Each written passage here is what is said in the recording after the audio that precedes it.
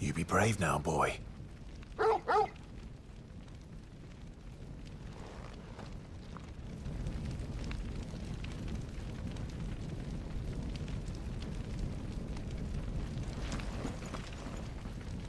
Drake's tail is right there, Clive. It's time to free Storm from the crystal's curse. Oh, it's past time. But remember, Bahamut is still out there. And I dare say we'll be seeing him again before the night is done.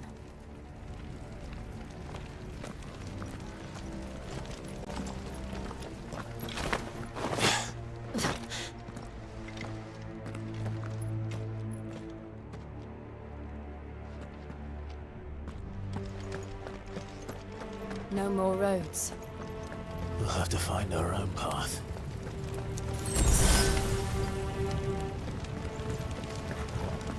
Do you feel that, Clive?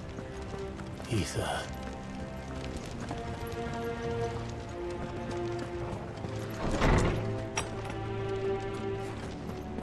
Just what we need. Another flood. It's already turned them. And there's no reason to hold back.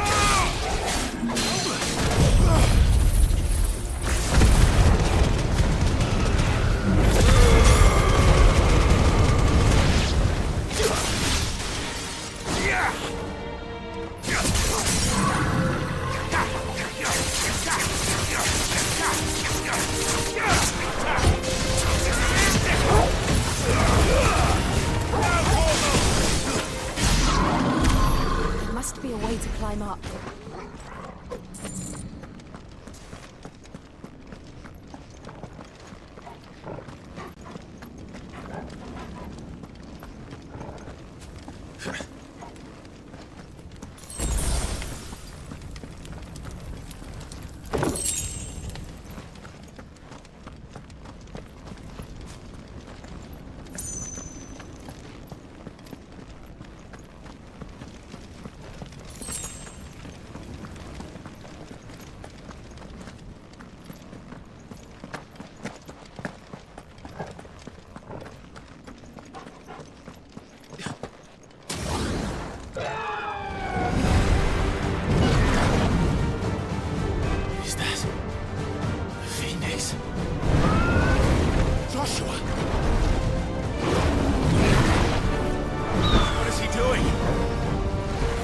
summit occupied.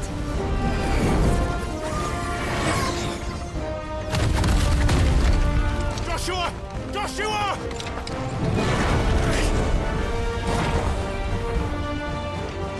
Don't, Clive. It's too dangerous. Fuck.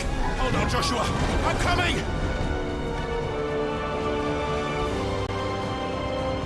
We have to save him. And we will. We just need to keep moving.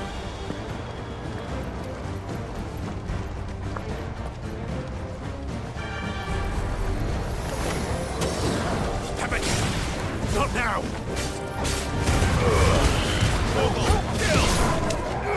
Over here!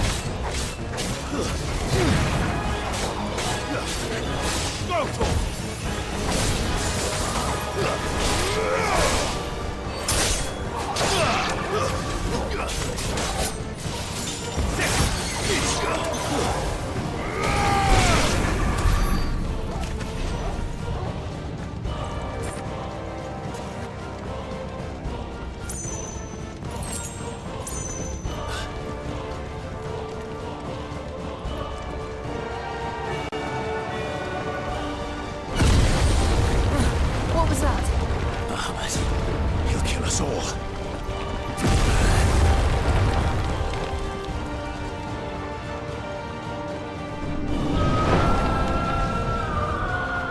There he is. Joshua! I'm here, brother! Clive. He can't hear you. Joshua! They're heading for the heart.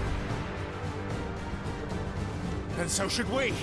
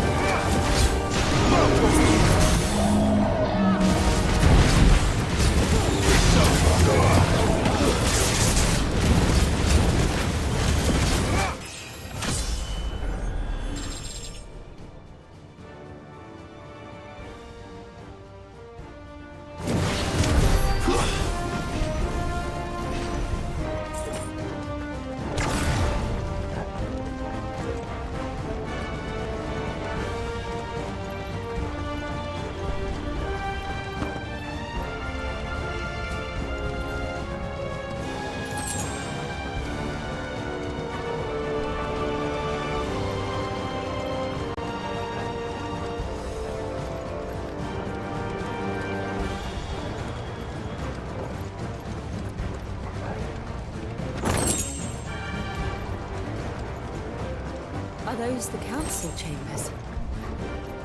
How are they still standing? I don't know.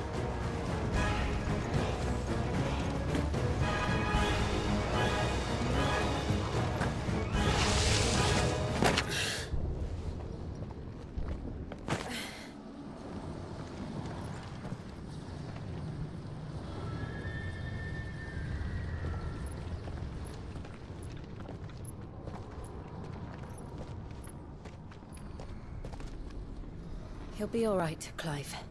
He's a survivor. We're getting close.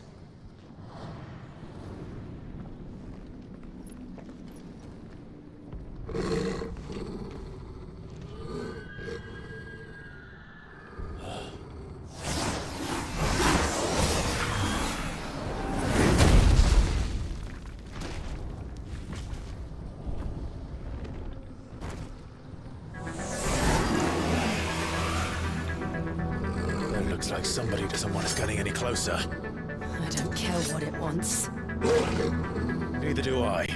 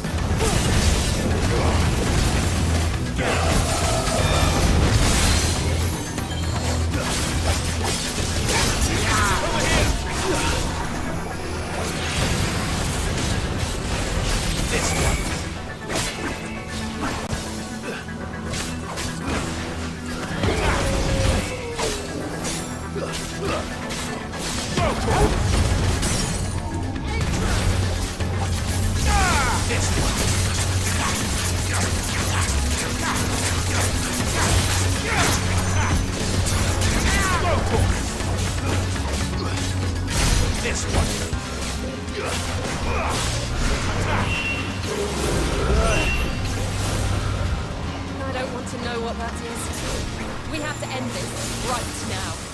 This one. All right! Over here!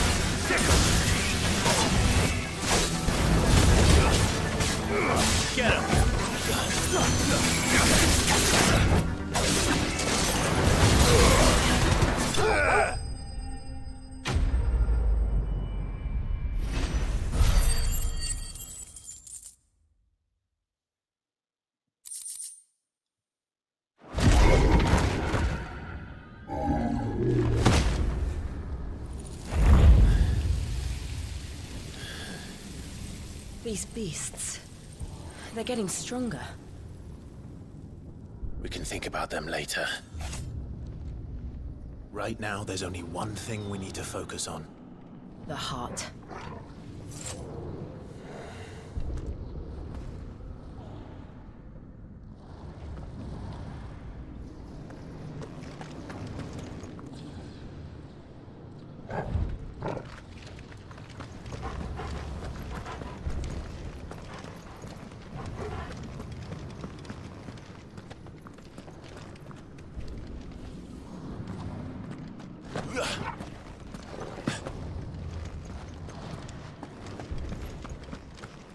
We might be able to get up through the building. It's worth a try.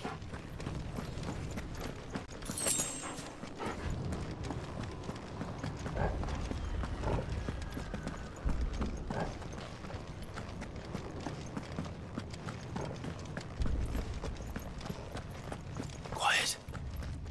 There's someone up there.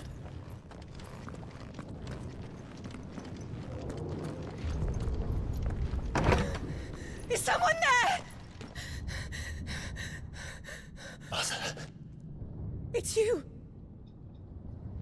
what happened here? He tried to take him from me. Oh, my boy. My darling boy.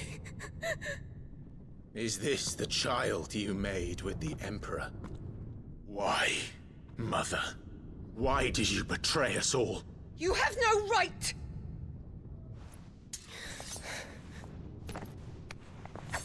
Answer him. We took you in, savage. Show some respect for those who raised you.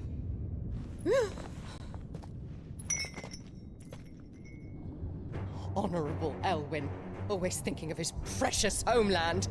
But what worth is a homeland in a world beset by the Blight? Father did not seek to protect his country. He sought to protect his people. A leader's duty is not to protect his people. It is to protect the source of his sovereignty. The noble blood that runs in his family's veins. So long as this bloodline remains unbroken, what does it matter if a nation falls? One can always found another. Unlike him, I did my duty. I preserved my line. I bore a son of the noblest blood, to whom the whole world might kneel. That is why I gave Rosaria to Sambrek, that I might join my line with the Lesages and birth the savior of this benighted land, blessed by both Bahamut and the Phoenix! You sold your country for a child. Why did he need another? You had Joshua. I had nothing. You were always your father's son, so very strong and bold and daring, and yet you failed to awaken. Would that Joshua had been granted 1/10 of your strength? Oh! How the nobles laughed that Elwyn's firstborn was surely the son of a concubine, and my own, not long for this world. The shame of it! The shame of being slandered by one's inferiors! How could you ever know how that feels? It should have been you! Why didn't the Phoenix choose you? Joshua's every waking moment was spent trying to shoulder the burden that you And the Phoenix and the Duchy foisted on him. That's why I became his shield. To help bear the weight. But what did you do? You betrayed your own blood and surrendered your son to his fate! Joshua, my darling boy. I never meant to hurt him. The soldiers' orders were clear. He was to be spared. Why did you survive when the only one I truly cared for died? What? Have you not looked out of the window? Joshua is here! The Phoenix lives on! He's battling Bahamut as we speak!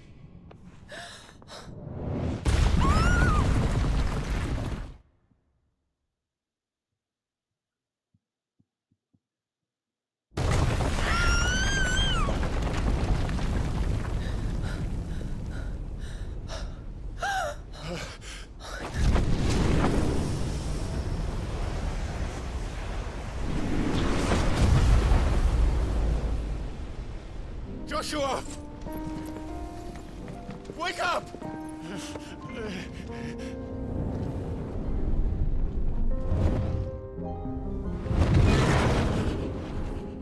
I am a shield of Rosaria.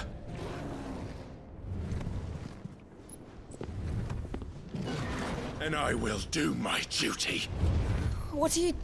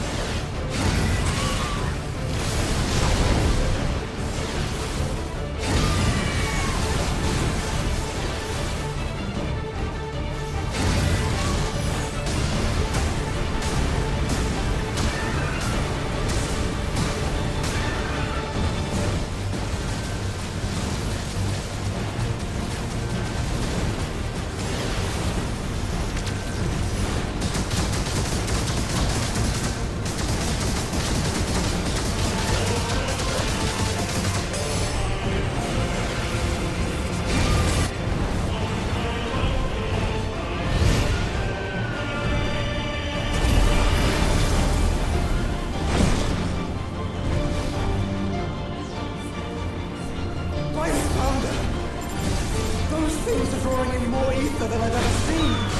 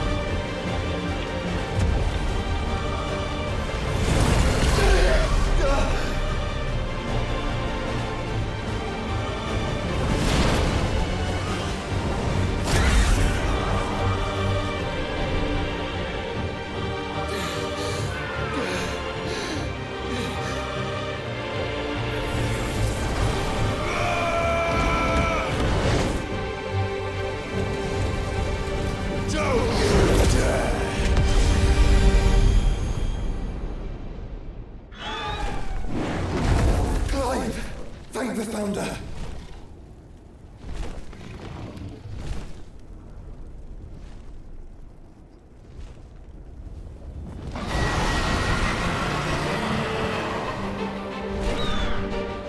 It's now or never, Joshua.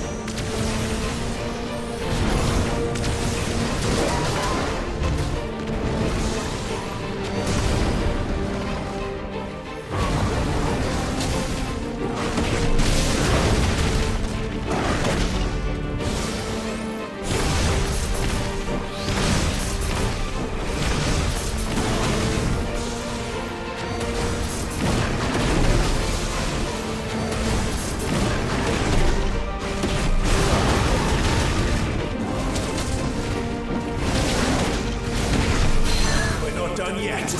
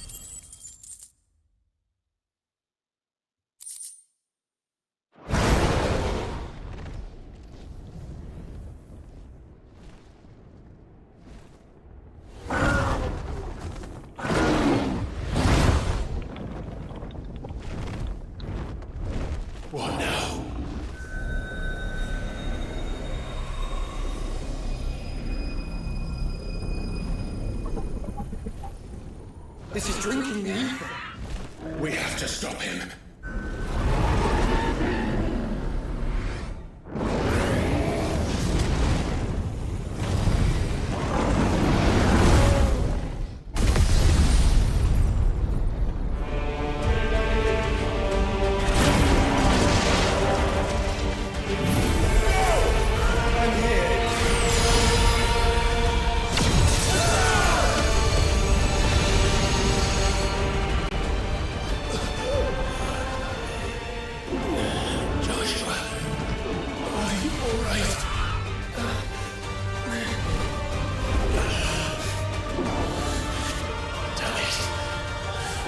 Stronger than this. Come on, Ifrit.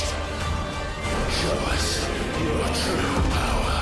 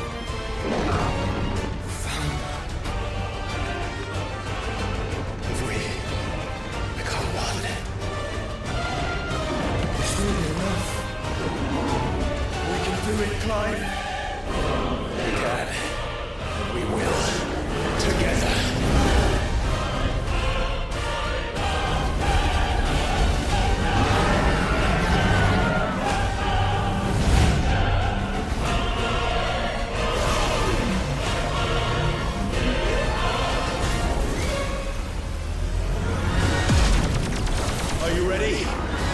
Ready!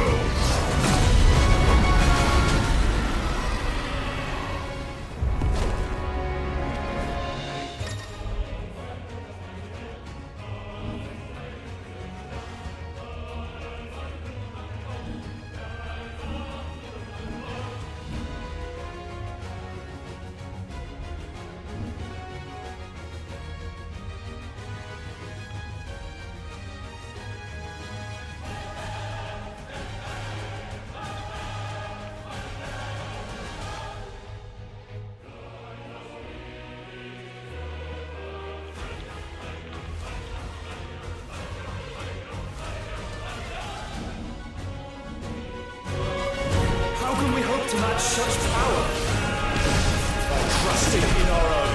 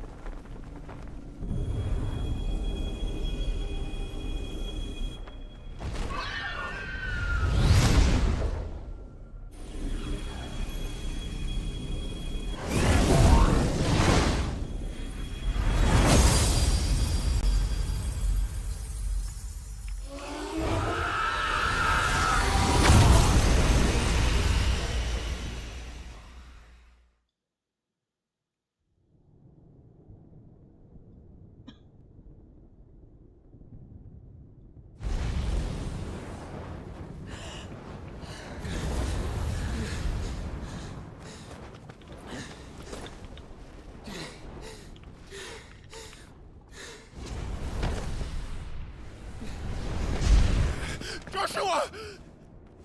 Clive!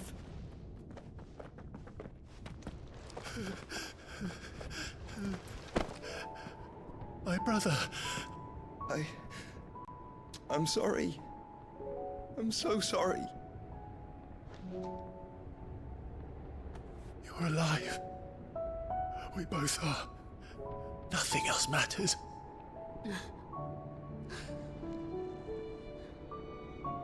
I never dared hope that I would see this day.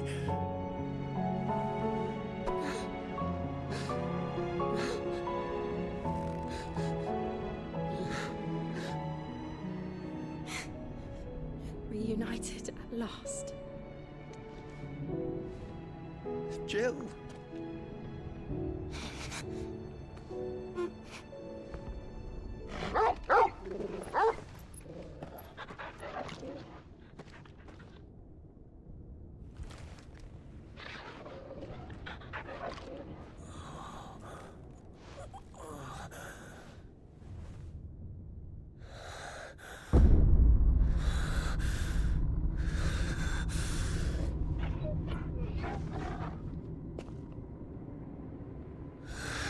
This is for my father!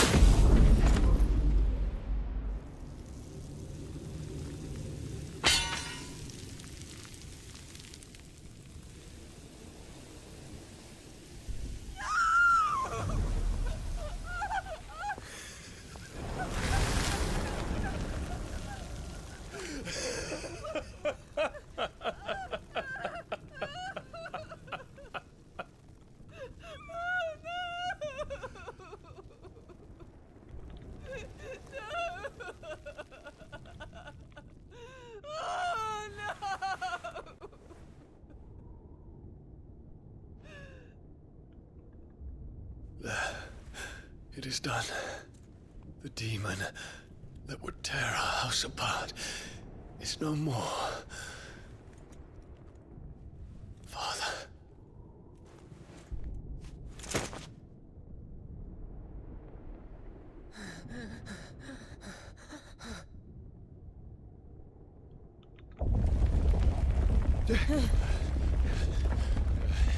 The Mother Crystal. It's collapsing. Right. We need to leave. No. Wait.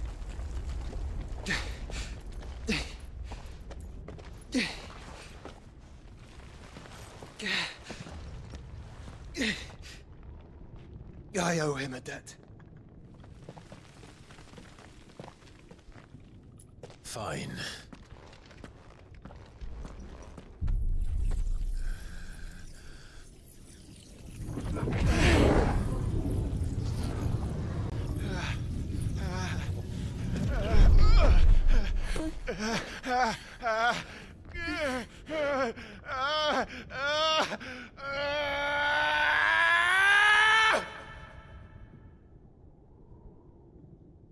You there.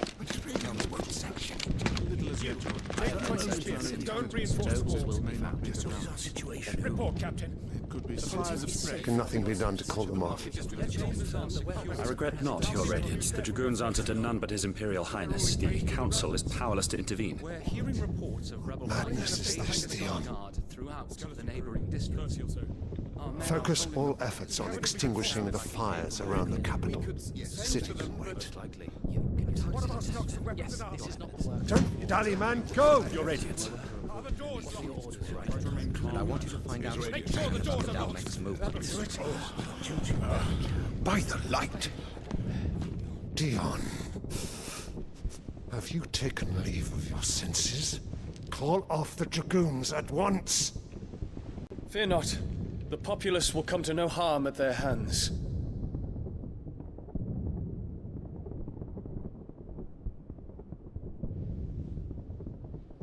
I am here to save you, Father. Save me? A creeping darkness hides in the heart of Senbrek. It stems from your wife, the traitorous Annabella.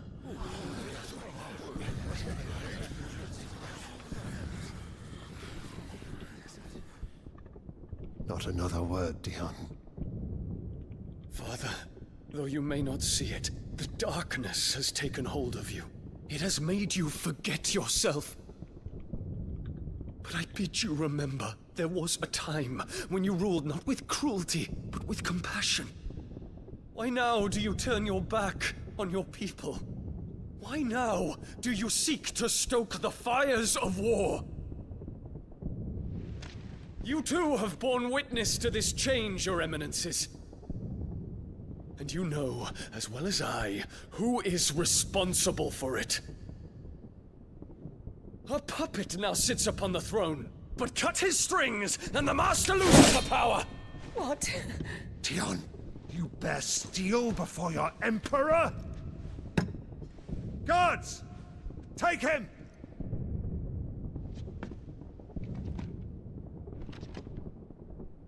For every citizen who falls, another can be bred. For every home that burns, another can be built. Those were your words.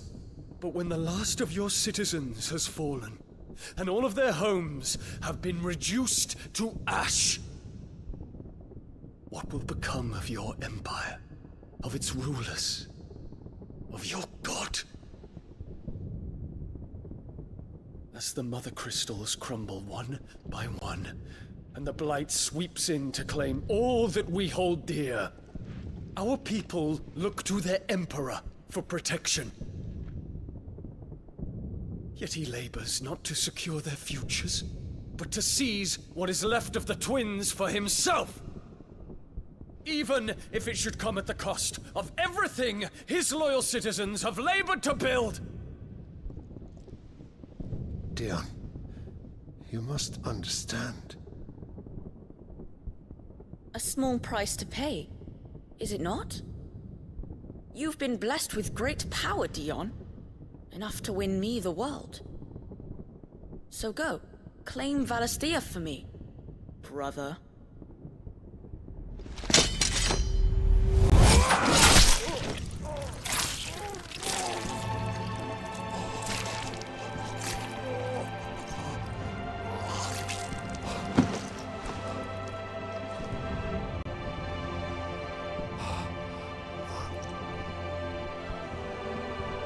Dion.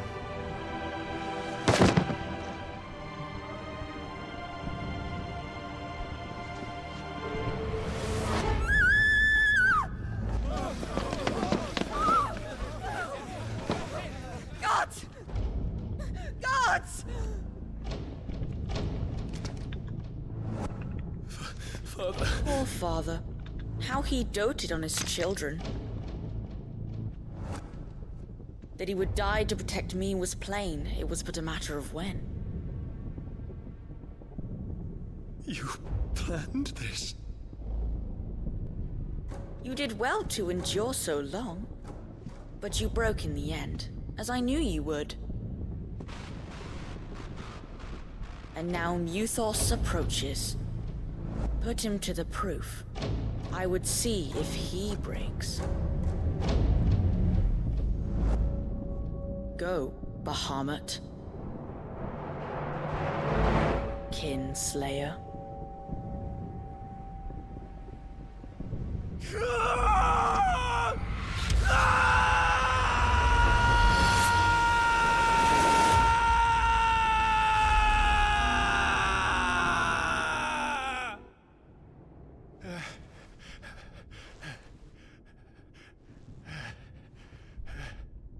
Not again. Brother? It's a long story.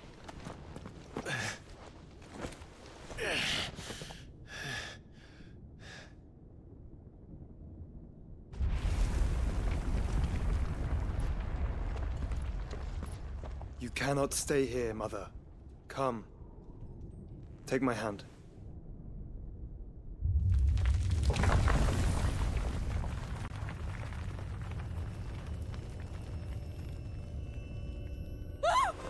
Get away from me! This is all just a dream, just a bad dream! You will not take me, Shadow! You will not take me!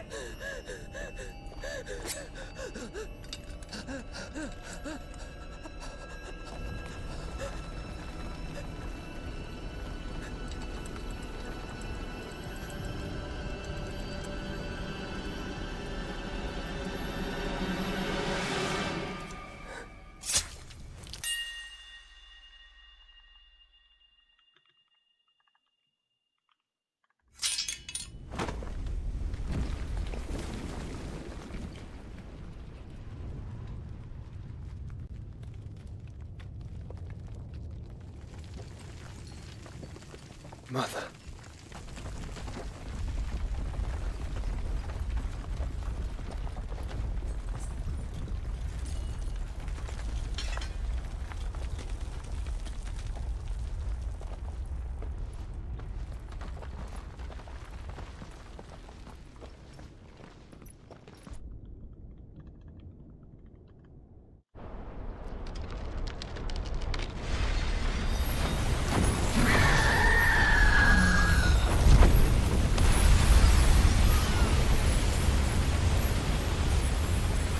If it is consciousness that weaves your wills together, consciousness that blurs the boundary between your own will and that of others, then we shall set you apart once more. The ties that bind you shall be severed, and humanity return to its proper place.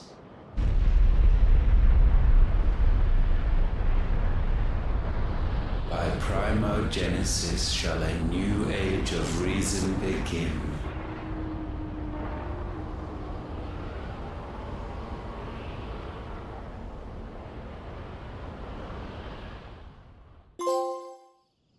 Relax, Your Majesty.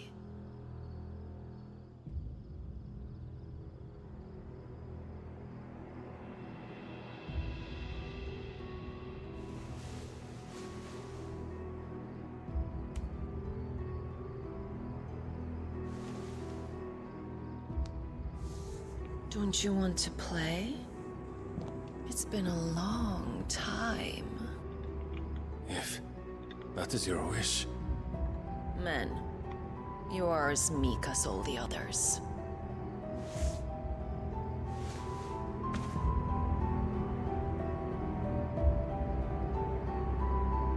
Such feeble creatures.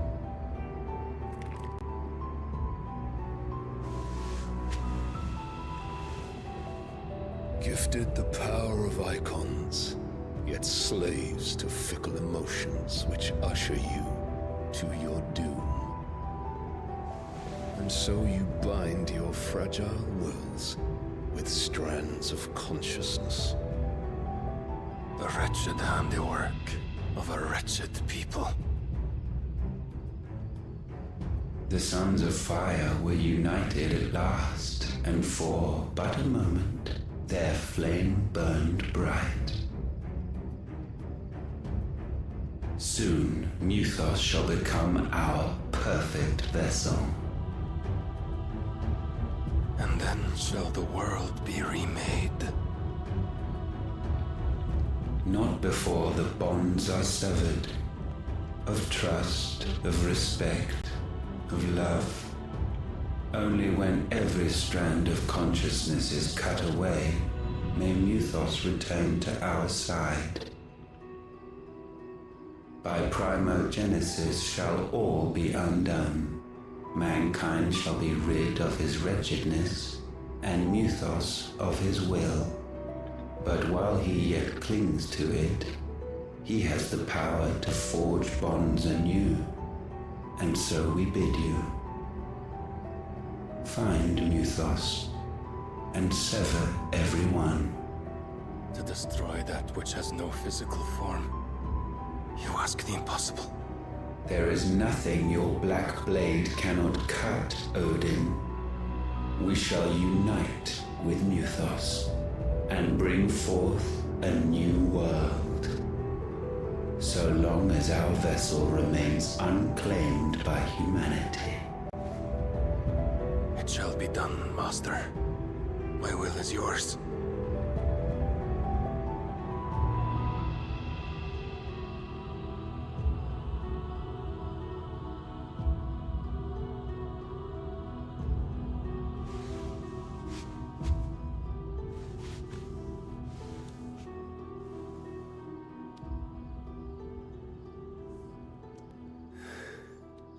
Mother.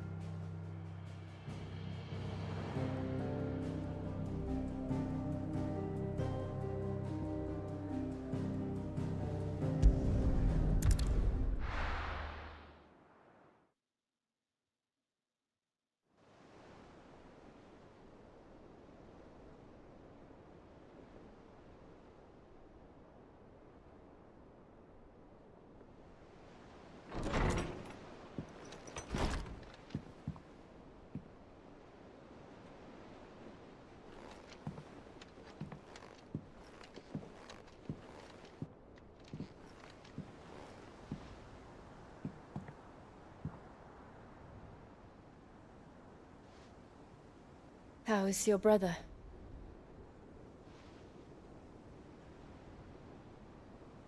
Asleep since I returned from the Dominion. Taya says he should be back on his feet soon enough. For a while, at least. She discovered something on his chest. A swelling, circled in stone. The curse.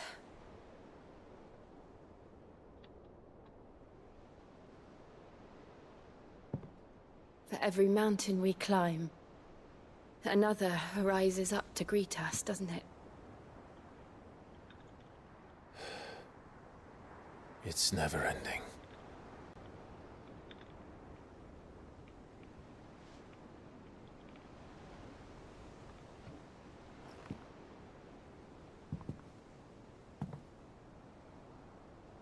Even the sky seems to have grown tired of it all.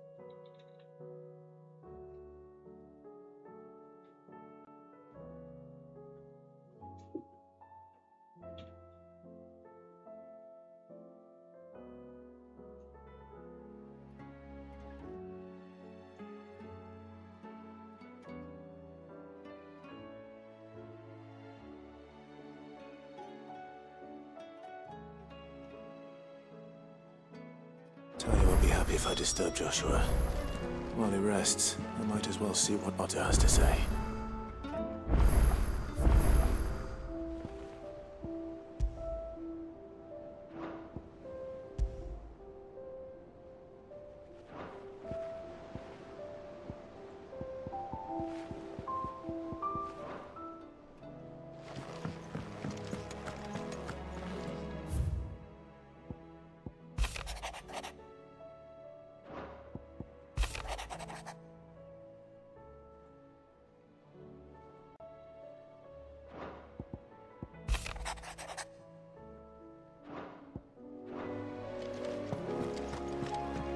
It will take time to come to terms with everything that happened in the Dominion.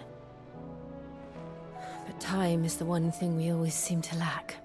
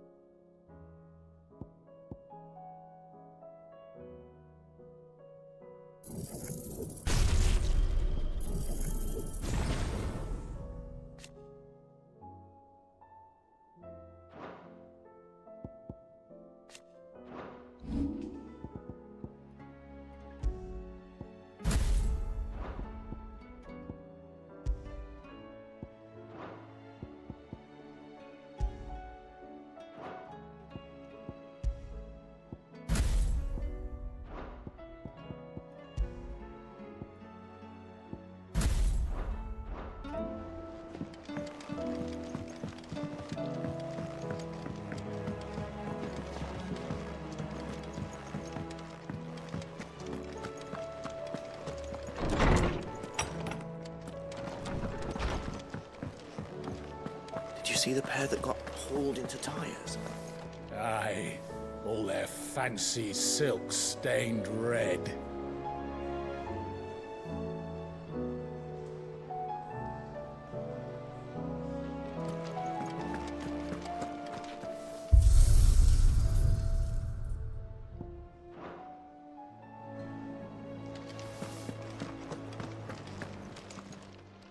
Clive, if you're gonna buy something, be quick about it.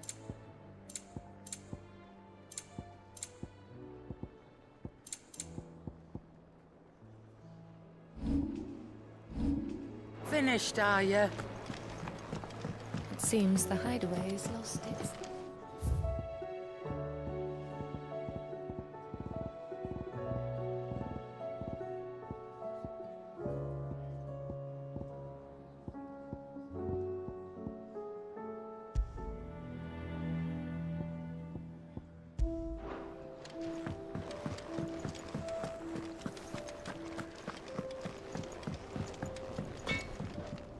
Trouble with your gear, or... So, what it be?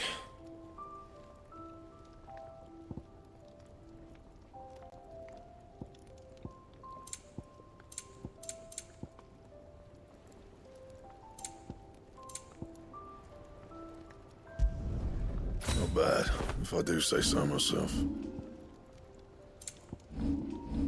Anything else?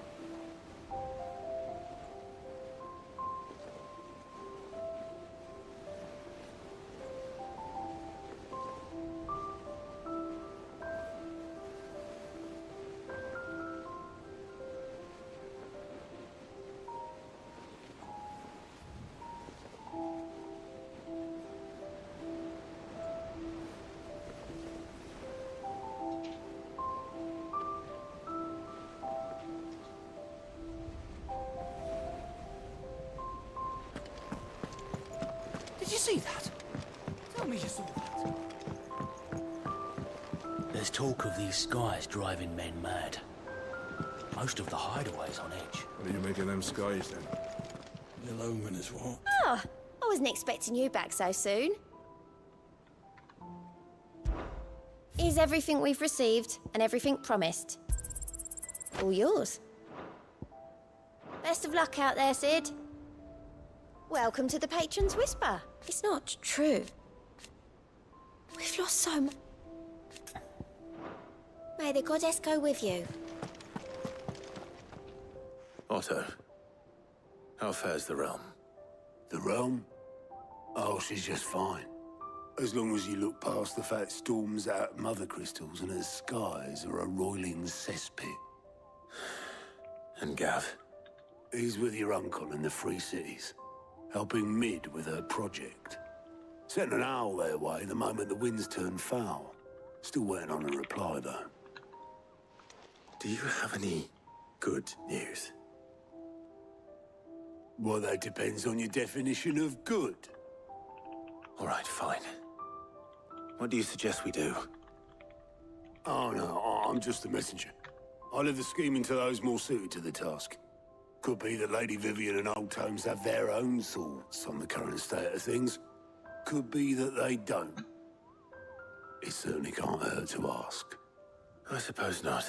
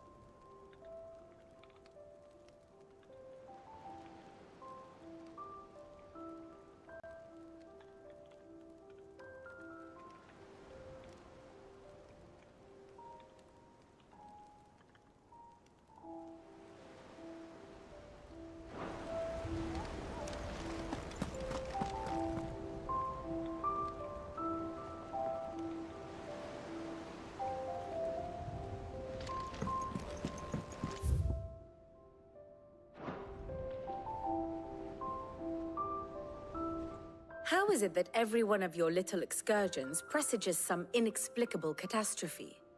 Not that you are to blame for the Dominion's fate. No one could have predicted the actions of the Crown Prince. I'm sorry I couldn't save your home.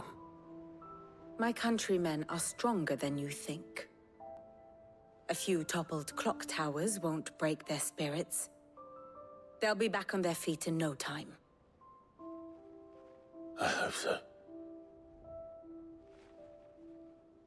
Look at us. Bluer than a pair of bog crabs.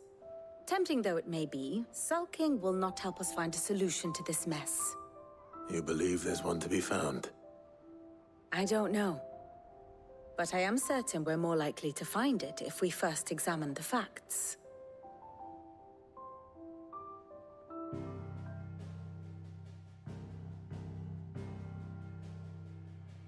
Beneath these darkened skies, fear and confusion reign over Valisthea.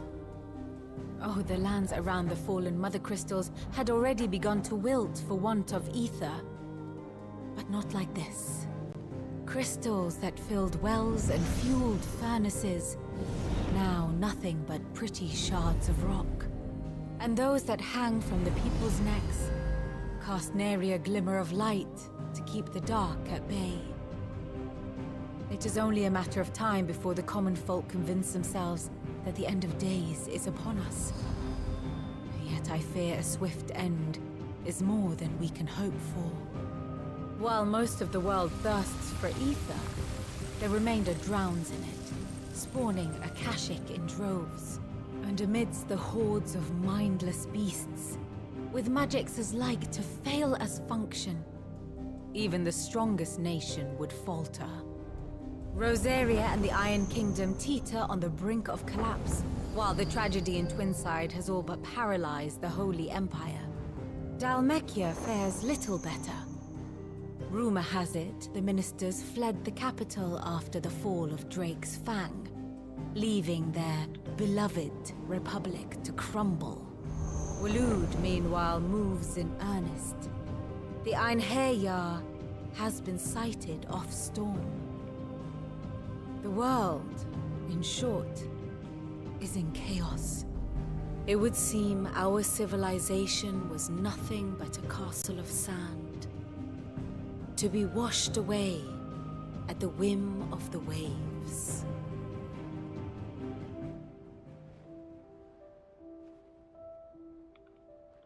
A castle of sand. Not my best flourish, but it seemed fitting. The reports I've received are considerably more blunt in their appraisal. Without the protection of their nations, it will fall to the people to defend themselves against those who would take what is theirs. Which is only ever going to end one way. Defending a farmhouse against a band of chocobo thieves is one thing, but pitchforks and palisades will do little to stall an army's advance. Should the King of Waloed deign to invade, there would be none to stop him. None but us.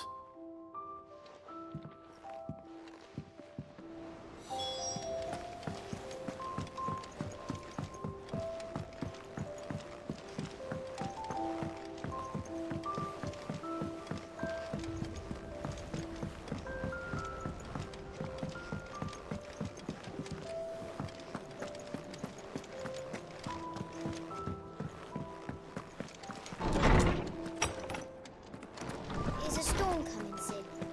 Will there be thunder?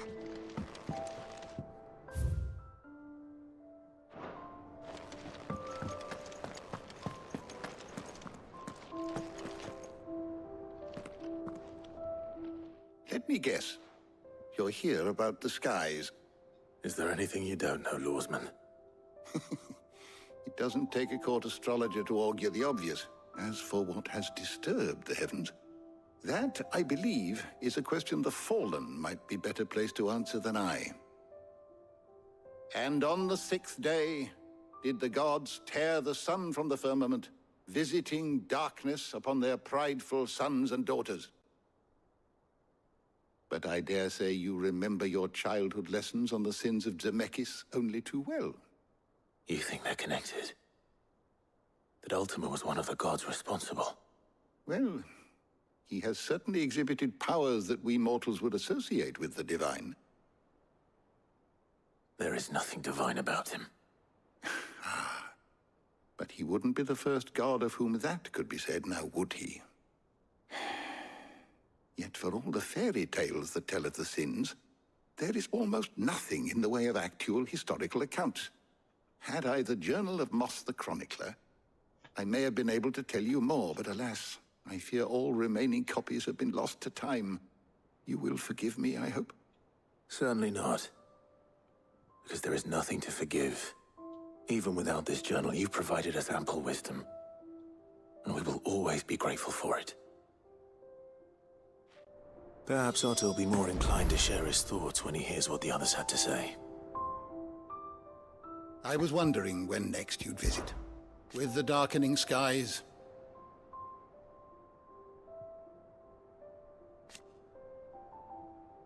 But be that as it may, I don't believe you've read this particular chapter before. There is a rather fascinating excerpt I've been meaning to show you.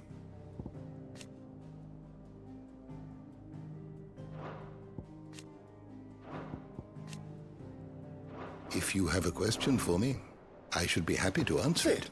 Did you know that chocobos are far more resilient to the effects of ether than most other beasts? Some say that's one of the reasons they were tamed for use as mounts and sumpters, so that an ether flood wouldn't mean instant death for their riders or drivers. Me, I reckon.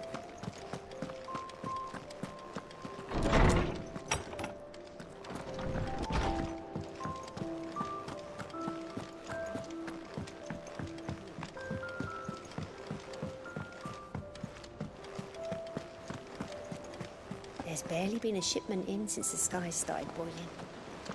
A few more days.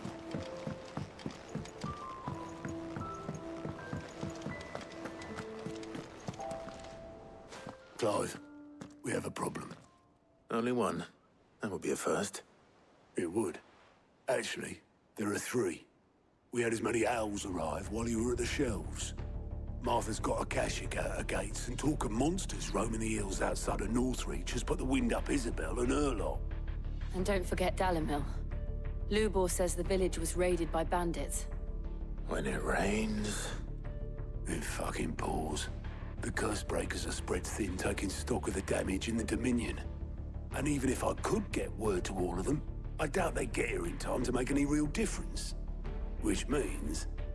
there's only two people who can. Jill and I. Let them know we're on our way.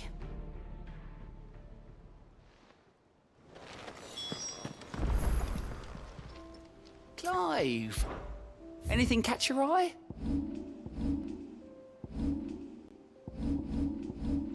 Think you can help?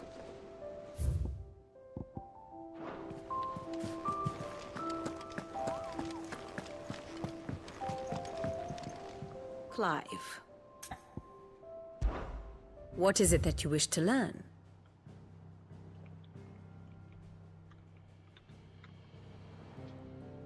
Of course.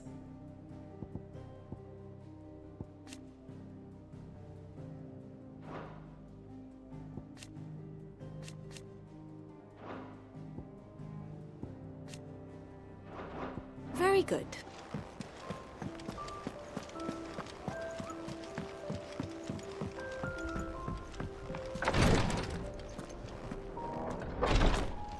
I can hardly lift my arms.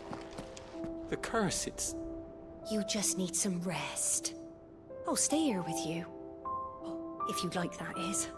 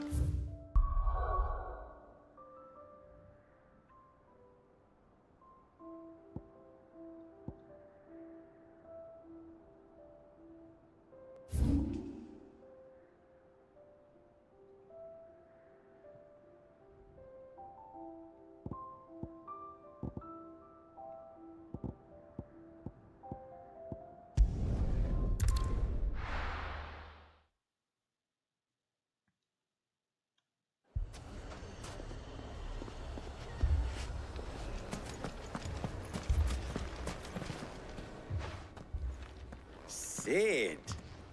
Your new companion appears much more formidable than your uncle. Should I be worried? You haven't been introduced. Jill, Clive has told me much about you. All lies, I'm sure. Your Stolas said that Dalamil has a bandit problem. Indeed. Although, you're a little late. They left with our food and guild days ago. Any idea where they went? The desert's a big place. Your guess is as good as mine. But the fact is, I have more immediate concerns. What did you say to me? What did you say? Ah, as if by magic. Let's just say we've yet to reach a consensus about how to solve Dalimil's little problem. And at this rate, it won't be the actions of the bandits which prove to be our undoing. It will be our own. I've tried reasoning with the dissenting parties, but even the Desert Hare has limits. Perhaps we could talk to them. What makes you think they'll listen to us? What makes you think they won't? She makes a fair point, Sid. And you won't have wasted much of your precious time if you fail. They're just across the courtyard.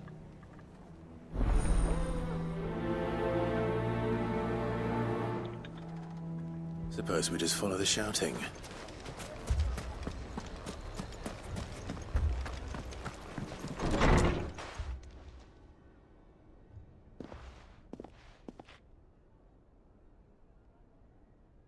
You wouldn't talk like that if it had been your men whose throats were slit.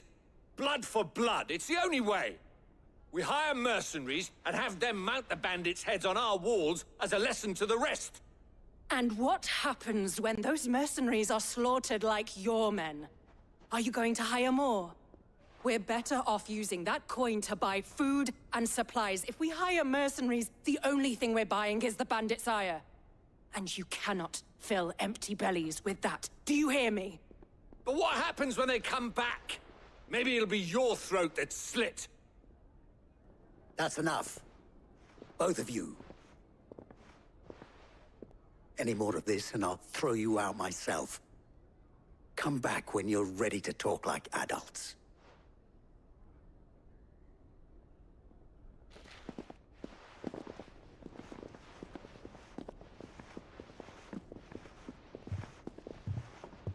Victor.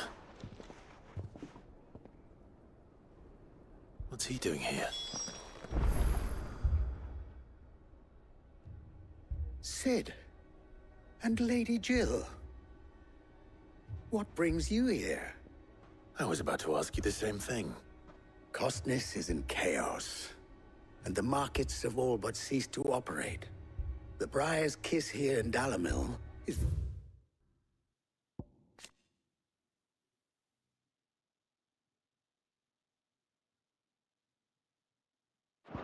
the only place I can reliably obtain supplies.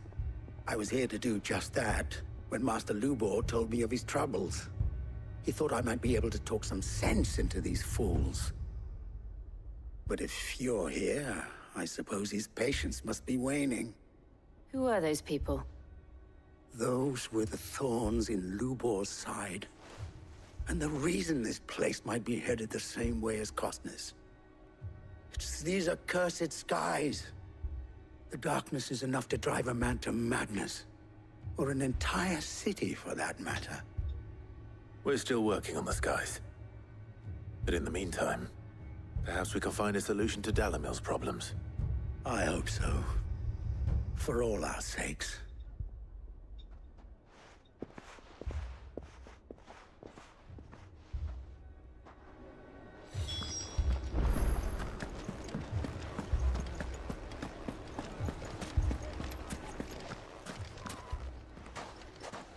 So, you see my predicament? What I saw was a room full of people who were angry and afraid. And with good reason by the sound of it. But if left to smolder, that anger and fear could set the entire town alight. My thoughts exactly. What to do? Both sides wish to protect their homes and livelihoods, if only they could agree on how. But as long as they are divided, we are vulnerable. And if there's one thing bandits like, it's an easy target. What would Sid the Outlaw suggest? Well, if it were my namesake, he'd let them choose for themselves, and be on hand to pick up the pieces when it all went wrong. That sounds like a recipe for disaster. A recipe for disaster is precisely what it is. But perhaps that realization would be enough to make them question the ingredients. While it's plain neither Conrad nor Natalie will countenance the other's proposal, it may still be possible to make them doubt their own before presenting them with a third option. And that would be? To pool our resources and save the city ourselves. Why fight each other? When all that fear and anger can be directed at the bandits. It appears we have a plan of action. Victor, pay Conrad a visit. See if you can't convince him of his folly. I'll speak with Natalie. As you wish. Your faces are not well known in this town. That may prove useful. Don't worry, Victor and I will do most of the talking. You need only play along. Play along? What he means to say is yes.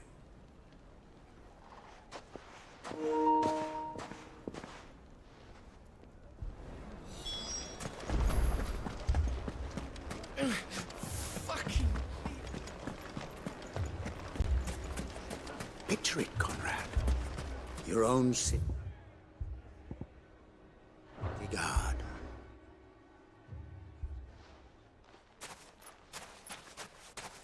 Ah, here she is. The Lady of the Spear herself. Conrad, may I introduce you to Jane, commander of the Red Wings, the oldest mercenary guild in the Free Cities. A pleasure, my lady. The pleasure is all mine. As I told you, I summoned the commander here from Canver to inquire about a contract. Victor says you told him no.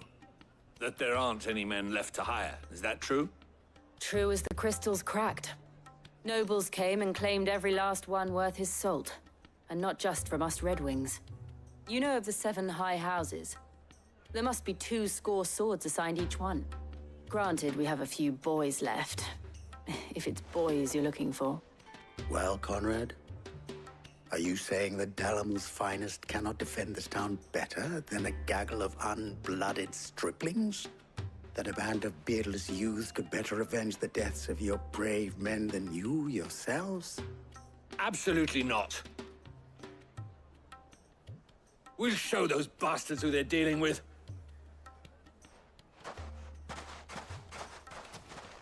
I can't believe that actually worked. Conrad's not what you call the brightest candle in the crypt. And there's a reason why I had you do the talking and not Sid. Well played, my lady.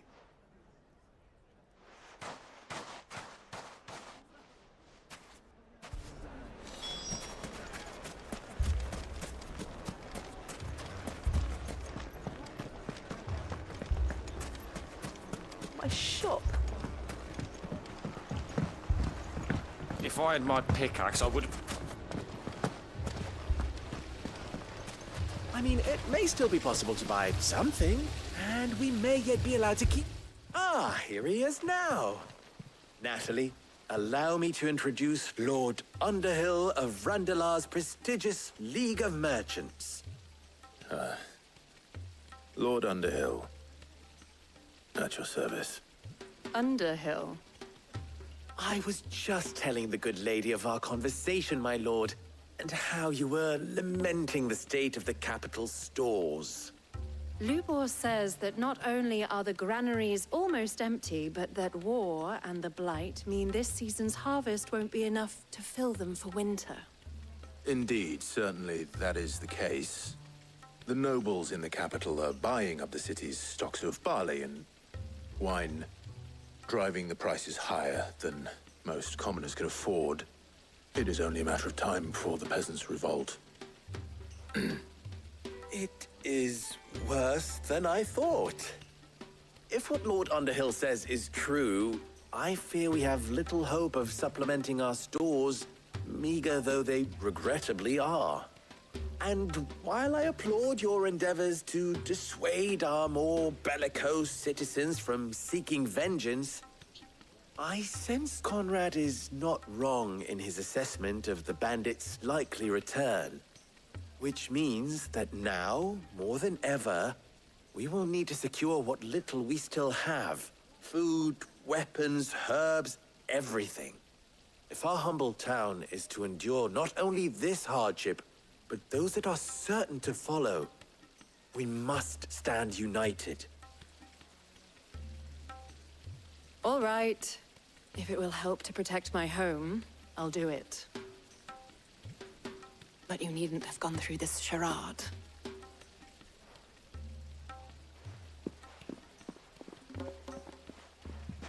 Thank you, Clive.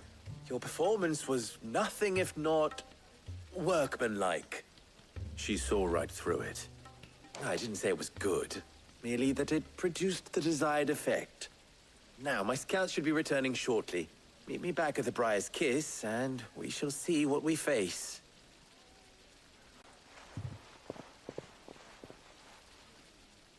I'm not convinced our roles in this ruse were entirely necessary. I don't know. Conrad seemed quite taken with you. Mummy, I'm scared. Oh, fucking thieving bastards. Good news, Sid. Both Conrad and Natalie have somewhat gracefully accepted their new roles. With time, they may even learn to. Time no longer appears to be the luxury it was before lunch. I take it your scouts found the bandits. Technically, it would be the bandits who found my scouts. It appears they march for Dalimil as we speak. All of them. You're not serious. They don't just want food, they want the whole damn town.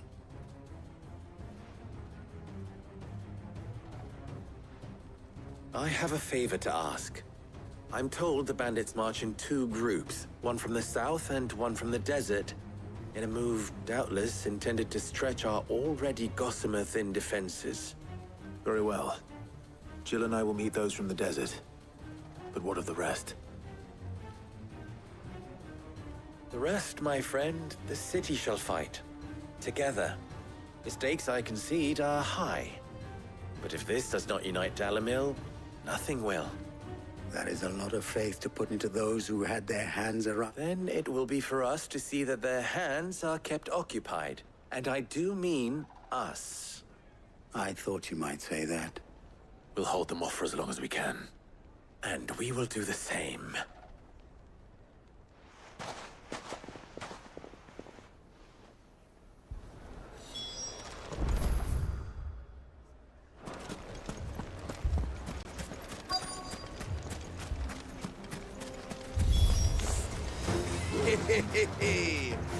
The women folk have come to welcome us. I'll take that one. He's all yours. Kill!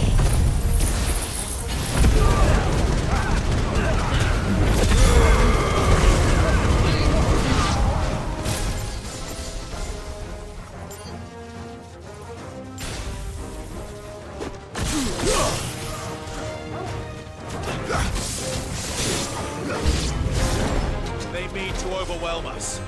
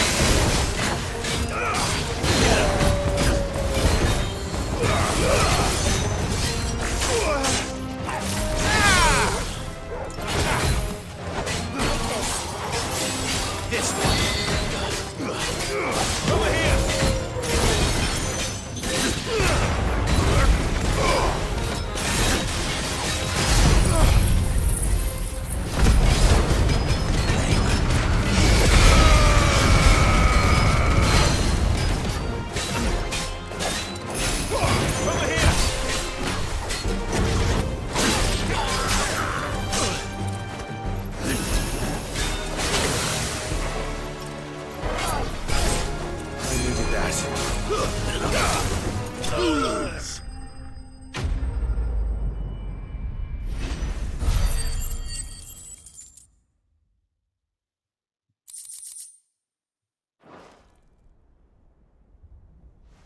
The townspeople. Could they have held out? I don't hear any fighting. What do you think? That we should hurry.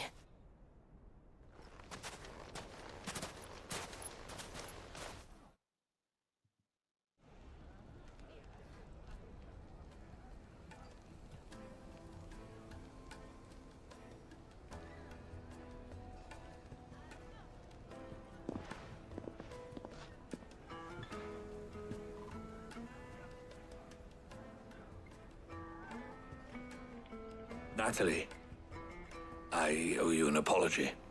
You did well out there. The inn would have been lost had you not held the line. Without you, there would have been no line to hold. You saved us, Conrad. You saved Dalimil. We all saved Dalimil.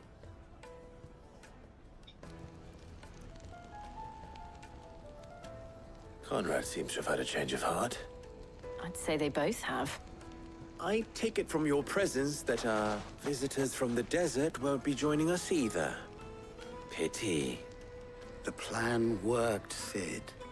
Granted, it only took an army of bloodthirsty bandits at our gate. Calm now, Victor. Why quibble over the details? We are united, and that is all that matters. As for you, Sid, you fight considerably better than you act. I'll take that as a compliment.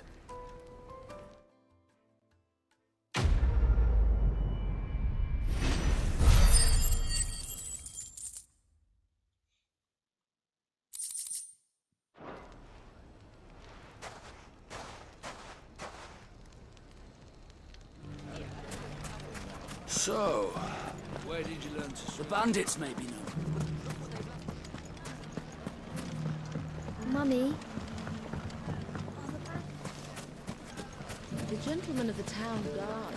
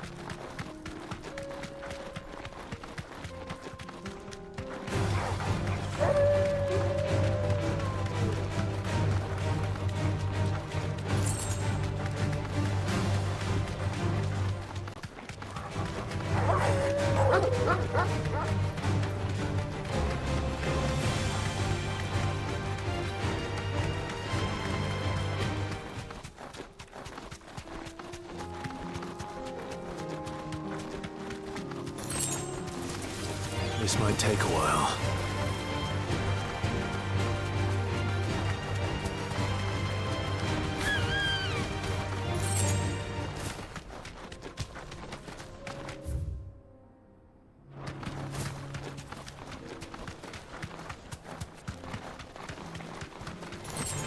Don't get surrounded.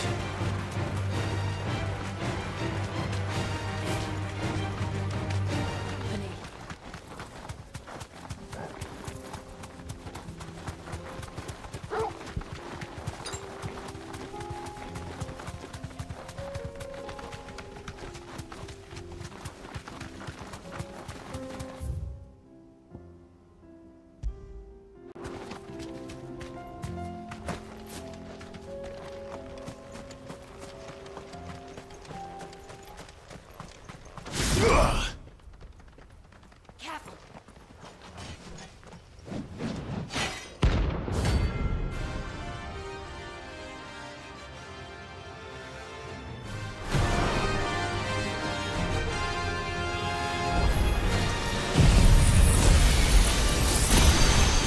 Another god's forsaken soul, eh? Only those who have nothing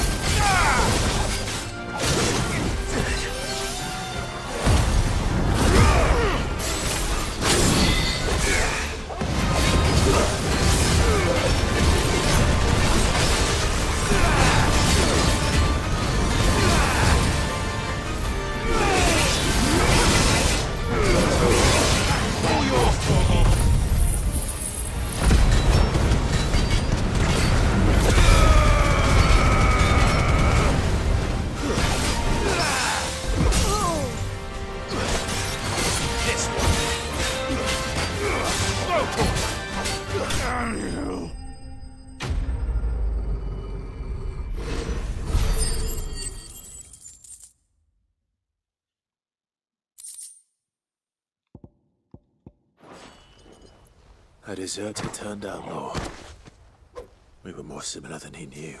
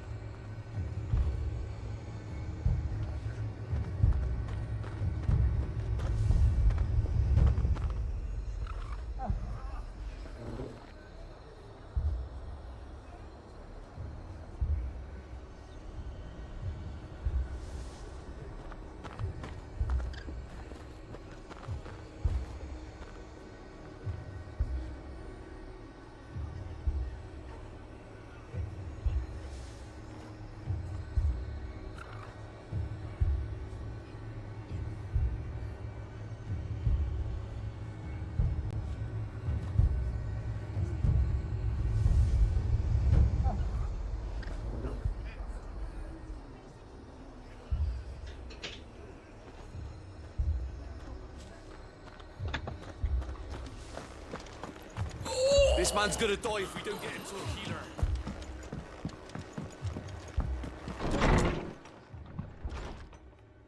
Martha. It's good to see you. And you, Clive. Jill? Otto said you'd been attacked by a Kashik. What exactly happened here? Those skies are what happened. Not long after they fell dark, we had our first visit. There were hundreds of them. Tried to storm the hill. Only a handful made it up here, but that was more than enough. The rest are still down there now. And while we have a few willing fighters holding them back, they're sorely outnumbered. What do you think, Clive? That we join the fight? I thought you'd never offer. Now, where I need you is the Fallen Gate. That's where the fighting is fiercest. Let the men know you've come to help. Something tells me they'll be pleased to see you. We're on our way.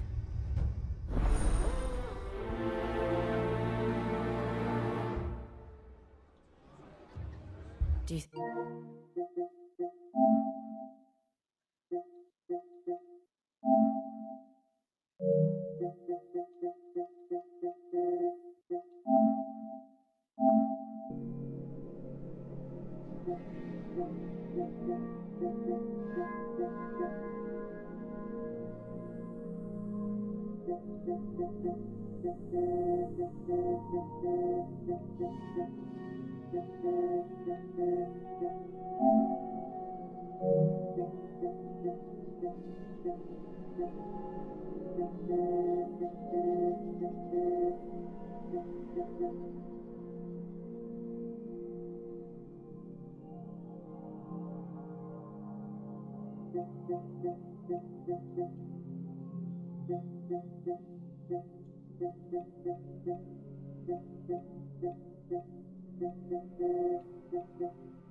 Think there were as many as Martha says?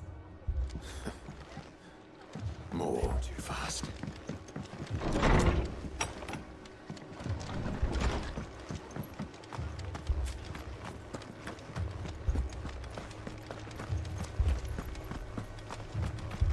You don't think they've abandoned us, do you?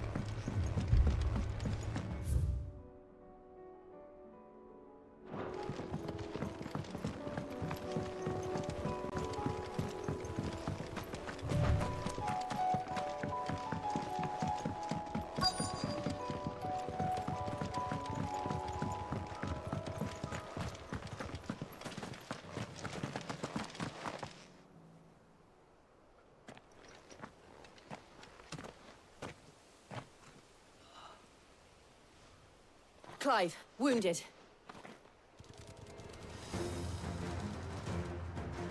We deal with the Akashic first.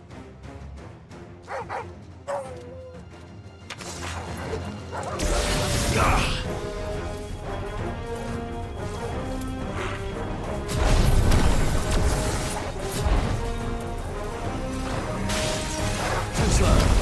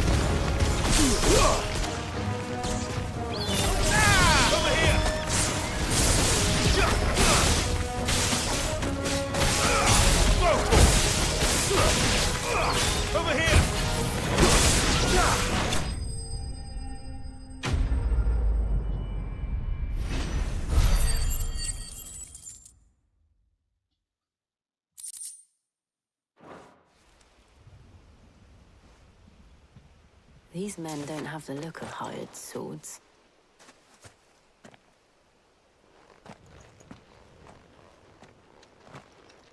If you've come to rob this place,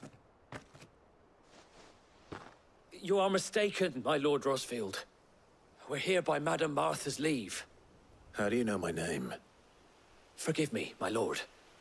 There wasn't time for introductions. We're with the Guardians of the Flame. Wade's men? But how did you come to be here?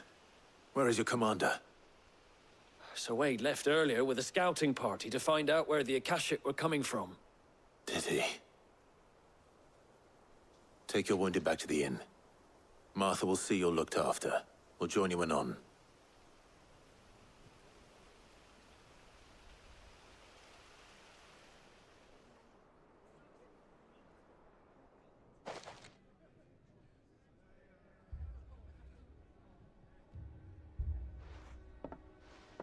And to think you took them for thieves. A fine reward for holding off the horde, that is. When did Wade and his men arrive? Not long after Rosalith fell. The Guardians asked me to shelter some of them that had lost their homes. They were making ready to leave just as the skies turned, and we agreed it was best we stuck together. Martha! Trouble! The scouting party's almost at the lift, but they got a pack of Akashic snapping at their heels! And they got wounded with them! They're not gonna make it! Damn it all. We'll worry about them, Martha. You look after everyone here. If any can still fight, send them to the lift. I will. You two be safe now.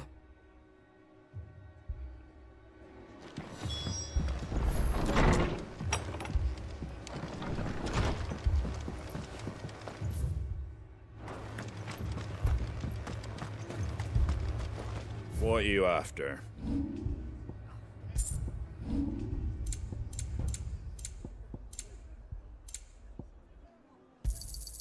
There you go. Much obliged.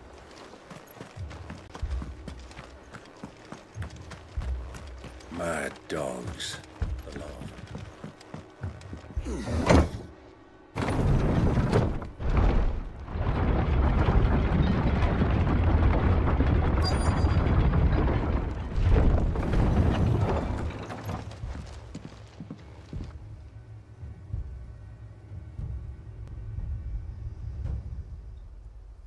Squire, I need you to get those who can still walk up the lift to Martha's. But what about... I didn't ask, Oscar. Sir. Sir Wade. Lord Rosfield. If you aren't a sight for sore eyes. Martha seemed to think you might need some help. And by the looks of it... We thought we could sneak by them. But we didn't know there would be so many. How could we have? Behind you!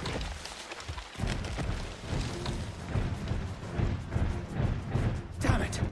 We need to get the injured to safety. Do you think we can hold them off? We can certainly try.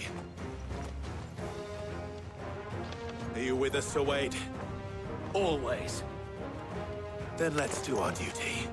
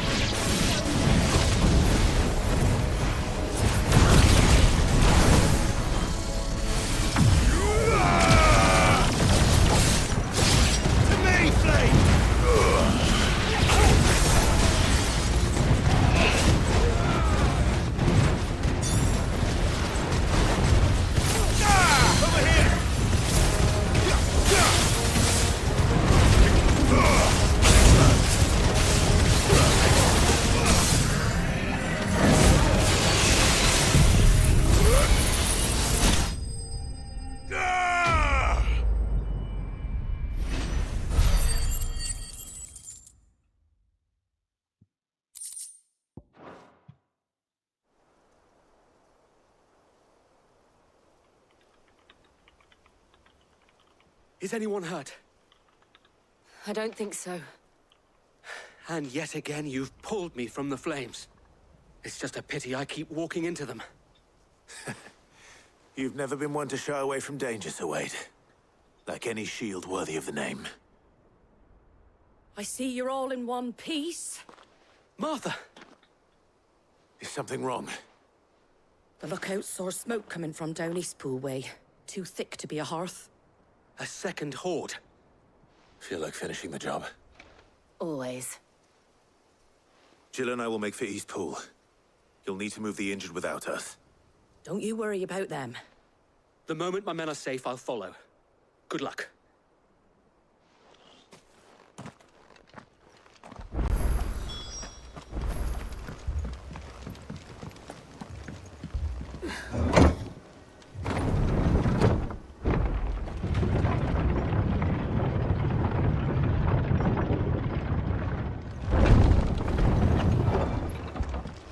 Mad dogs.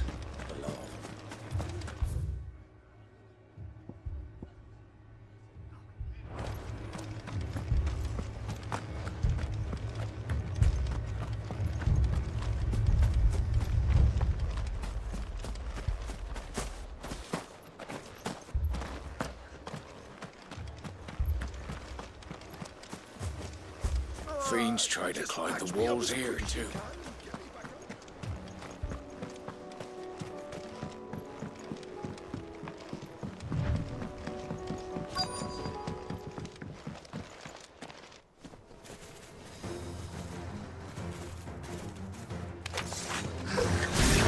They're headed for the rest.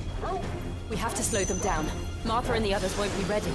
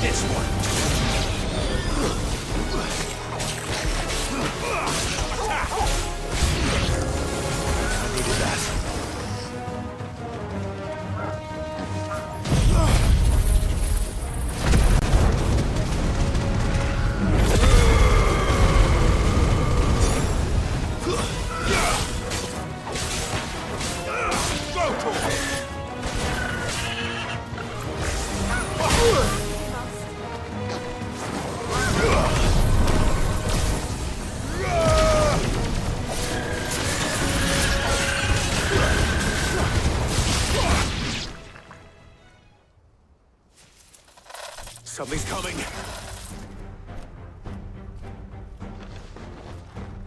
Apologies, my lord. Did I miss anything? Only the first round, so wait. Shall we? All ready.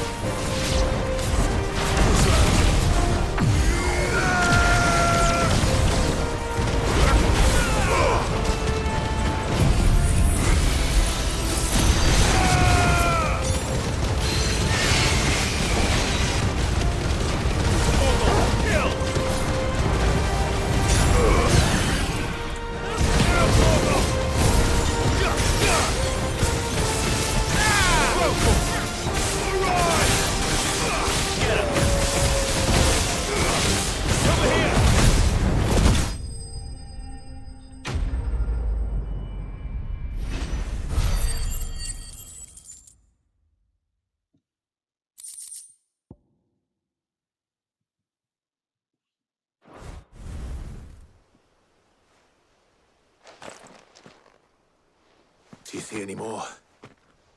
No. I think that was the last of them. But it won't be long before the next lot arrive. Then we make for Martha's while we can.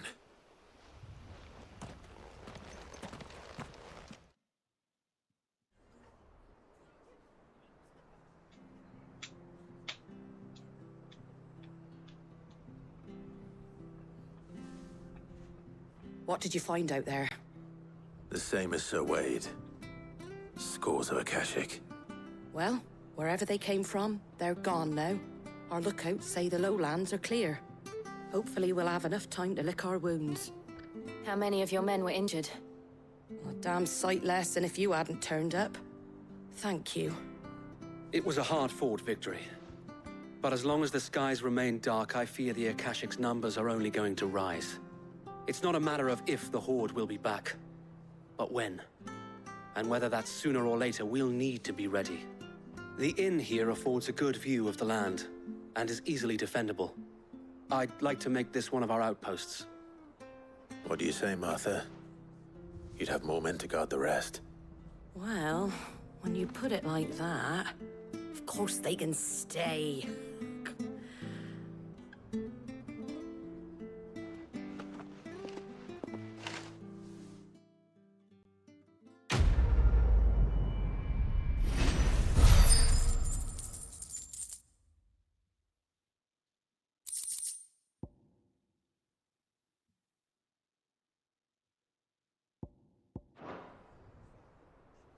My lord, there's someone I'd like you to meet.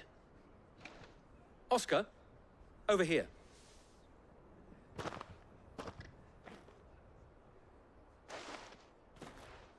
It is an honor to make your acquaintance, Lord Rossfield. I am Oscar. Oscar of House Murdoch. Murdoch? I wasn't aware the Lord Commander had children. Oh, he didn't. But his brother, my father, did. I am Sir Rodney's nephew. Well, go on, then. It's not for me to ask him. Yes, Sir Wade.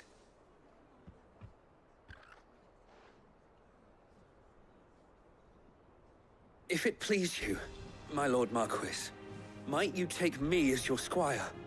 I would learn the duties of a shield from the finest. I'm sorry to disappoint you, Oscar, but I'm a shield no longer. Nor was I ever the finest. And spending time in the company of an outlaw hardly seems a fitting education for one aspiring to take his oaths. My Aunt Hannah once told me that a man is not defined by his title, but what he does in its name. You have accomplished much since taking on the mantle of Cid, winning no little honor in so doing. And I would sooner serve under an honorable outlaw than an unworthy shield. Not that Sir Wade and the other Guardians are... I mean to say that, they're... It's all right. We know what you mean. There is only so much the boy can learn from me, my lord.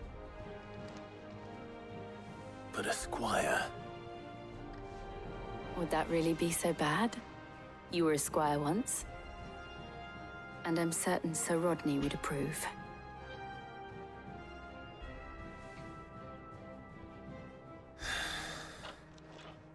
Know that I'll show you as much leniency as your uncle showed me. I would not have it any other way.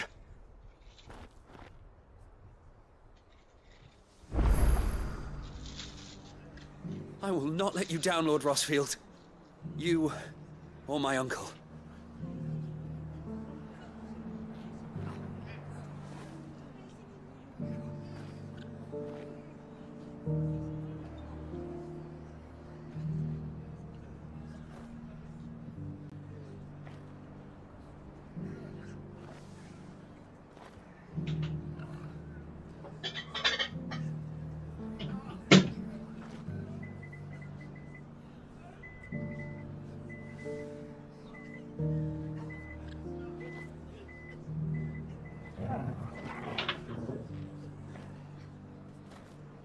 We shall be staying here for the time being, and not just for the ale.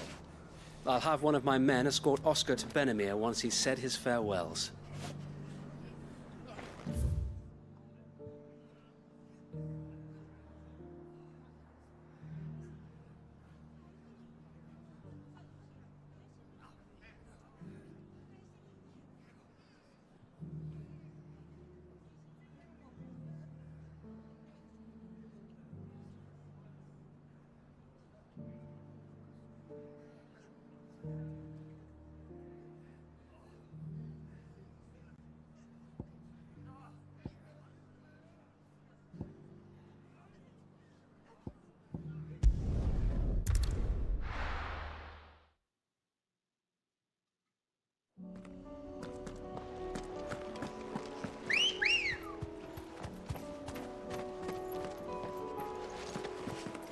Good girl.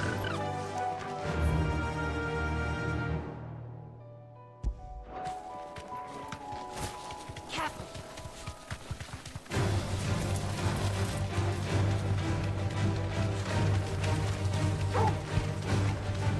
I needed that.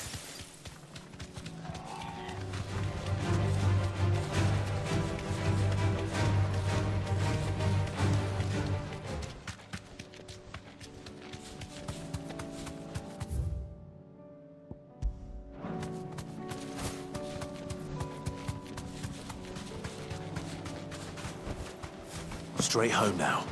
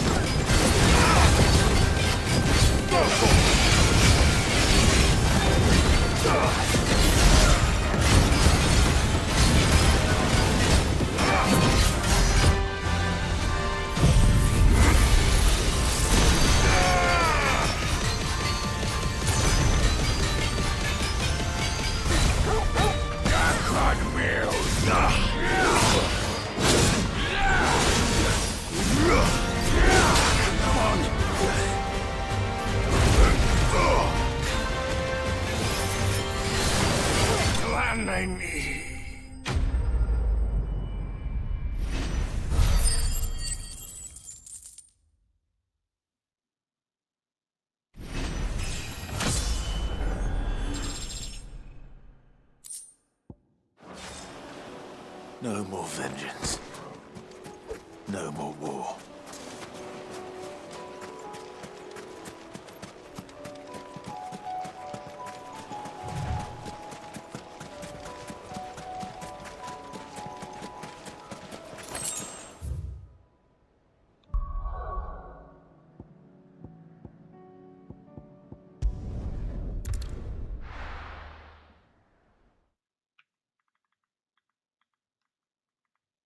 First we find Isabel.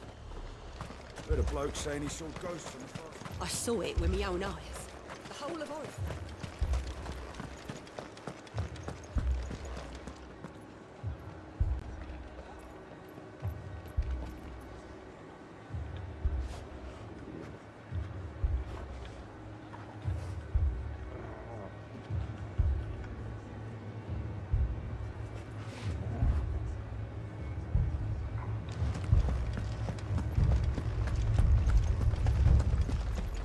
Four left for more on the captain's orders.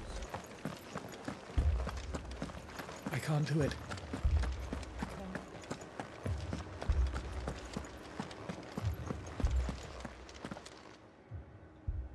My lord. My lady. We received the dame's message. There have been sightings of strange creatures, I understand. With the blue eyes. Yes. Like a Kashik, but different. They've taken so many. I've lost count. Akashic, but different. Ultimus thralls. And what of your mistress? Is she here? Oh, no. She went to the garrison to ask what they were planning on doing about all this. Then we'll look for her there.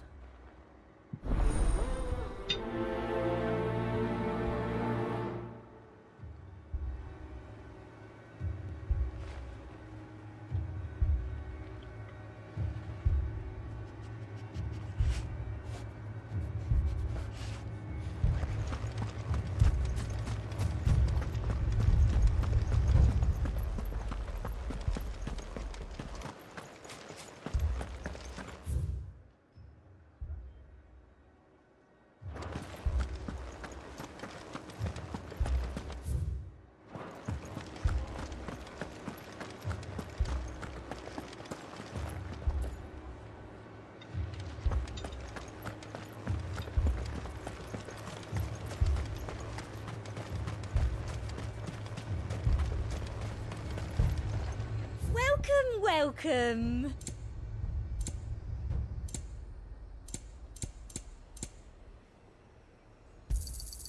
You've a keen eye.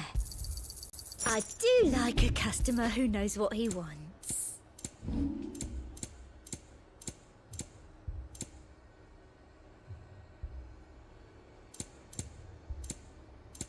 And a fine, fine day to you. I saw it with my own eyes. The whole of Orif.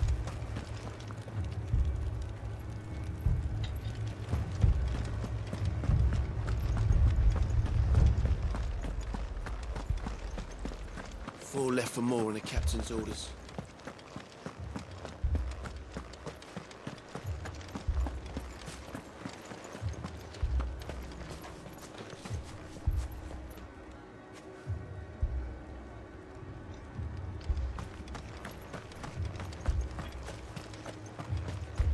Madame, please! Half the garrison's been slaughtered by those things. We lost the captain this very morning. We've tried requesting reinforcements, but there's been no word from the capital or the Dominion in days! What more would you have us do? I would have you do your duty. Those at the Vale look to me for protection. And protect them I shall. Because they are my charges, and that is my duty. In case you have forgotten, the people of this town are your charges. But more than that, they are your people. Your sisters, your brothers, your lovers. So you have a choice. Lay down your sword and watch as they are slaughtered, or take it up and do what is right. She speaks the truth, you know. This here, it's all we have. It's all that's left. What we have left is our lives! Do you really want us to lose them as well? Not if we don't have to. Look, there's a cask under the captain's bunk. Let's talk about this over a drink, eh? I'm listening. I'll have a word with him.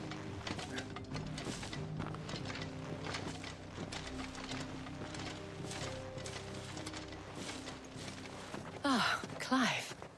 I didn't expect help to arrive so quickly. And sought to take matters into my own hands. It was a noble effort, but I thought you might still need some support. How like you to consider my needs. What we need to consider is where the creatures came from. The way the survivors speak of them, one would think they appeared out of thin air. And perhaps they did. It's hard to know what to believe these days. We'll talk to the survivors.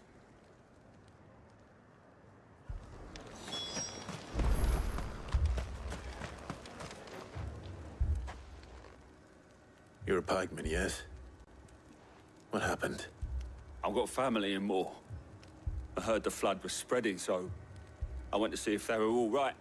And a pack of them glowing things found me in the meadow. I ran for my life.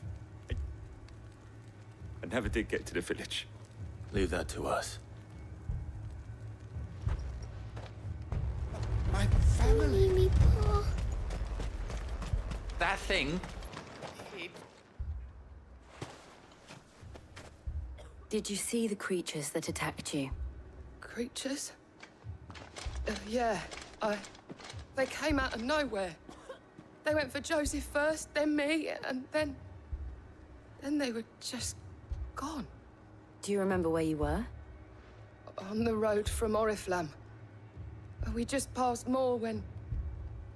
Where's my Joseph? It's all right. Just rest now. At least we have an idea of where the thralls might be now. We should head for more.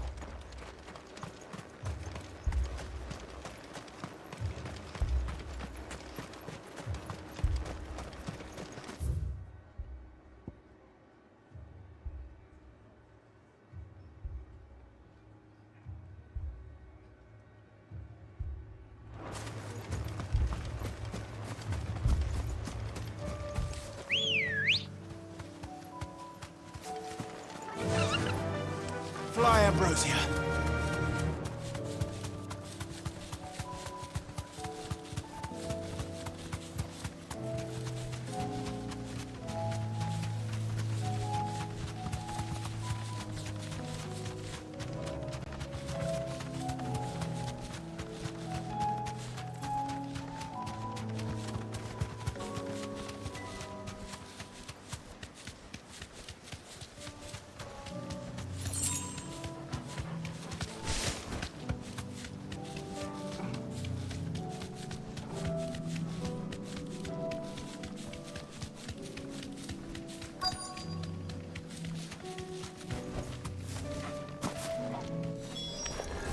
Clive, look!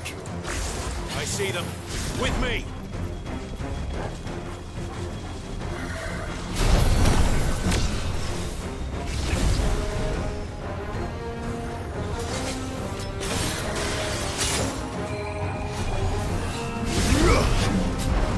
Let's try.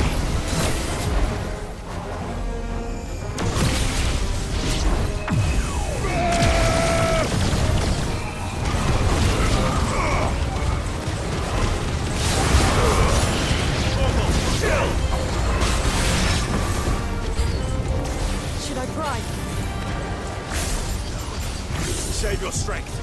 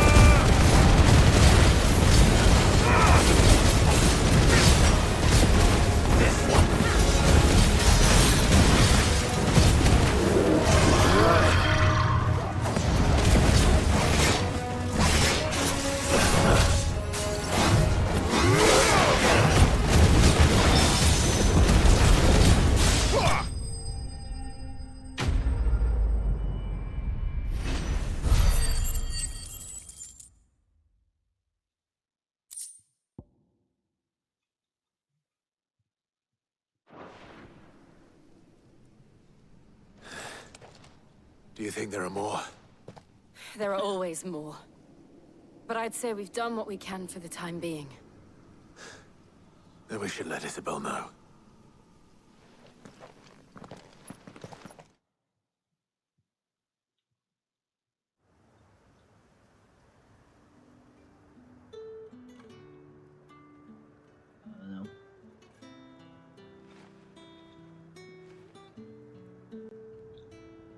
You have the town's thanks. Don't thank us yet. There will be more. Many more. And you'll need to be ready for them. Oh, we shall. Isn't that right, Captain? Yes, milady. The garrison will be ready. Philippe here has convinced most of the men to remain at their posts. For now, at least. Hearing that the Dane would look kindly on any man who committed himself to the task certainly didn't hurt.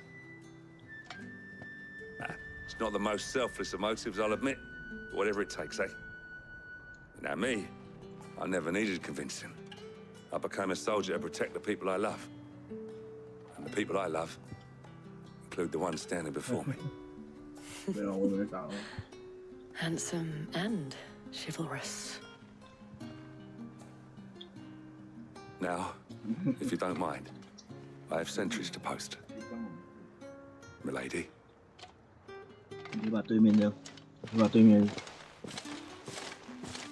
Lest you wonder, I'm not foolish enough to believe that this has solved all of my problems. But it has solved one. And that's one fewer than I had this morning. Thank you again, Clive.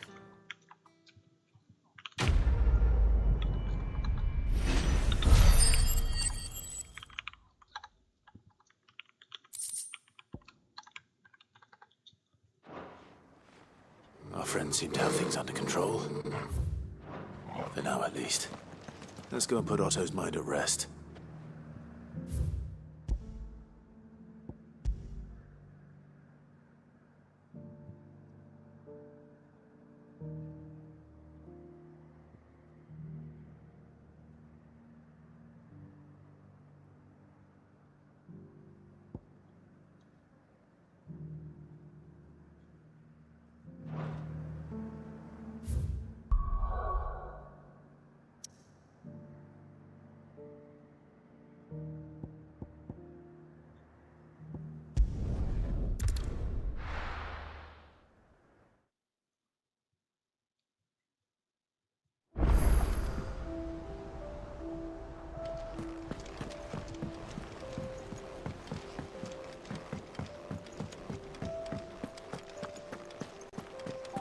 Did you see the pair that got hauled into tires?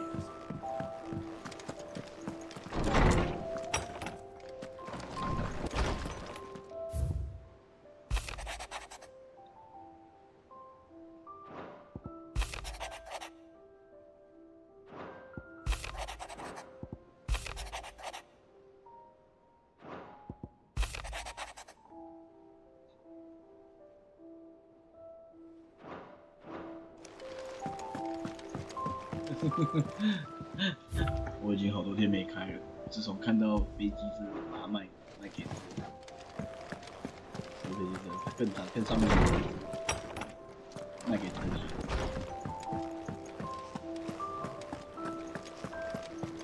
没有，还有另外一个，有两个，哦，都是口汽车。Did you see that? Tell me you saw that.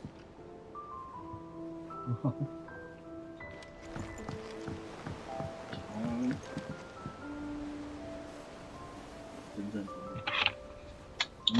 卖给陈俊之后就没玩了。太多了。 Welcome to the Patron's Whisper. Come to claim your just desserts. You earned this. 是为了5多米折腰。 All done? Was wondering when you turn up. Hellos from all our friends thanking you for your timely intervention. How is it you always manage to arrive at just the right moment? Luck, I suppose. Any word on the rest of the realm? Let's see. Storm's still crying out for mother crystals. The nations are still in chaos. And the skies are still the colour of a kick in the kidneys 2 days on. So... Right. Clive, we knew this was going to happen. Well, not the bleeding skies part, but you take my point. Now's not the time to second-guess yourself. Now's the time to visit the infirmary. Tyre says your brother's awake. Thank you, Otto.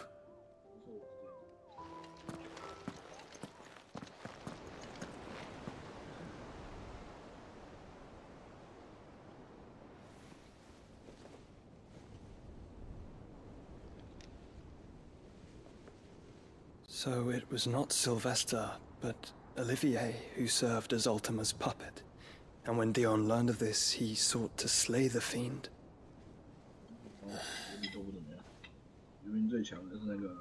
Only for his father to take the spear that would have freed him.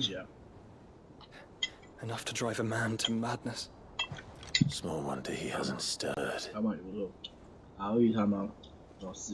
would be afraid to wake. Had I but reached out to him sooner, warned him of the threat Ultima posed. But now, both an empire and her prince lie broken. Joshua, what do you know of Ultima?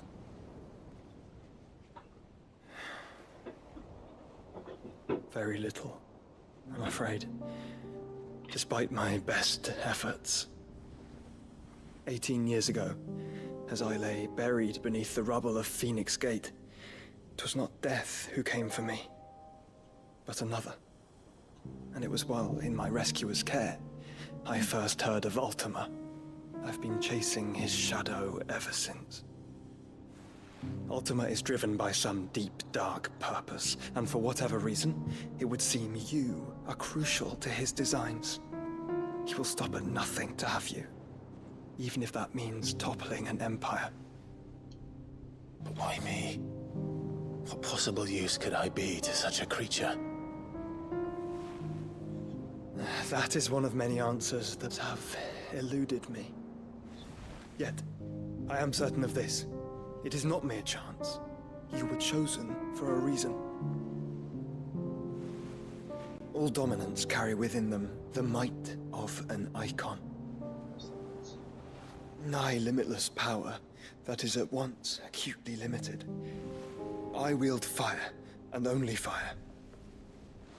And I only ice. 8 wardens for 8 elements. But you, Clive. You are different. You're special. Your abilities begin with the flames of Ifrit. But they do not end there. The fact Ifrit can even exist goes against everything we thought we knew of dominance. Perhaps Ultima has been waiting for one such as you, whose potential is truly limitless. I've encountered that thing several times now. If it or he, as you say, needs me, why hasn't he claimed me as he did the boy? Were I to hazard a guess, I'd say the two of you are somehow incompatible. His mind not properly attuned to your body. His mind? Mind, awareness, spirit, call it what you wish. But I believe Ultima to be an embodiment of the concept. It is why I struggle and fail to contain him here inside me. I'm sorry. Inside you? With every setting sun, I feel my strength wane. And though the Phoenix's flames mend the prison I have made for Ultima, they do so at a cost. We must find a means to bring an end to him before I meet my own. What were you thinking? It was that or let him take Clive. And I've always had a soft spot for my brother. But that doesn't mean you should sacrifice yourself to save me.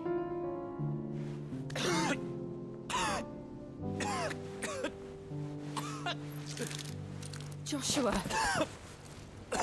Clive, it's Gav. There's an army of Akashic at the gates of Canver.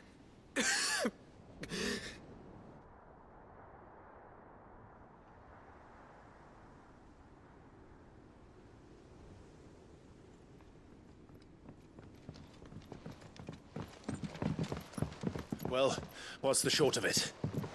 It's all Tyre told you. The capital of the Free Cities is under siege by an army of monstrosities. The city guard are doing their best to stem the tide, but numbers ain't on their side. What of Lord Byron and Mid? Were they able to escape? No, but they're all right for now. They're hiding with Gav at midship. We have to get them out of there. And we shall. Otto, prepare a Stolas. Tell Gav to stay exactly where he is. Understood. Vivian, what's the swiftest route to the Free Cities? That sounds like a question for the map. Look here. This road, through Tabor, should provide the least trouble. Good. What a coincidence. Tabor is exactly where I'm bound. Joshua, Bed is where you should be bound. You don't think I told him the exact same thing? Were Tyre not such a talented healer, I would surely have been inclined to agree. But, thanks to her ministrations, I feel I may safely rejoin my attendant, who was to wait for me in Tabor if we became separated. All right, we travel together. Clive! If he stays close to me, he'll be fine. Thank you, brother. I'll look after him.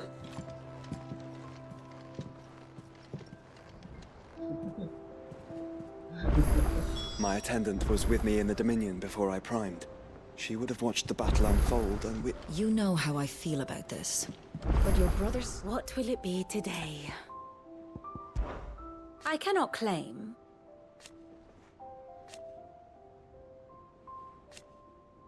Such are the ways. Ironic, then.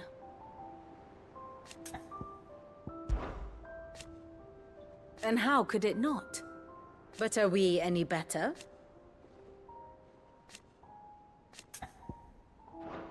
I do so enjoy our little chats. Back again? How may I help you today? Here you are.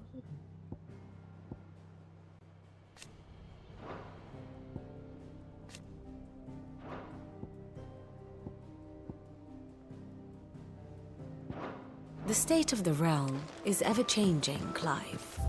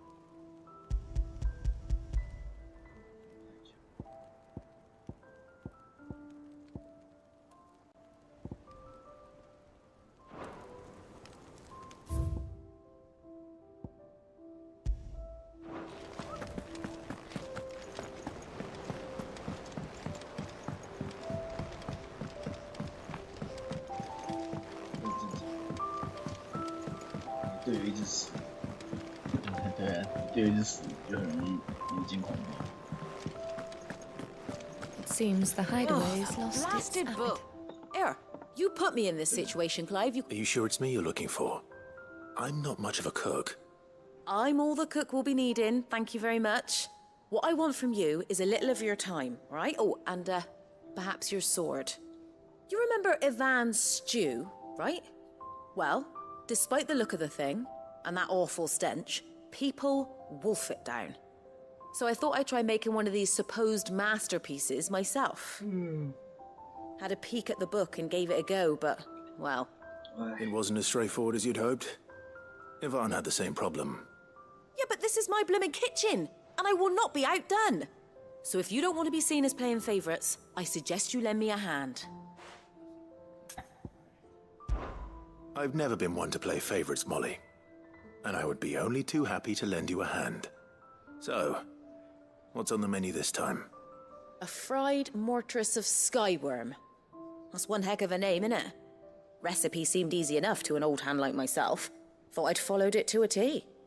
Only, turns out skyworm livers and drake's mint are not what I thought they were. At least I hope they're not, given the rancid mess they made. Yvonne said the recipes in the culinary pilgrimage date back centuries. Who's to say the ingredients even exist anymore? Well, that's a question for a scholar, wouldn't you say? Perhaps you know of one? Kindly old fella who haunts the shelves, maybe? Fine. I'll go and speak to Harpocrates. Perhaps he'll know something. And if he does, I'll see if I can find your ingredients for you. You do that. Lest we forget, you've got a reputation to uphold.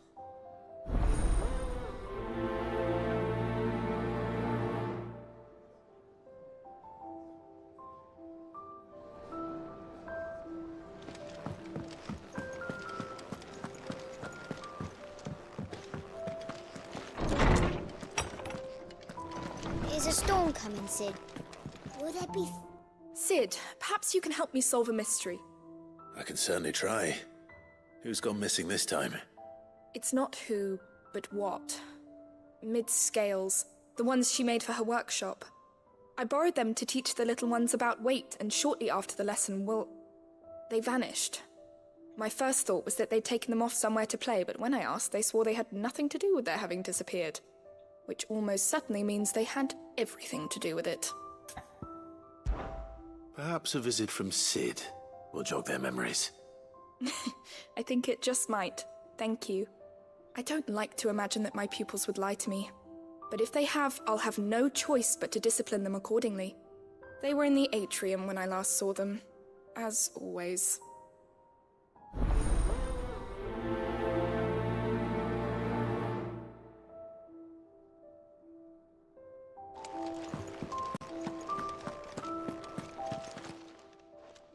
Lawsman Harpocrates.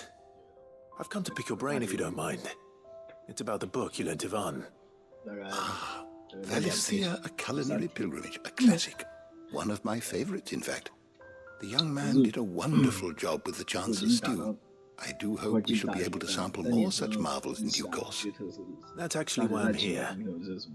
I don't suppose you know where I might find skyworm livers and drake's mint. Ah, so the fabled Sanbrequois delicacy is next on the menu. Delightful. The descriptions of fried mortress never fail to make my mouth water. Now, skyworm is a somewhat antiquated name for the wyvern, their ground livers being the paste from which the mortress is made. Dragon livers. How very Sanbrequois. One would have thought the disciples of Bahamut would have a touch more reverence for their icon's brethren, but apparently not. I believe the specific dragon the recipe demands is the blueback wyvern, said to be the very color of the sea beside which it resides. So we know where to look for our liver. But what about the drake's mint? Saint's bonnet in contemporary parlance, a herb which grows along the North Reach coast. I gather that one can locate the cheerful yellow flowers by their heady scent alone, so I'm sure you'll have no trouble finding them. I may add that people once believed game was best served with the flora that sustained it in life, in which regard fried mortress of skyworm is undoubtedly a typical dish of the time. Meaning that if I find one, I find the other. To Northreach, then. Best of luck, Clive. And do save me a bite once the dish is complete.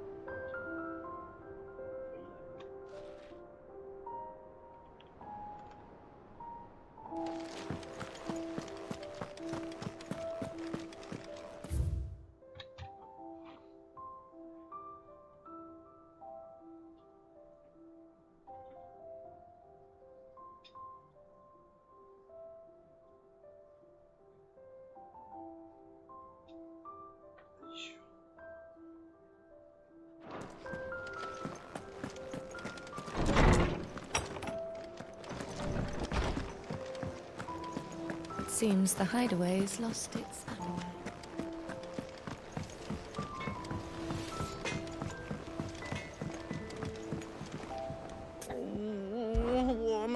Is everything all right, Goots?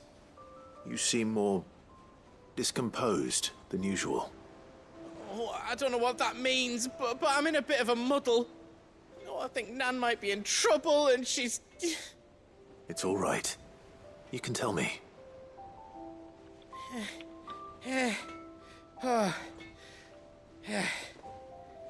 There was a trader came by. One of our usuals, like. Said he'd heard some rotten rumours about her down Dalimil Way. Folk are saying she's been selling to bandits and cutthroats and that. I mean, she's fond of a chance to make a coin or two, aye, but she'd never do business with baddies. Especially not the kind who go hurting people who haven't done out. I wanted to ask her about it myself, but I'm scared she'll give us a tongue lashing. She'd never give your tongue a lashing, though, would she? Don't worry. I'll speak to her. Oh, thanks, Clive. You'll let me know what she says, won't you? Of course. I'm sure it's all just a misunderstanding.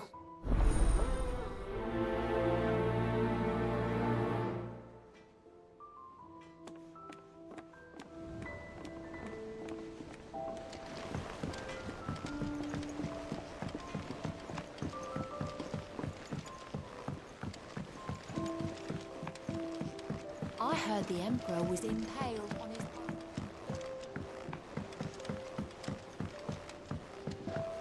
We're all gonna die! You hear me?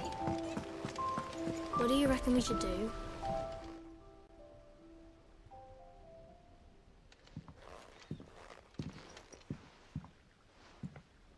Sid! Hard at your studies, I see. And what is that? It's not a set of scales, is it? No. Of course it isn't. Well, not anymore, it's not. Oh! And just how long hasn't it been one? We're sorry. But we didn't break them. We dismembered them. Just like Miss Mididol showed us. Miss Mididol? And why would she have you dismembering her creations? Because that's the only way to become a ninja-near. Miss Mididol said, the best way to see how something works is to take it apart and put it back together again. Well then, your work is already half done. Carry on. About that. The taking apart was easy enough, but it's the putting back we can't work out. Speak for yourself. The heavy thing goes at the bottom. Then...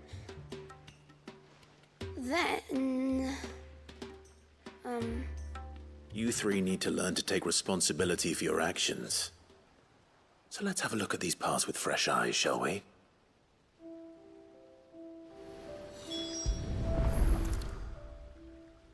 All right. Everything here was once part of Miss Mididol's scales. Every piece has its own role to play, and each is just as important as the others. If even one of them is missing, the scales won't work. So let's think about what those roles might be. You already know one of the pieces. The body. Its role is to support everything else. But what of the others?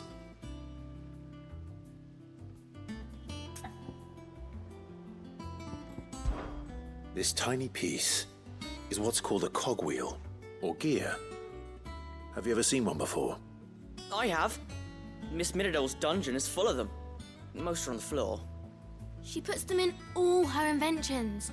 They spin round and round and round and round and... That's right.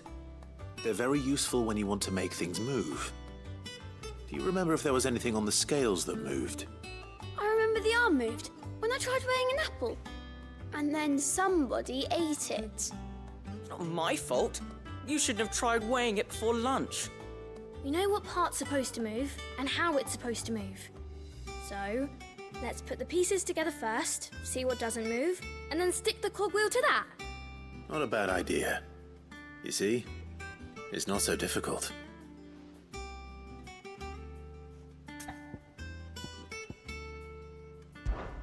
This is called the arm. Why do you suppose that is? It doesn't look much like an arm. You're right. It looks more like a wing. Like a chocobo wing! You've ridden a chocobo before, haven't you, Sid? Will you teach me to ride one day? I'll think about it. Now, what do arms do?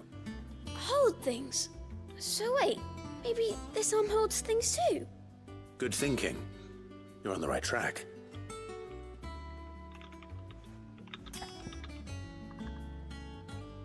上去。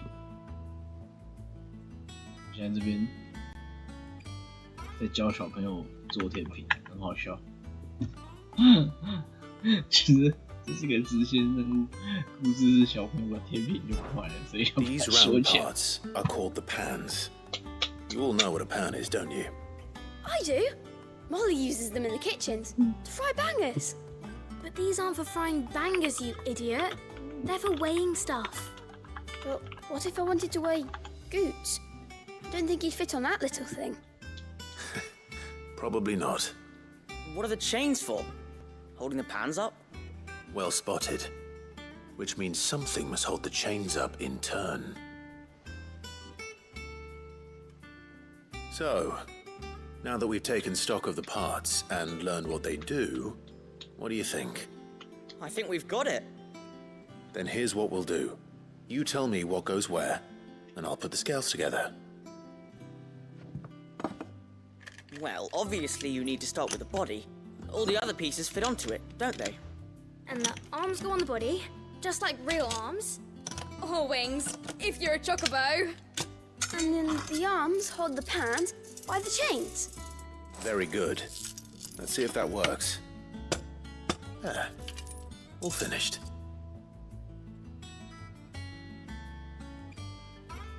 Yes! We did it! Well, with Sid's help. Oh, I just put the pieces together. It was you three engineers who showed me how. That's right. We're Miss Mididol's hairs. Her hairs? Yeah, hairs for the future. She's showing us her secrets now, so we can help out the hideaway when we're older. What do you think, Sid? Are we almost ready? With a little more help from Miss Mididol and Miss Shirley, I'd say it won't be long at all. You hear that? It won't be long. Until then, though, do try to be honest with Miss Shirley.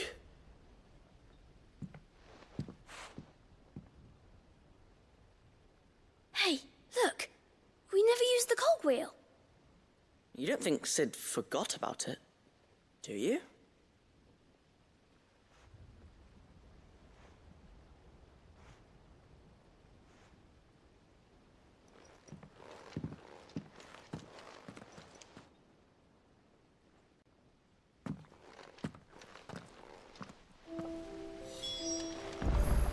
Didn't happen to forget anything, did you, Sid?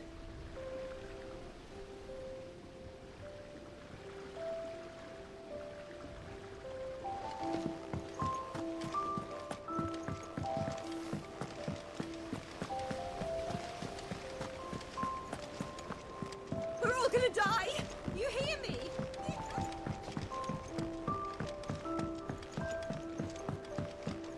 I heard the Emperor was impaled on his...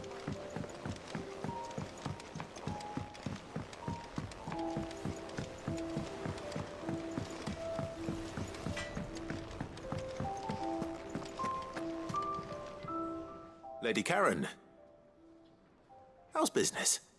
Not nearly as foul as the weather. You're doing good trade, then? Both in and out of the hideaway? Can't complain. Wait, what exactly are you getting at? Not once in 5 long years do you pay my affairs half a care, but here you are today, raking me over the coals like a bloody popoto? Just asking. Out of interest. All right. I'm here because I was told that certain rumors have been circulating. About you selling weapons to brigands. Oh, are you? And who was it who knows me so well as to tell tales of my evil exploits? I didn't exactly hear firsthand. All I know is that someone in Dalimil has been spreading word to that effect. And what? You believe it? You think I'm profiting off the blood of innocents, do you? Look, I've done things I'm not proud of. Might be there were a time when I turned a blind eye to the wretchedness of the world so I could line my pocket. But that woman is no more. And you'd know that if you'd ever paid the slightest bit of notice. You're right, Lady Karen. I apologize. It was wrong of me to doubt you. No, it was. Now, I reckon you've got better things to do than pointing your do-gooding finger at a poor old woman. Of course. Good day.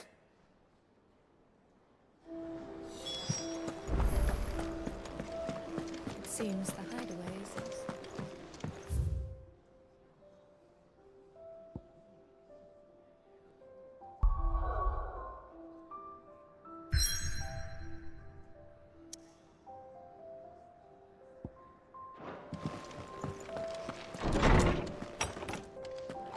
Is a storm coming, Sid? Will there be... Well, did you solve the mystery? It was as you thought. The children had the scales, or the parts of them at least. They dismantled them to see how they worked. Oh, no, Mid will have my head. Thankfully she won't.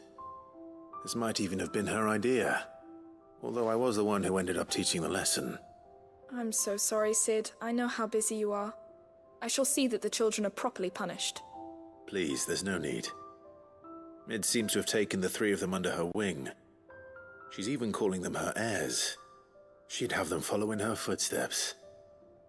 And her father's. I see. Sid, do you know why Mid has been spending so much time at the hideaway of late? She told me it was because her studies have been interrupted by events in Canva.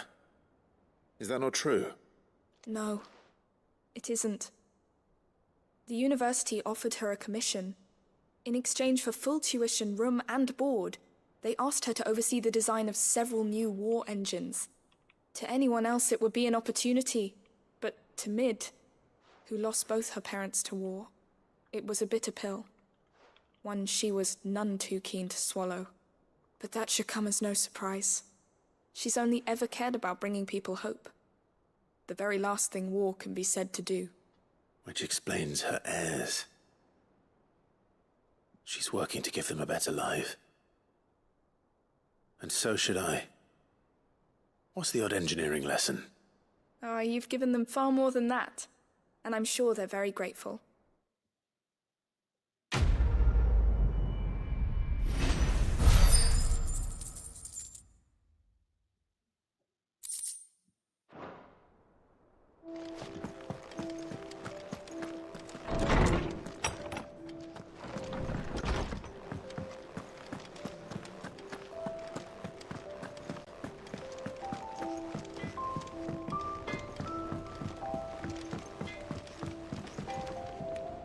I spoke with Lady Karen. What did she say? That the rumors were unfounded, and that I was a fool for thinking they might hold any truth, along with some other things that made her feelings clear. And while it sounds like she may have done things she regretted in her past, she says those days are behind her. Oh, well, that's good. I knew Nan wasn't caught up in out bad. But why would people say she was? What did she ever do to them? It's not right. No, it's not. But people do things for all sorts of reasons. Perhaps we'll never know. Well, I'm going to find out. That trader, he said they were all talking about her in Dalimil. So that's where I'm going. I'll find someone who'll tell me, you'll see. Are you sure that's wise? Whoever's spreading these rumors means Karen ill. Oh, right. But That's why you'll be coming with me, isn't it, Clive? I suppose it is.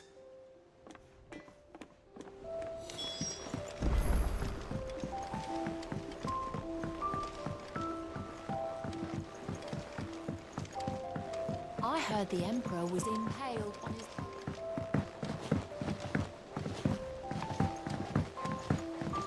We're all gonna die! You hear me? Didn't happen to forget anything, did you, Sid?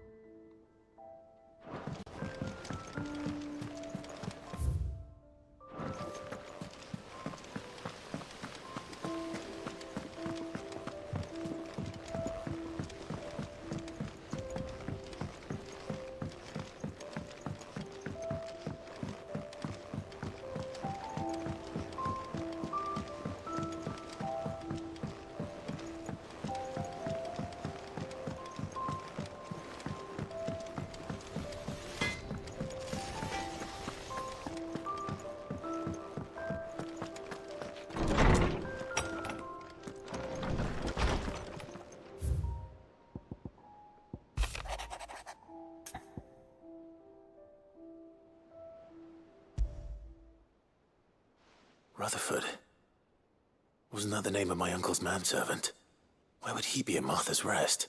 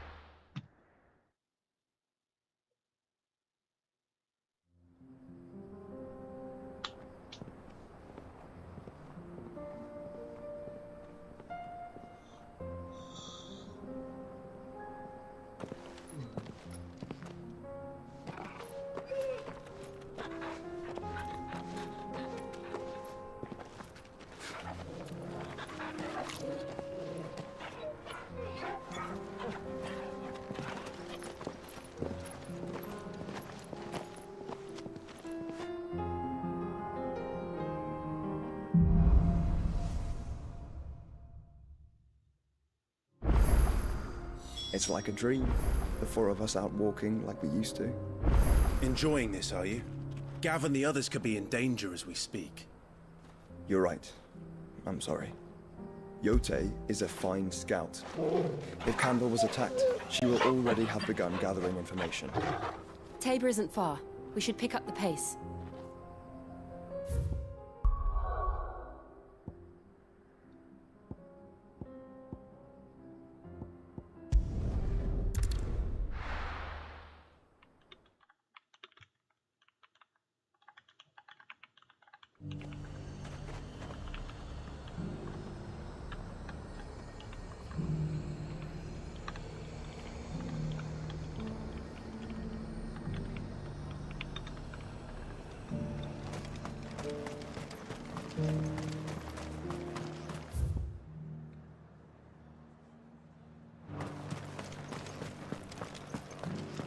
There were ghosts at the gates, not...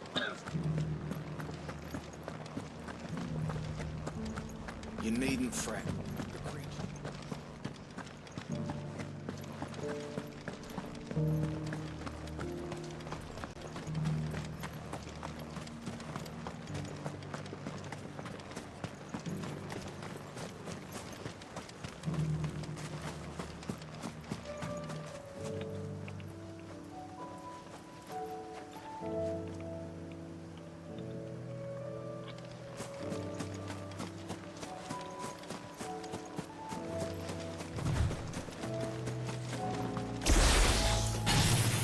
Socrates said I should be able to find what I'm looking for somewhere nearby.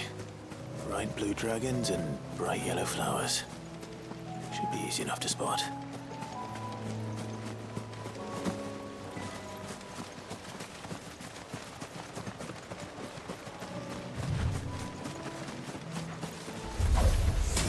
This must be our wyvern. All right. Let's get this over with.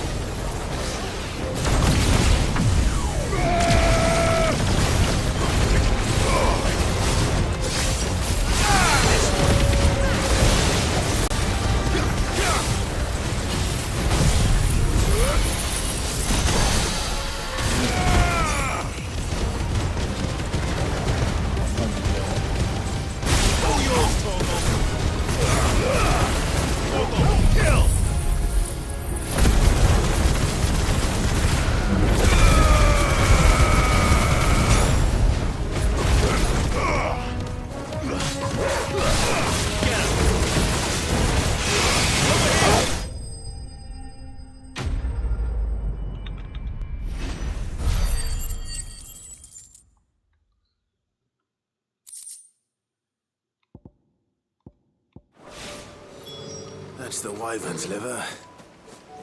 Now I just need to find the herbs. Bright yellow with a heady scent.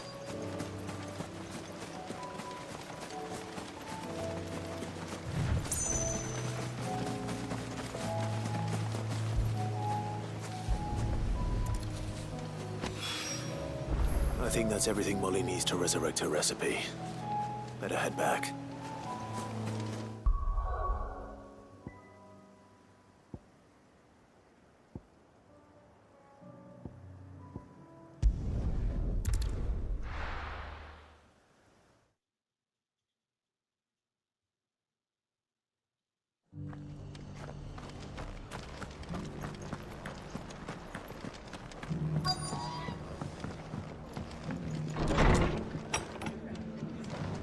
Arthur's got a big heart. It's a pity there's so many who are happy to take advantage of it. The fates seem bent on driving me from my inn. But if they want me out, they're gonna have to try harder.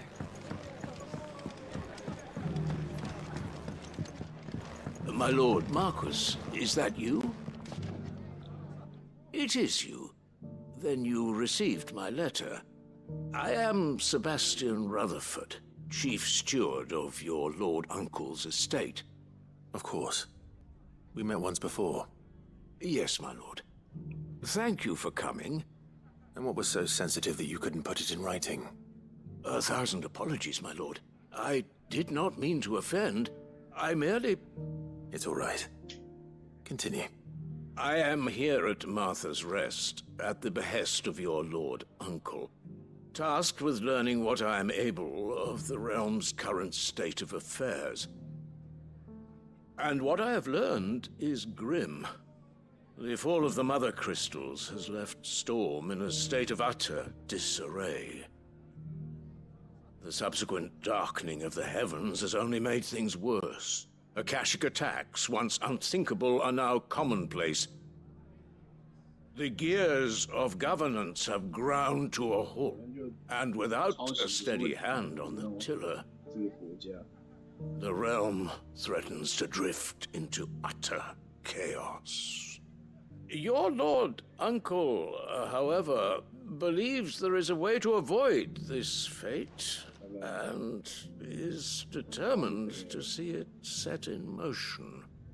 That sounds like quite the undertaking. It is.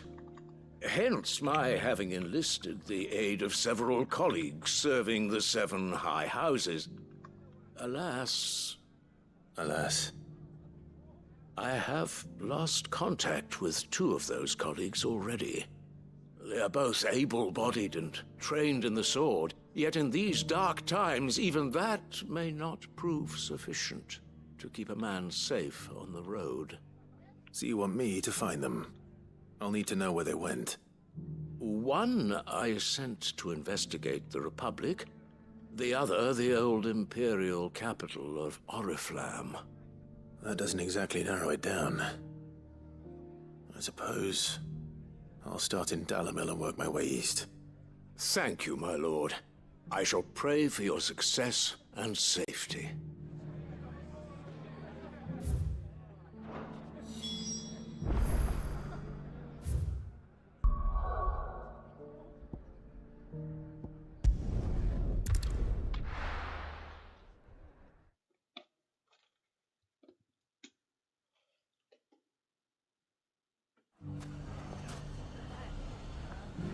It's not going to be easy finding one man in an entire republic. Let's hope someone here's seen something. Bandits may be no more, but look what they've left us. It shouldn't be too hard to find goods. The gentlemen of the town guard are Could be I know something. Clive, listen!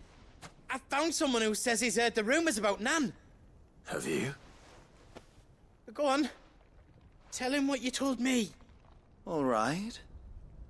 It's like I said. A wizened old crone by the name of Karen's been selling steel to whoever will pay her price, be they knight or knave. Says the more swords and spears she puts in people's hands, the more war they'll wage. And the more war being waged, the more call for swords and spears. And who will they all turn to keep them in steel? Why, the good Reaper herself. And you've seen this Reaper at work? Aye, it just so happens I have. You'll find her right here plying her trade most days. Here in Dalimil? Where exactly? She has a stall here in the market, but if you're not the patient type, you can probably find her at her storehouse on the edge of town. But it'd be a bolder man than me that braved that particular nest of vipers. Feeling bold, traveler? I hope so, for your sake. Now, if that's all, I have places to be. Sorry to have kept you.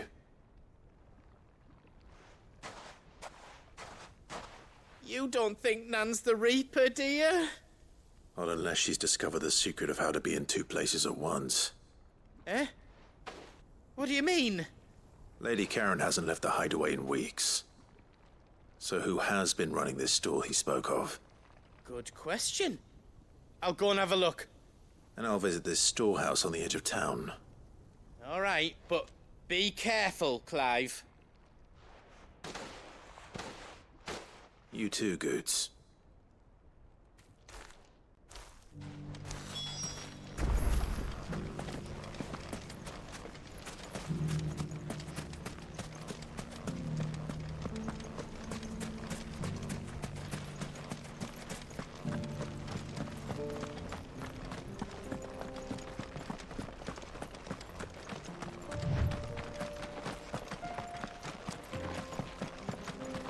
Someone's got himself in trouble.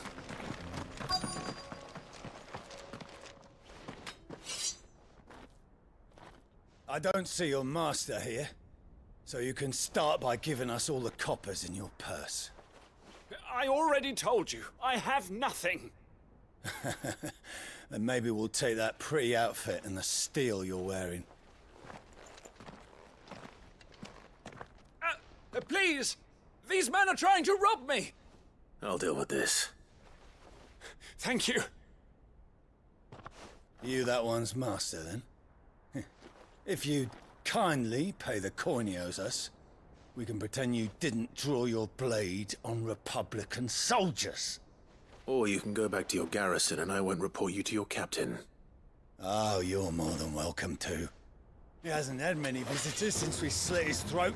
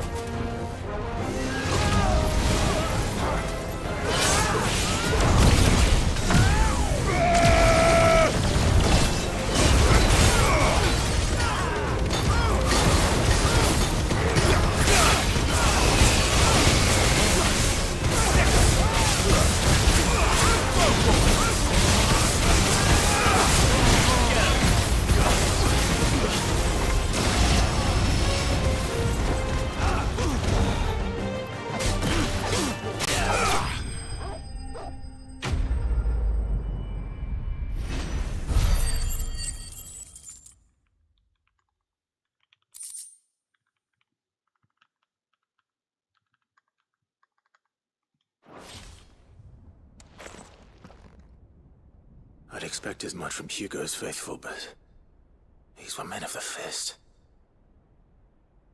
Much has changed in the Republican army since they lost their rock. You've seen this kind of thing before, then? Many times. I was sent here to observe the situation. You're one of Rutherford's men. He sent me to look for you. Well, then you have my thanks. I fancy I could defend myself against one, perhaps two, but a whole regiment. I arrived in Dalimil several days ago, but when I called upon the captain of the local garrison to make inquiries, his men confiscated my effects and locked me in a cell. The captain is no more, and his men make the rules now. Fortunately, I was able to bribe my way free, only to be stopped again by those soldiers you so kindly dispatched. What of the Fist's Central Command?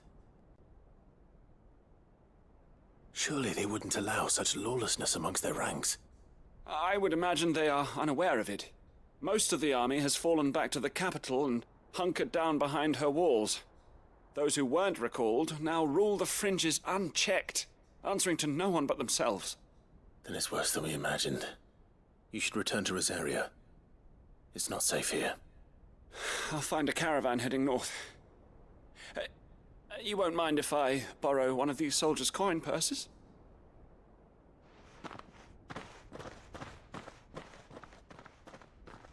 Not at all. Now, to find this second associate of Rutherford's. If he was bound for Oriflamme, I'll start at Northreach and see if I can pick up his trail.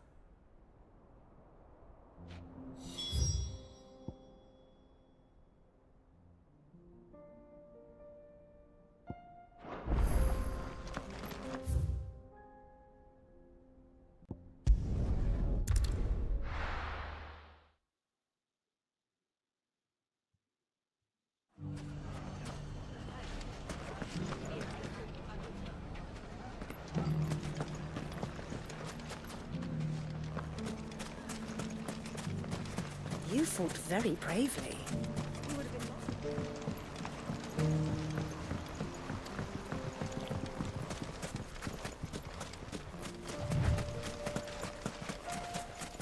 Time to brave the Viper's Nest.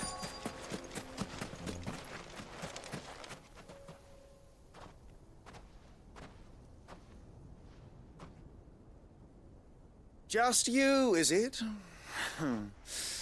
Thought I might have laid it on a bit thick. It was a fairly unconvincing tale. So, what now? That's up to you.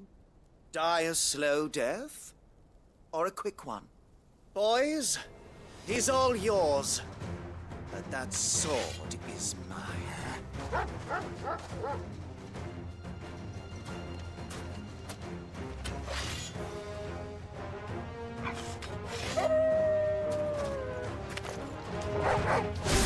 Leave now and we can pretend this didn't happen.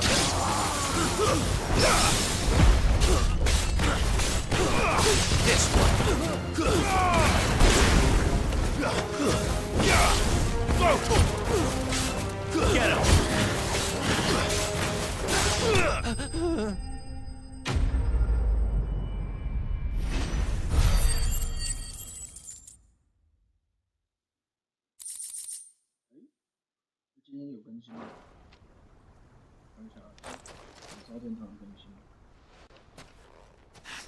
Oh, you've done it now. Go on. Tell me what I've done. When the Borgwyn finds out you've killed his men, he'll have your head. He only wanted that bull of a manservant, the dim one always clinging to Karen's skirts. You weren't even supposed to be here. Who the hell are you anyway? What were you going to do to him? The Borgwyn wanted him to get to Karen. I was only supposed to point the lump in the right direction once he arrived in Dalamil. But then you turned up. Well, go on then. If you're going to end me, end me. You're not worth the effort. Now be gone, before I change my mind. Fucking coward! I need to find Goods. Right now.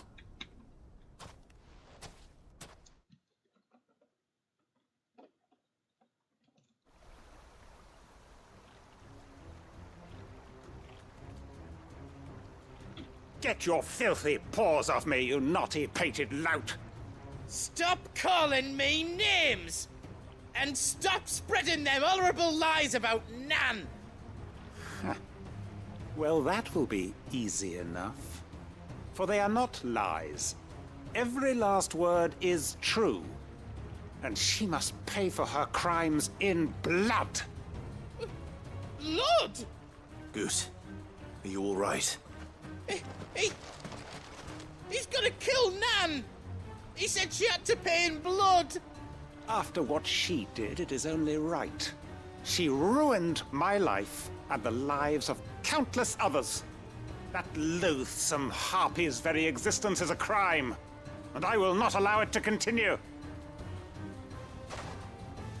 Goods, was it?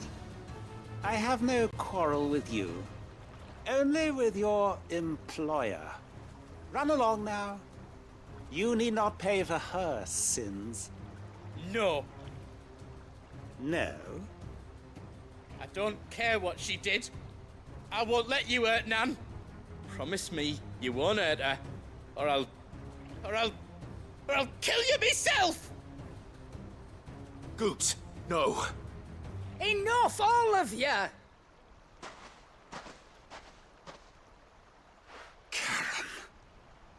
But how did you?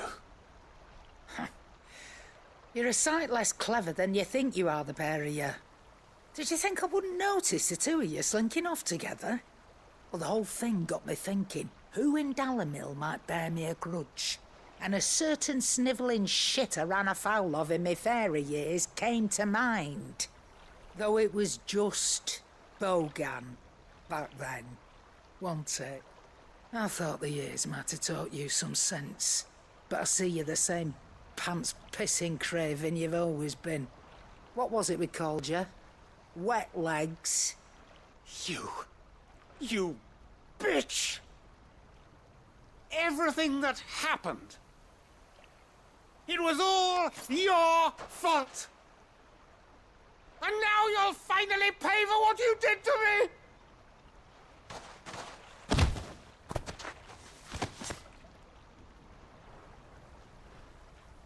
Goose, you... If you want a piece of Nan, you'll have to go through me. Fuck! You great galoot. Out of the way, I can handle this myself. So, wet legs, you remember what you told me when we last met? An eye for an eye. Wise words, Em. Wise words. And now, it's time to collect.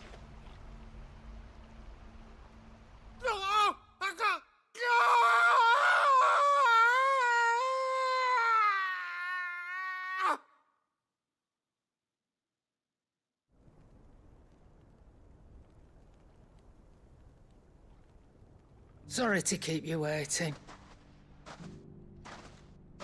Is he...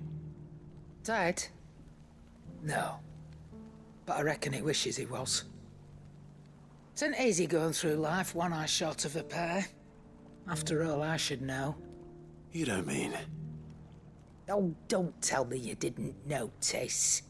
Lost it to old Wet Legs back when we were working the same routes. Said I'd stolen from his strongbox. I'd done nothing of the sort, mind. But that didn't stop him taking his little revenge. So took some of my own. Sorry, lost everything. His coin, his clients. Always knew he'd be back one day to claim his due. But he crossed a line dragging poor Goots into this. He didn't hurt you, did he? No, Nan. Still got all my arms, see? Legs too. But what if he comes back again? What if he does? First we take the other eye, then we work our way down.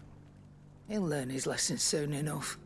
But something tells me the Wet Legs has learned it already. Right. Let's get you back to the hideaway. You've attracted quite enough attention already. Ta-ra, Clive. Remind me never to cross you, Karen.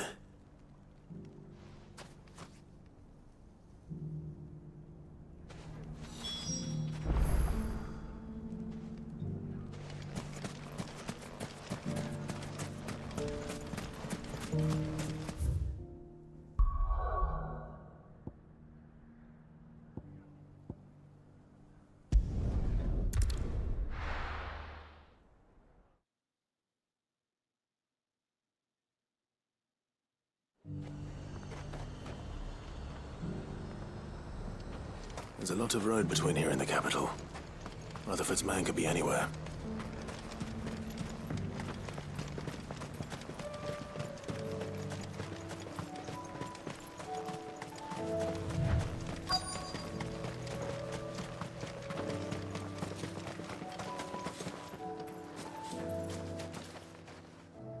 What happened here? If you're with the others, they've already relieved me of my belongings. I'm not. I'm looking for someone who was sent here by a man named Rutherford. And then you found him. I'm Alistair Rockford, attendant to the Lady Ariane of House Wellesley. Of the 7 high houses of Rosaria.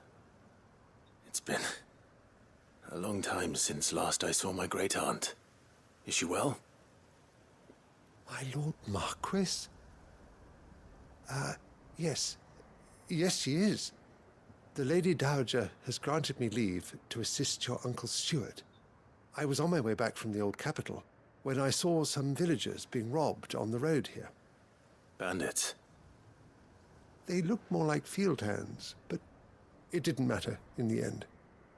I did what I could to help the victims, but all it earned me was a pommel to the temple. Which way did they go? South, toward the gate. All right. I'll take care of them. Founder knows I've met enough of their kind. You head back to Northreach, visit the Vale, tell them I sent you. Thank you. I shall. Founder be your shield.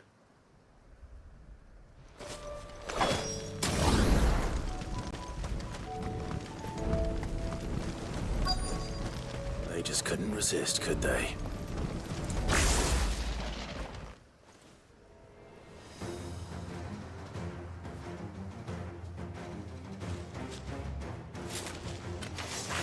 This one's ours, pretty boy.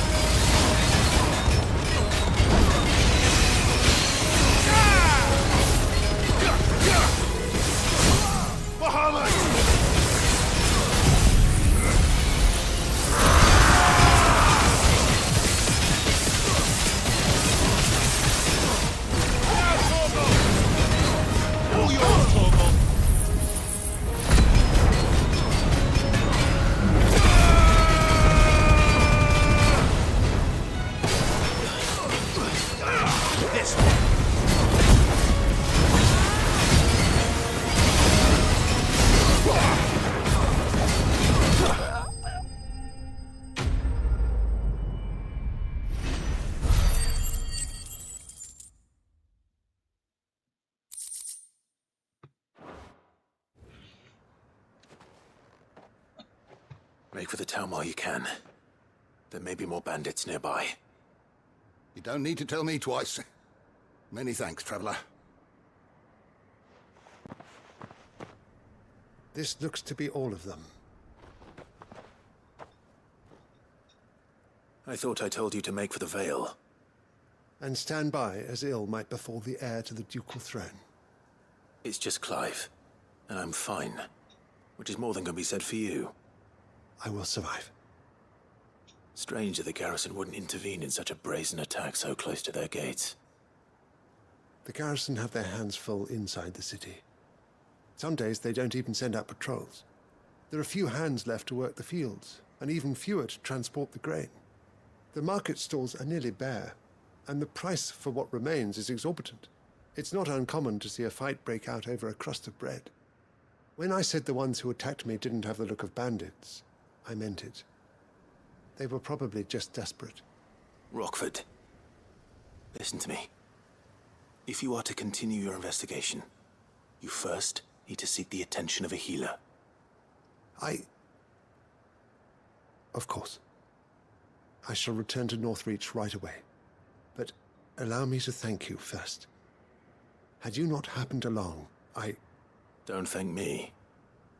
Thank Rutherford. It was he who sent me. I suppose he'll be wondering where I've got to. I shall send a Bastolus as soon as I'm able. Good day.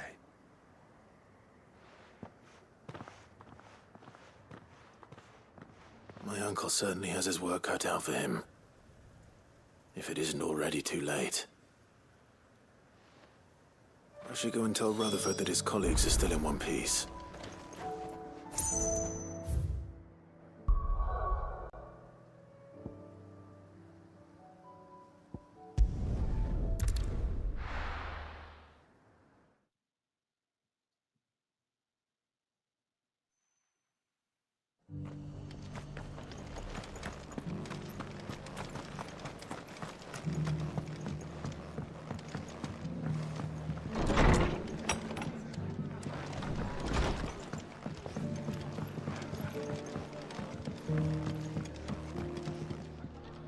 I see you're still here.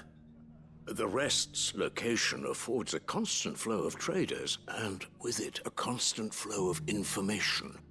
Speaking of which, I received word from both my associates. They have resumed their investigations, thanks to you. I only happened to be in the right place at the right time. They both seem to think the realm's prospects rather grim. I am afraid that grim would be putting it lightly.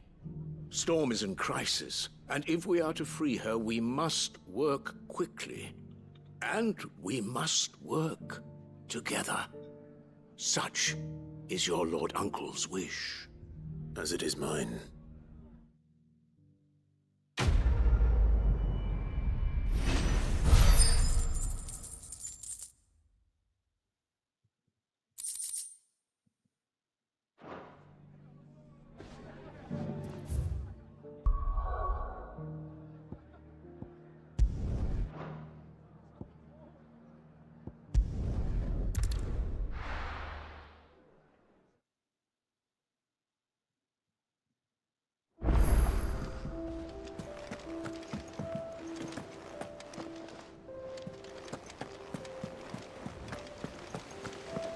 Did you see that?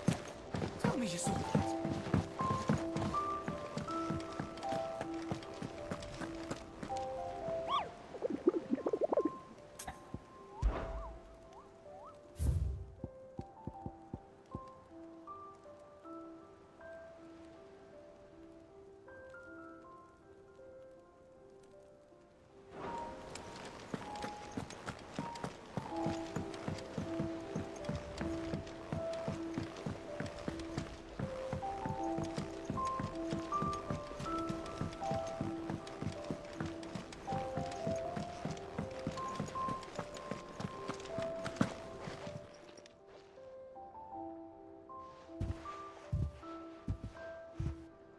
Nothing like a dish of cold vengeance to foul the gut.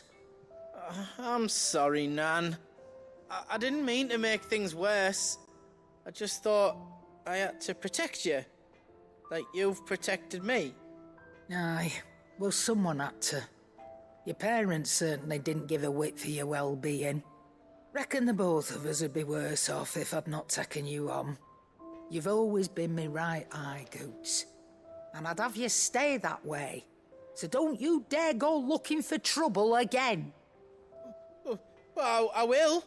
If you ever need help, I'll do it again and again, and you can't stop me. Why, you big lump. Fine. Play the hero if it makes you happy. Thanks, Nan. I won't let you down. There's nothing he wouldn't do for you. That's as maybe. But if he's ever to make his own way in life, he'll need to start looking out for himself as well. Till then, he'll need people to watch his back, just like you did in Dalimil. Don't think I didn't appreciate that. Of course. His family. Stop it. You make me one good eye, mister. I don't go thinking that'll do you any favours. A potion today'll cost you the same as it did yesterday.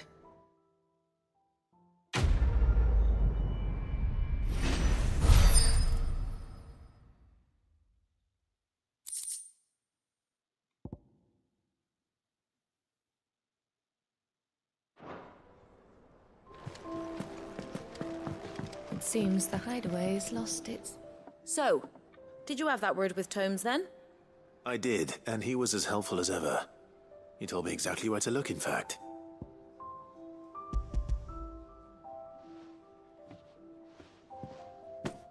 And what precisely will I be cooking up? Or is it better not to know? Blueback wyvern liver. And, a herb known as Saint's Bonnet. Ah, wyvern livers, was it? Well, at least it weren't actual worms, I suppose. Now then, you stay right where you are. I've got some cooking to do. Let's hope these grand old chefs of yore knew what they were on about.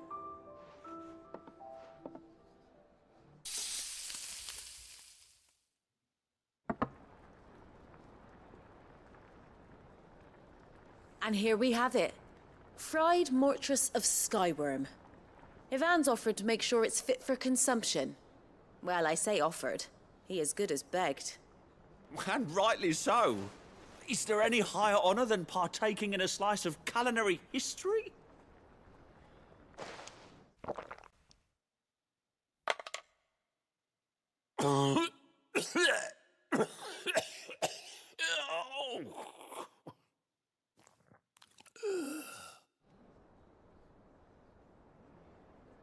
So, not fit for consumption then?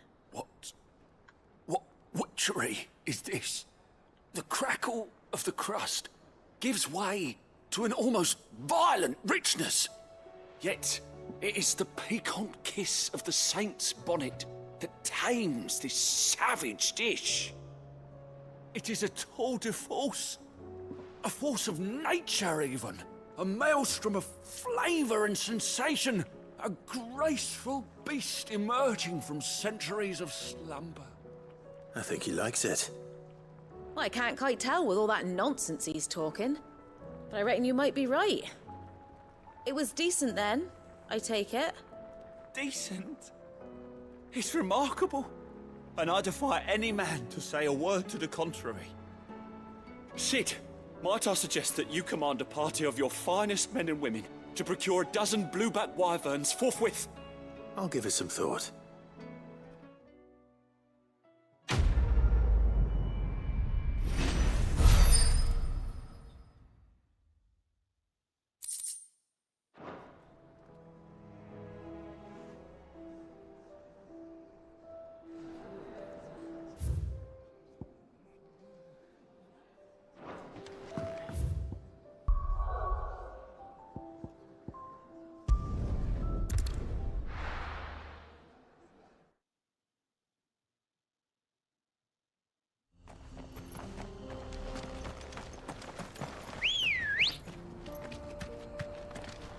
Come on.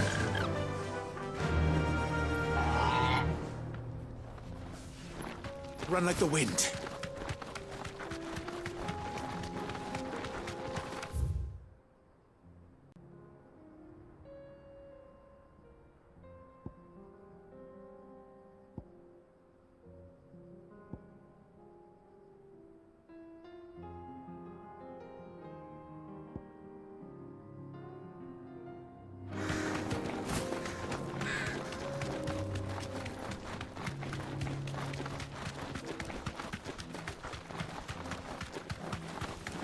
We can use the ruins to cross the ravine.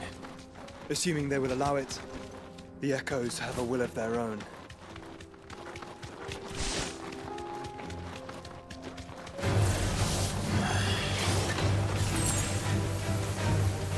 Straight home now.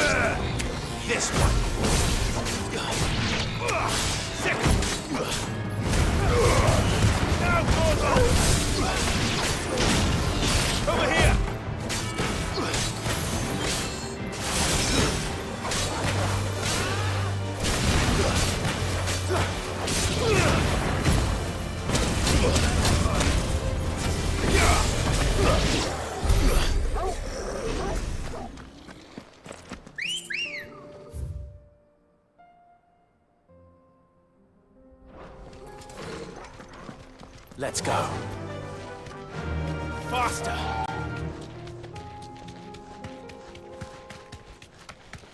Tell us about Yote, Joshua. She's strong-willed, loyal, and deadly with a blade. Much like Clive, but with better manners.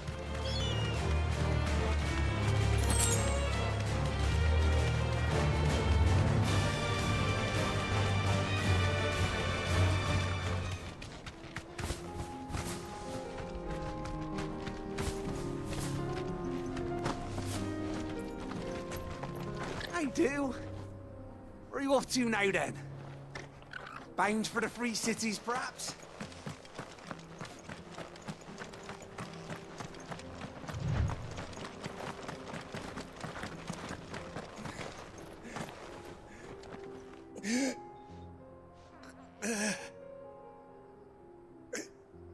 You're injured. What happened here? Where are your comrades? Ether flood up ahead. It swallowed our camp while we slept. My own men did this.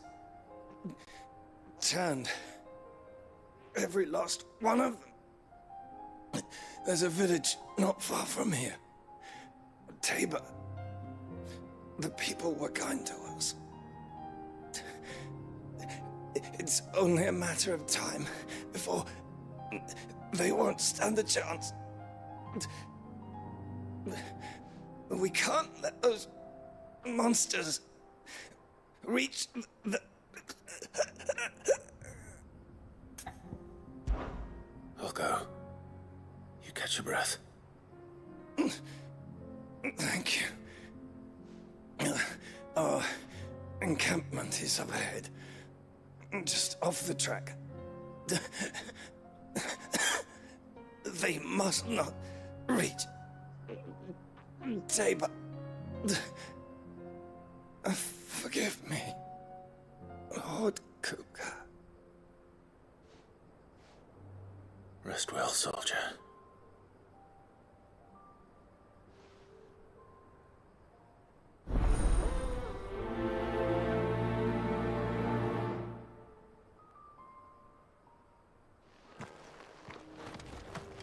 You said the encampment was close. Let's hope the Akashic are still there.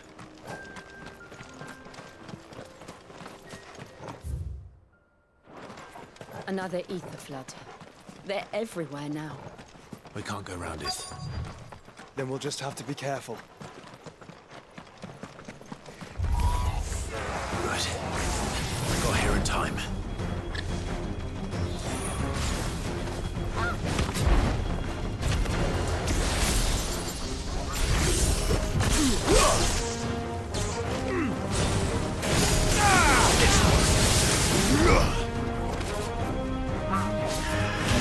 好像慢了一点，所以会有陷阱。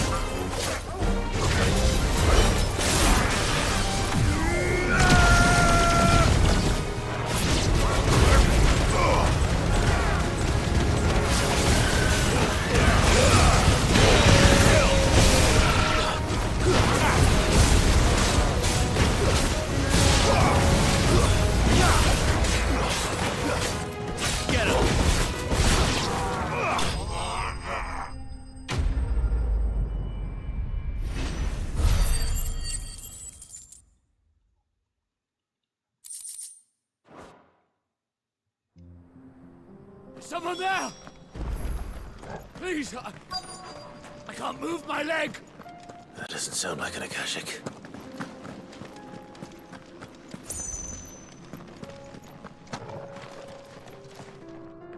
You're with the battalion?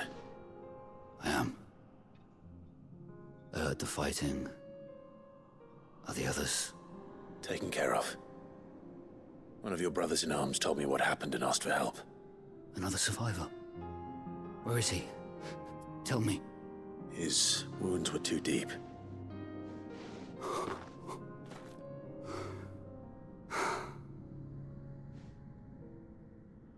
He was right to send you. Those things you slew are no longer my brothers. Tabor is safe thanks to you. Here, you've earned it.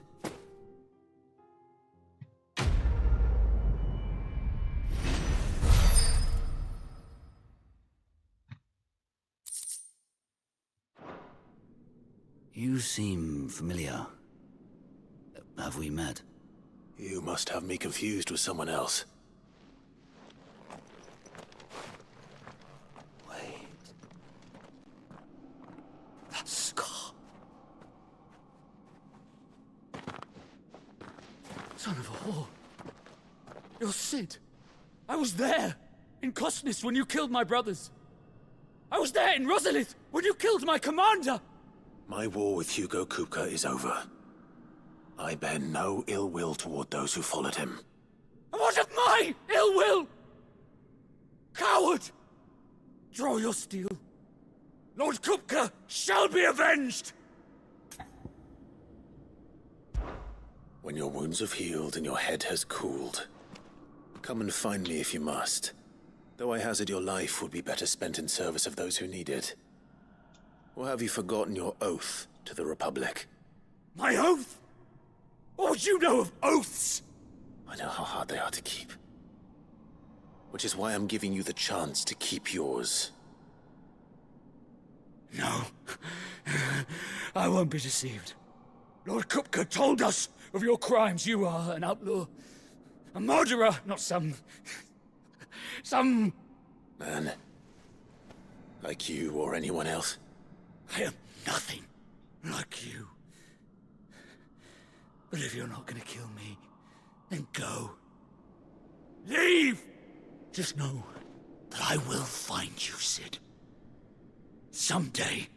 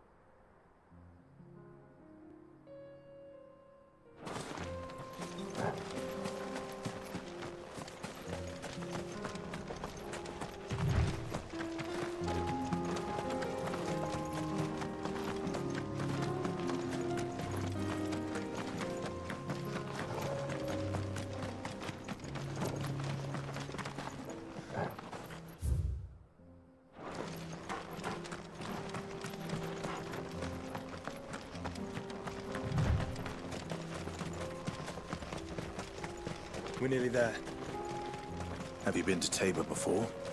There are a few places I haven't. Welcome, travelers. We don't get many visitors here. Where now, Joshua? There is a residence just inside the city gates. She awaits us within. Here, take a look at my wares.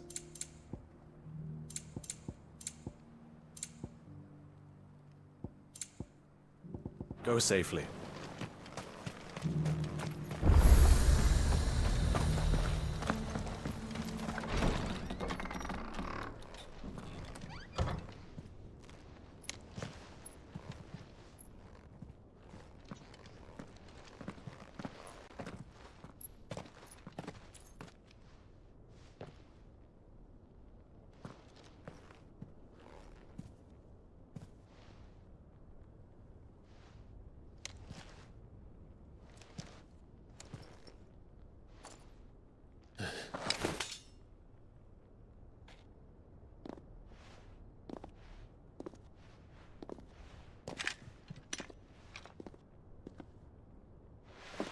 My Lord Marquis, it is an honor. I am Yote, Knight of the Undying, charged with the protection of His Grace Joshua Rosfield, Keeper of the Flame of the Phoenix. Of course. It all makes sense now.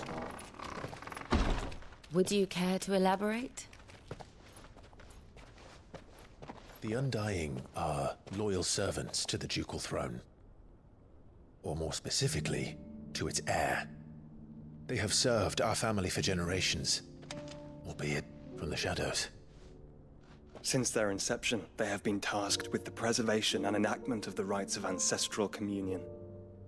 After the events at Phoenix Gate, it was the Undying who delivered me to safety. And since the day I left Rosaria, Yote has been my constant companion and protector. Without her sword, I would not have survived my journey across the realm. Rise, Lady Yote.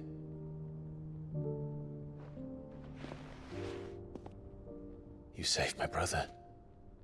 I owe you a debt I can never repay. I but did my duty. Come now. Tell us what you've discovered. Your Grace. It is as you feared. The vessel we spied off the coast of the Crystalline Dominion on the night of her fall. It was the Einherjar. Beyond any doubt. The Black Galleon. Joshua, the Einherjar is the Royalists' flagship. What business would they have in the Dominion? Upon learning of Waloed's involvement in recent events at Drake's Fang, I sensed the malign influence of Ultima, and bid Yote and the Undying look into the matter. We have reason to believe that the Black Galleon weighed anchor shortly after the fighting began, and set a course due south. For Canva. Then it is Waloed Knights who besiege the cities. What is left of them? Yes.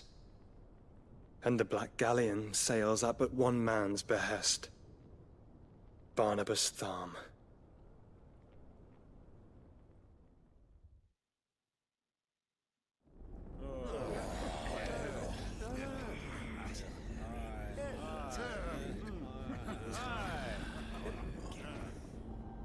But are we truly safe here in the Agora?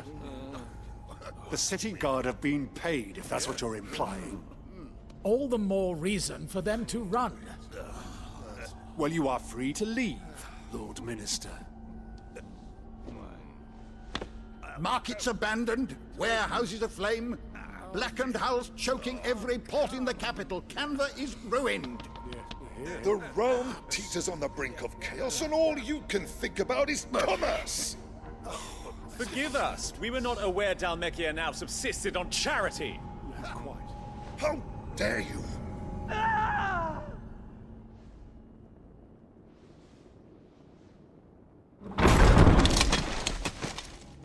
Distinguished members of the Council, you must forgive His Majesty this intrusion. What is the meaning of this?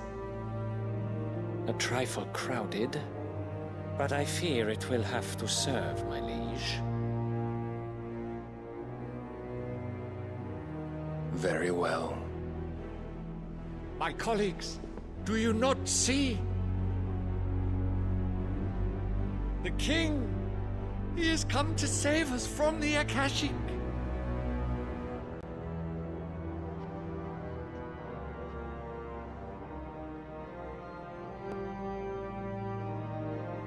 He is a gift from the heavens, divine intervention, our very salvation. And of course, if it is compensation he requires, we would be most willing to negotiate a fair price for services rendered. Fools! Your ignorance unbecomes you.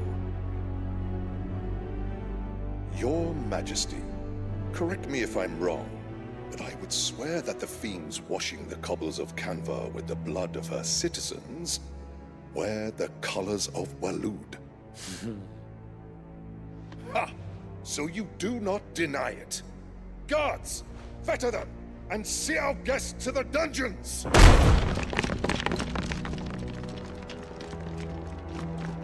Enough.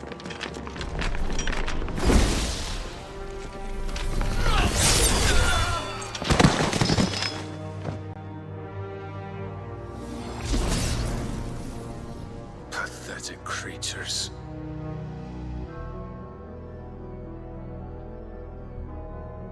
That you should imagine yourselves worthy of salvation. The girl is still here, somewhere in the city, her consciousness fair dripping with her late father's hubris. A consciousness to which Mythos is inextricably bound and inexorably drawn. See that he is made welcome. Yes, Your Majesty. Come, Mythos. Surely the prince's light cannot have sated you.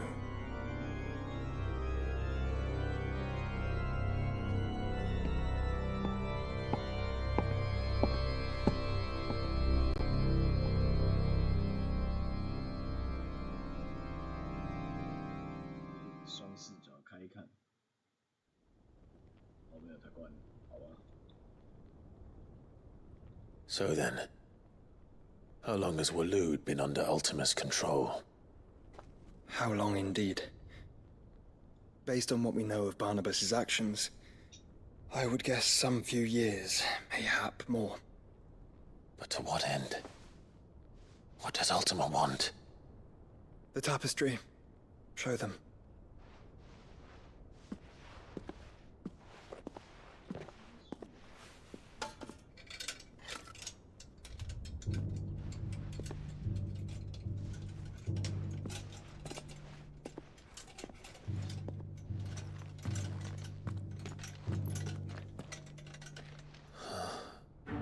By the flames. Phoenix Gate, Drake's Breath, and now here. But what is it? It is old, ancient, even.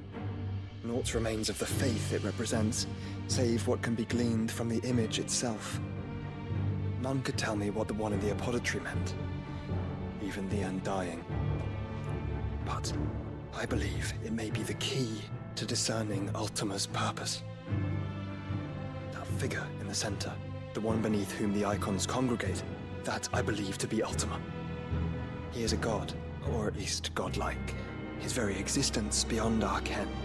The icons, and by extension their dominants, are meant to be his subjects, and while some, like Barnabas, have accepted this role, others have rejected it.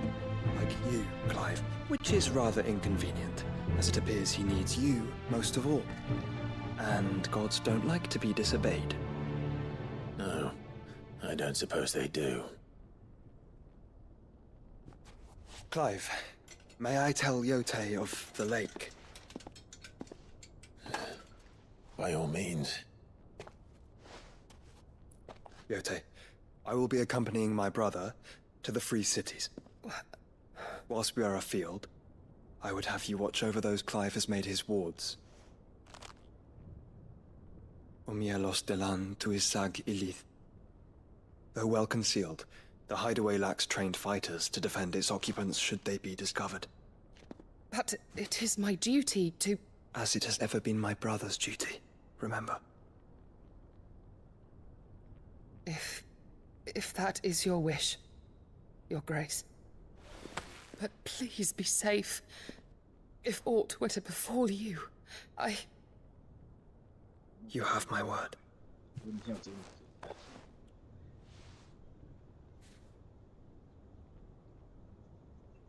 黑切需要跟他们多考几家，把他们考死死。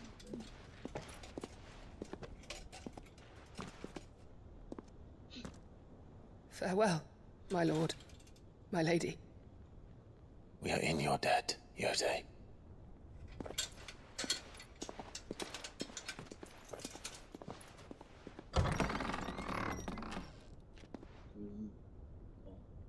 CC 萨米拉会开掉。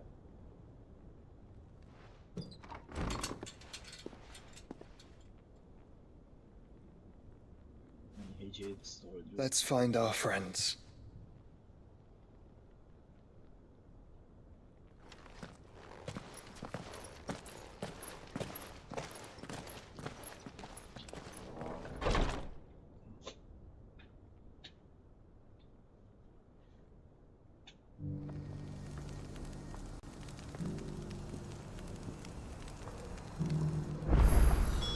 It's plain she cares for you very deeply. And I her, which is why I had to let her go. Opportunity beckons. Who among you is bold enough to heed her call? Is that blade for hire, perchance? Because I have a mind to make a killing. Figuratively, I hope. Well, yes and no.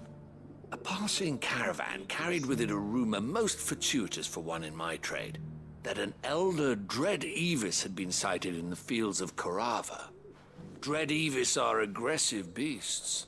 Compelled as they are to acts of violence, few survive to maturity, but those that do develop a hide of phenomenal value. A hide you want to sell? Eventually, yes. Though I would have it tanned first that it might be crafted into marvels the likes of which the world has never seen. Dread Evis skin is a rare thing indeed. But the worked hide of a well-aged beast, now that would fetch such coin that Gilbert himself might weep with envy. Bring me that beast's skin and I will share with you the bounty of our combined labors. All right. I'll hunt your eat. Of course you will. When one lives in such troubled times, it is a fool who lets opportunity slip his grasp. Leave Tabor through the east gate, but take the path that branches west. Once you reach the checkpoint at Tovany, you are a mere stone's throw from the fields of Korava. I eagerly await your safe, and above all, triumphant return.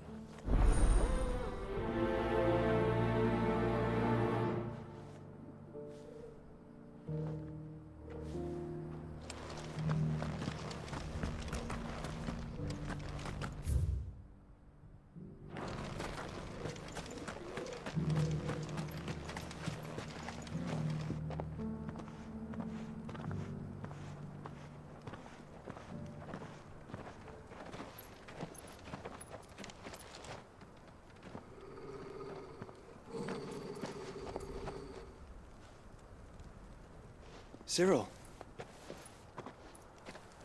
How fares the search? Well, Your Grace, my report shall be with you ere long. Ah, yes.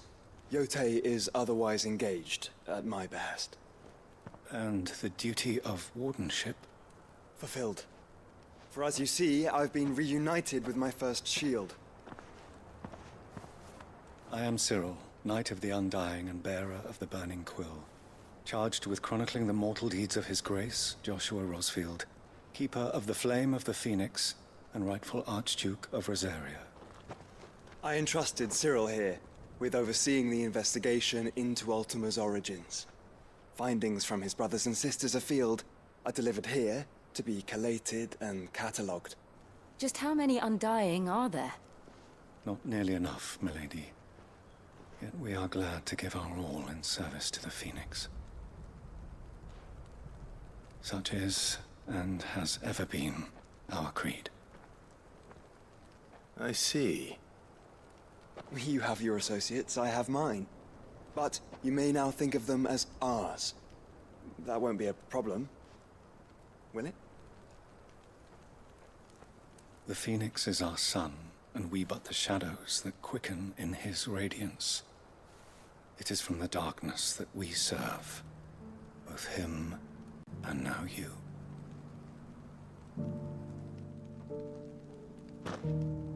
Pray accept this token.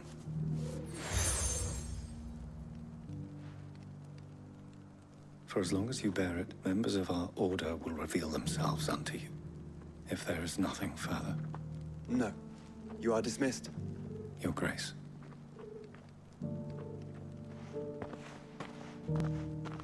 To Canva, then? We'll talk about this later. Cyril. Seem very, You certainly keep straight. Bedfellows, Joshua. Stand back, friend. You don't want to get this stuff on you. Feel like a flip. 100 skins today. Stay focused, will you? One slip of that scrape with the hunters on.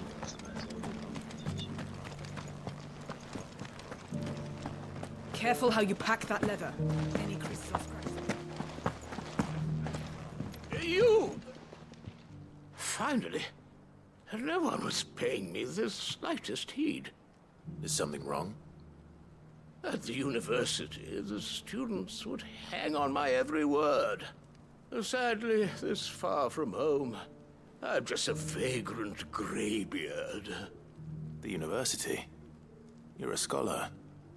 A specialist in ancient cultures. The most accomplished in all Valisthea, some have said. Not that I look the part in these tattered rags. In my heyday, no obstacle could have kept me from my studies. Yet here I am, a wizened windbag, bested by the many steps of Tabor. The answers I seek lying just beyond my enfeebled reach. Would you do an old man a kindness and brave the stairs in my stead? You'll be amply rewarded, of course.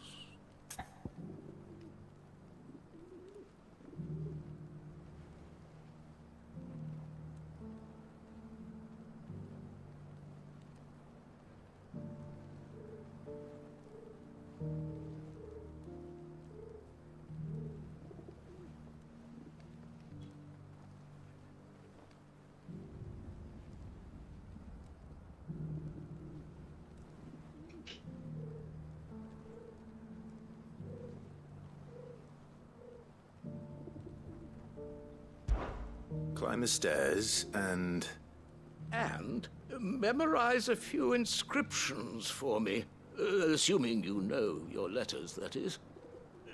Some courteous soul is rumored to have carved clues to Tabor's rich history into stones dotted about the village. 3 of them, to be precise.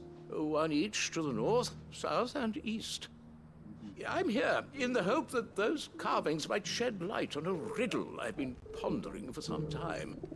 Namely, the otherwise undocumented origins of Tabor's unique people. People quite unlike those of neighboring lands. I can't promise I'll remember everything perfectly. Remember what you can. I'll piece together the rest. Make for the domed pavilions, and you'll have no trouble finding the stones.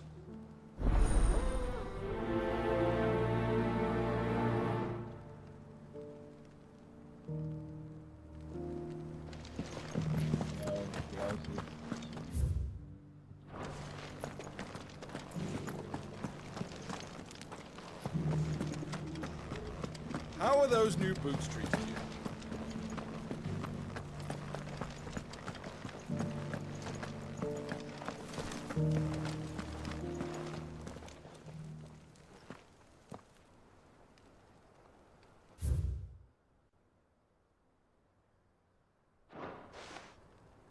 No history would be complete without mention of the mother crystals. Why won't the sky go back to how it was? I don't like it.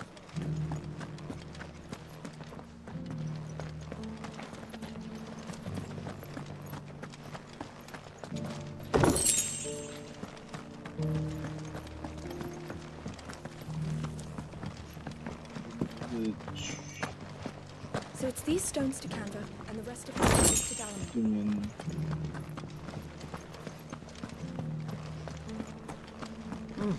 Not a scratch on them.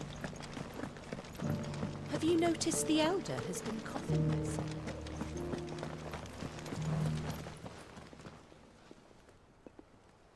吃普攻的角色，不吃普攻的角色都不好打。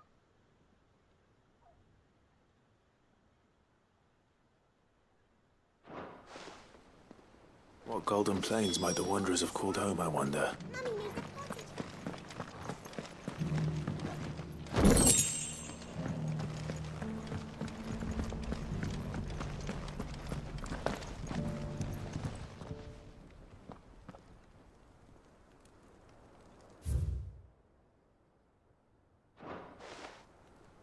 Farmers must have settled here in Tabor.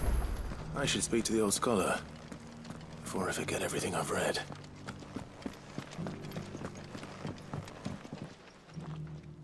The engravings were in good repair considering their age. Oh, would that I could have seen them for myself. Come, don't tease me now. What did you learn of this place and its people? Let's start with the engraving to the south, shall we? What did it say?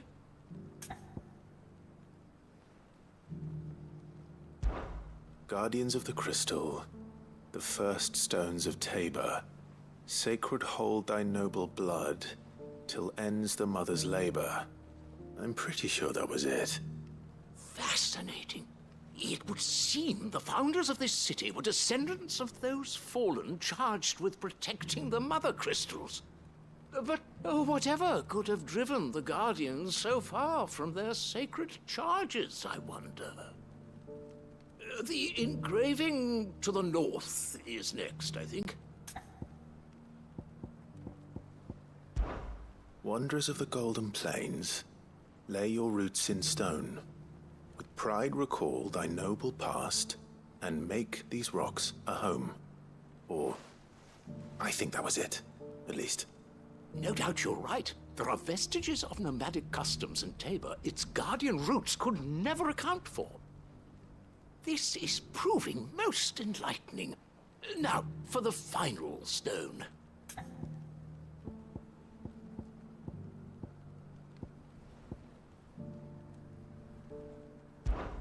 Children of the Hunters, now sworn to serve the sun. Sun worship? That cannot possibly be right. I could have sworn it was something like that. Children of the Hunters, now tillers of the land, reap her promised blessing and give praise her gracious hand. That's all three. And so, we add primitive farmers to Tabor's founding peoples, the final piece of the puzzle. 3 engravings, one for each of the 3 peoples to have settled Tabor in ancient times. Guardians of the Mother Crystal, wanderers from across the plains, and last but certainly not least, hunters turned farmers. Little wonder it was so difficult to trace the roots of Tabor's culture. Those roots reached down through 3 distinct traditions. Nonetheless, one cannot help but wonder why this fact is not better known among scholars, given that the stones stand here for all to see. Too many stairs, perhaps. Ha! Too many by far. Here, and thank you.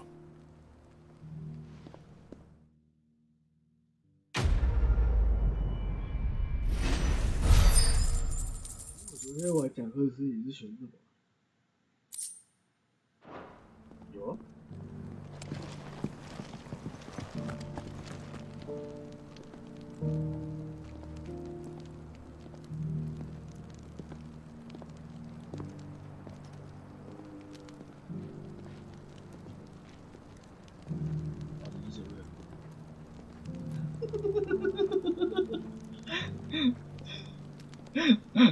啊，这是书啊，第4。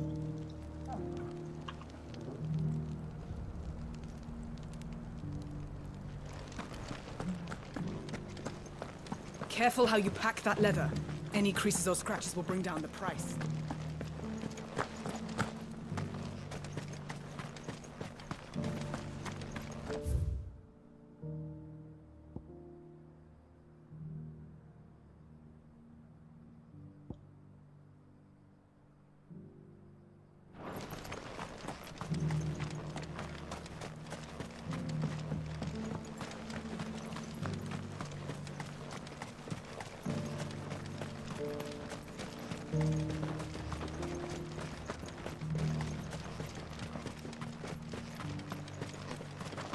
Ah, Lord Rossfield. I'm afraid I cannot stay to talk. I must leave to collect the reports of our spies in the field.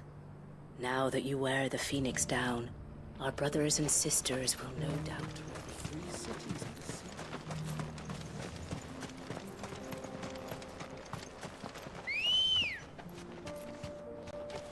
Ready, go?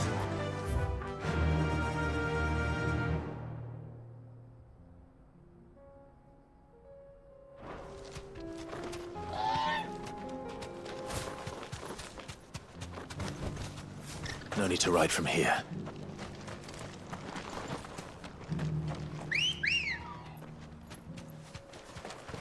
Good girl. Yeah! Are you sure this is the right way, brother?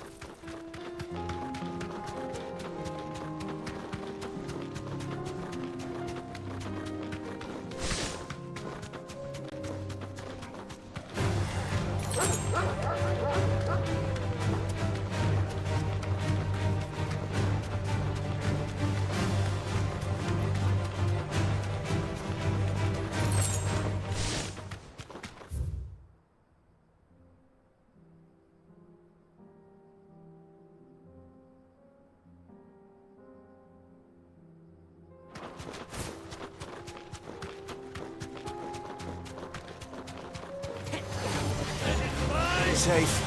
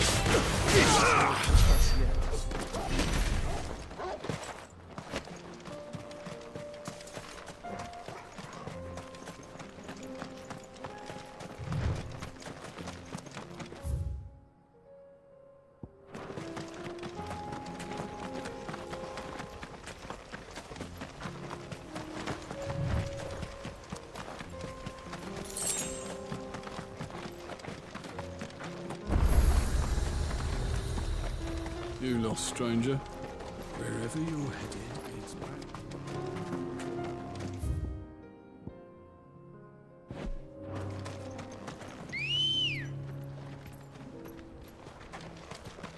Let's go.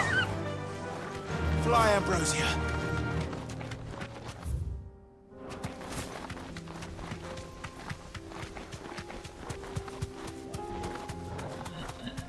Eh, 场上已经完全出一个整个的状态。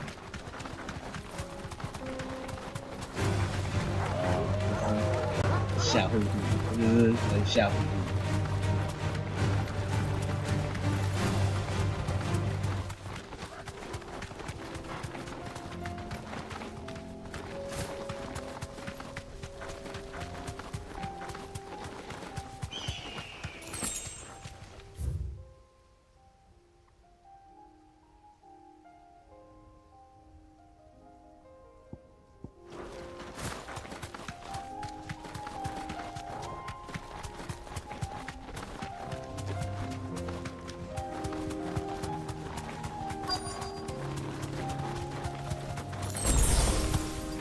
Straight home now. Loyalty may be, but it looks like there's still plenty of fight in him yet.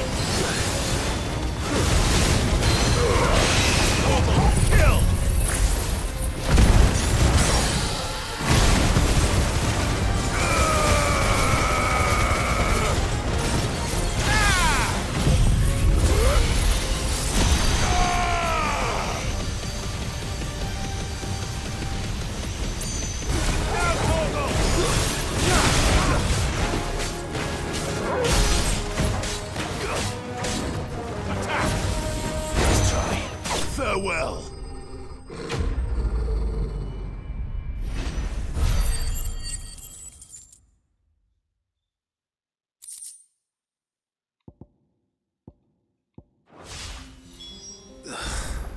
This thing reeks. The sooner it's off my hands, the better.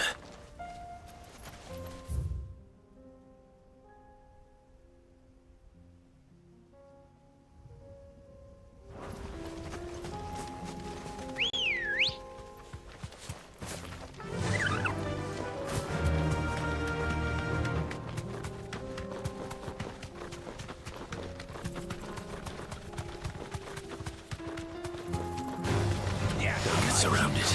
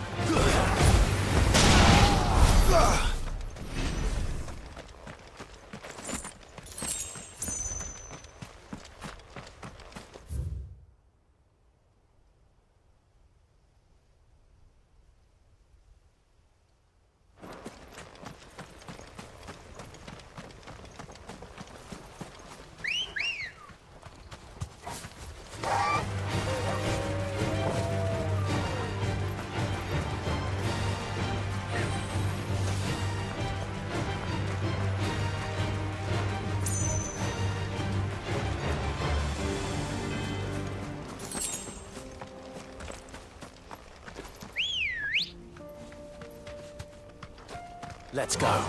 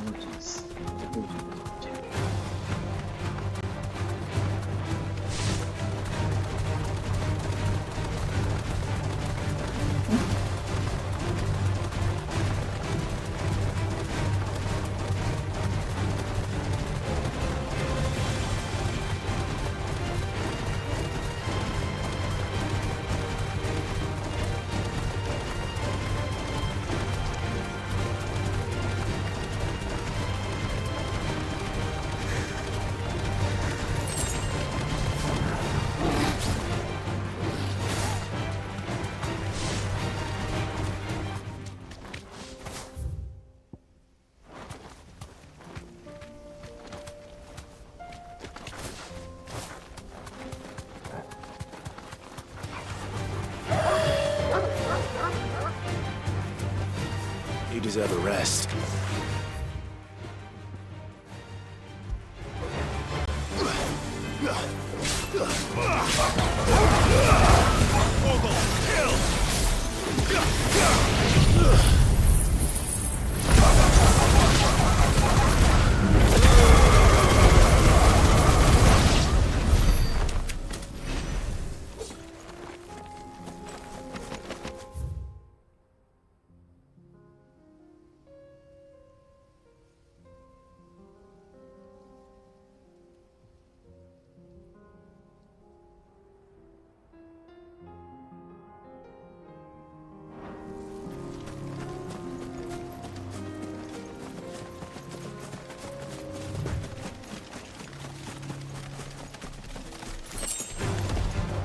holding back.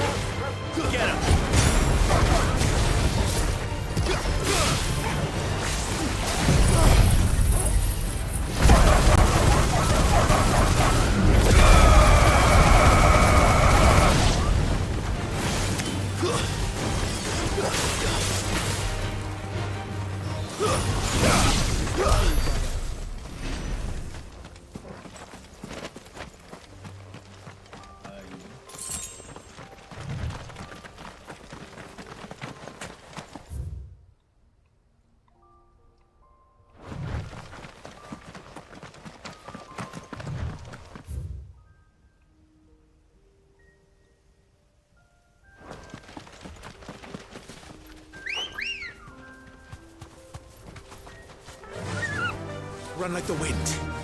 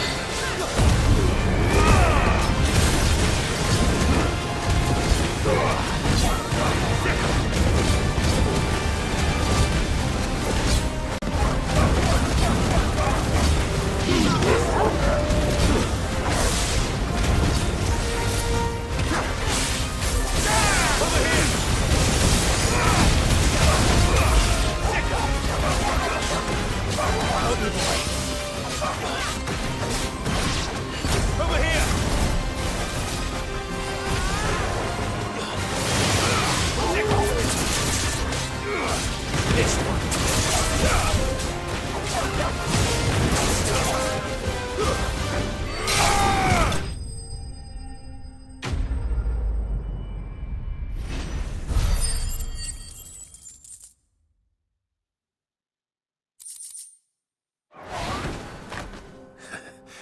Shouldn't have messed with the leader of the pack, eh, boy?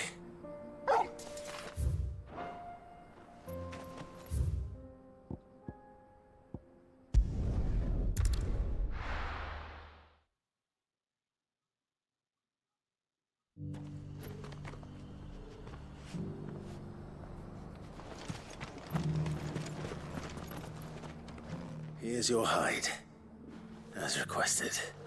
I worried you might never return. Quickly, let me see it.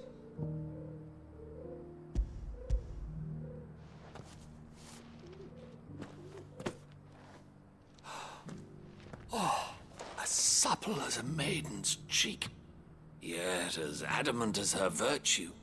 This is everything I had hoped for, and more. Clearly, my trust in you was not misplaced. You must be a hunter of considerable talent to have bested the beast with nary a scratch. Join me as my honored partner.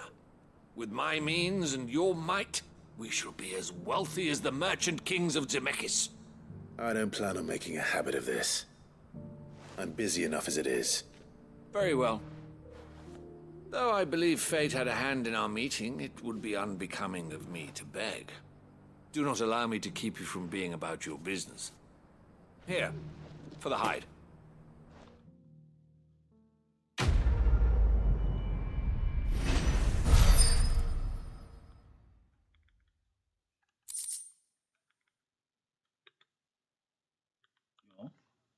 昨天我们有用了几次，比较后面的城市才，不知道为什么。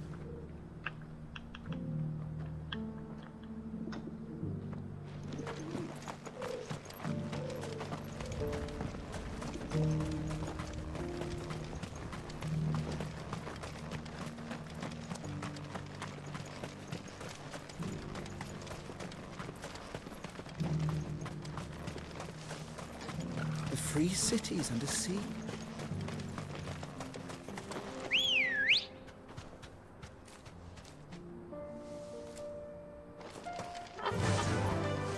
Fly, Ambrosia.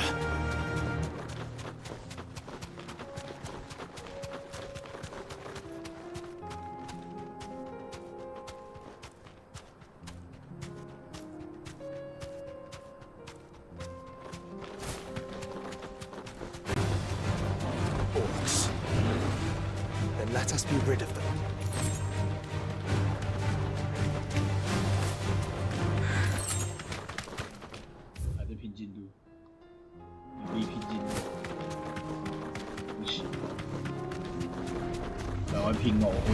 Surrounded.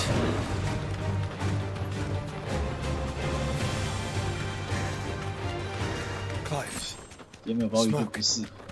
这样我觉得让我当我作为我觉得变成最重的压力，这样不好。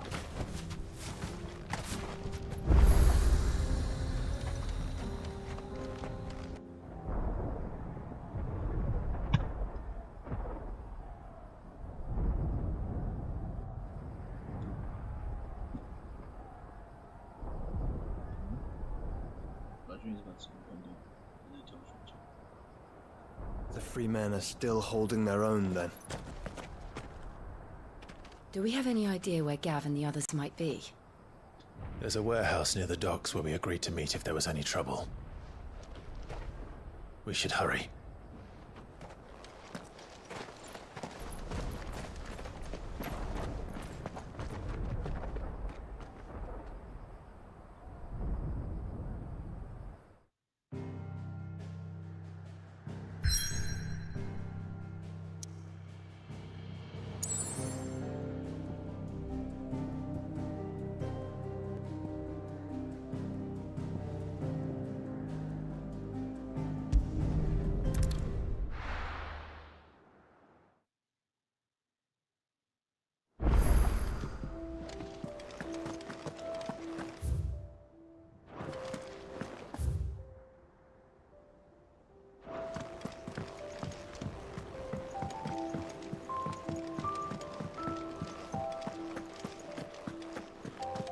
see the pair that got hauled into time?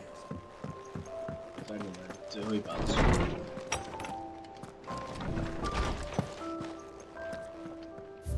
第二有没有？对啊，那这样是一直。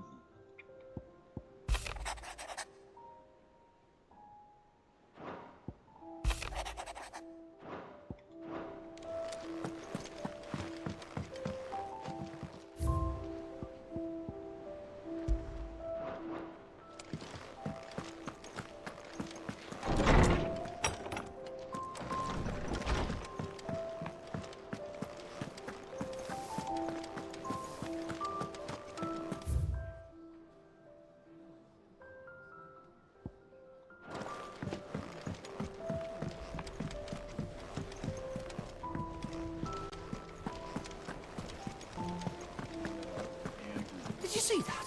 还是你如果要跳槽去伪创，我觉得。What will it be today? 台积 How may I help you today? 我是没卖了。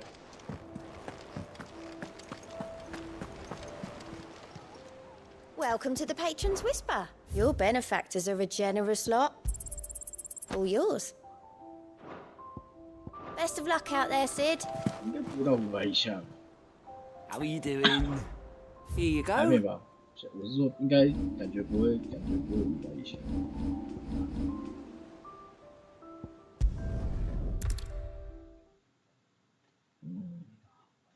可以了，好吧，加 I'll 油。 be taking you all to a storehouse in the Bales. Leave anything you 先 don't. 买1起，那个。 You know what you have to do. Clive, I fear that I must bid you farewell. As you know, our time grows short. The Lord Chief Justice's vultures are circling. We must strike now. Before we part, I want you to know that, though I may not always have been your most vocal ally, I trust you, as I trusted your predecessor. Thank you. I appreciate the sentiment, and I understand more than anyone how you feel. But is revenge really the answer? It is the one I found, and it is all that I have lived for since that day. But what of Lostwing? Everything you've built. I built Lostwing to achieve this aim. Once it is done, the village will have served its purpose. My comrades and I are sure of our cause, and we shall fight to the last, come what may. But there are those among us who cannot fight. Children, the elderly, bearers afflicted by the curse. I would place Lostwing in their hands, if I thought it would do them any good. But a village home only to the frail and the infirm is not likely to stay a safe haven for long. And so, Clive, I find myself turning to you once more. Will you take them to your hideaway, that they might live even should Lostwing die? I will. Thank you. I will not have it said that I did not see to the well-being of those who rallied to my cause. The people I speak of have withdrawn to Gotan's Bales, away from danger in case the Black Shields strike. Understood. I'll make sure they get to the hideaway safely. Then the last of my preparations are complete. Fare you well, Clive. And may Griga guide us. All of us.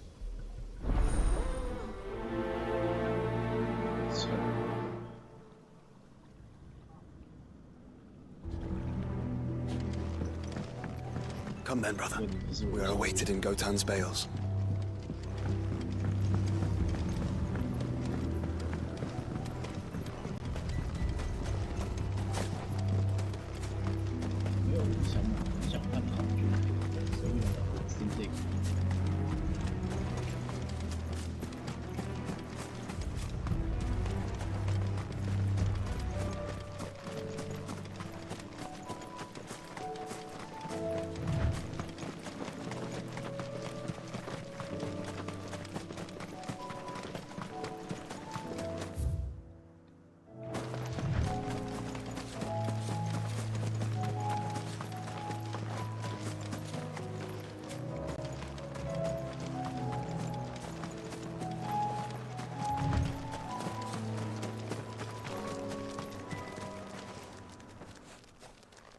Everyone.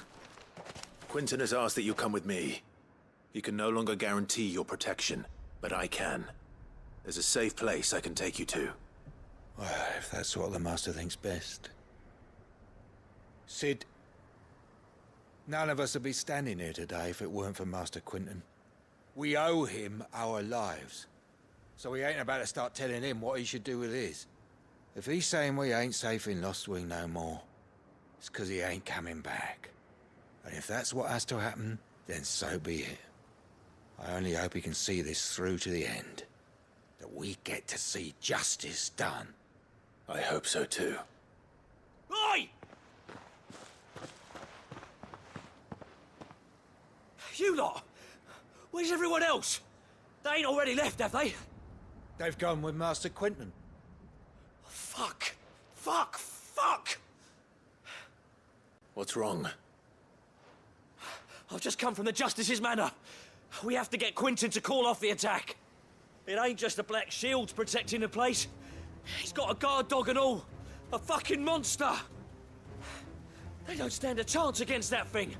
If I don't get the message to them, they're all gonna fucking die. No. We can't let this happen.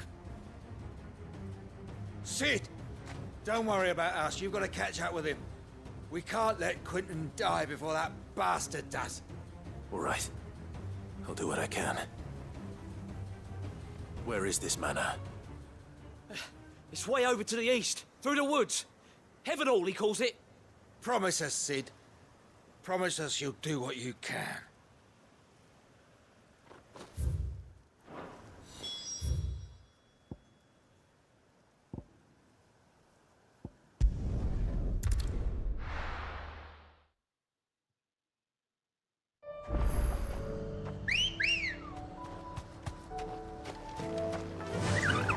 Fly, Ambrosia.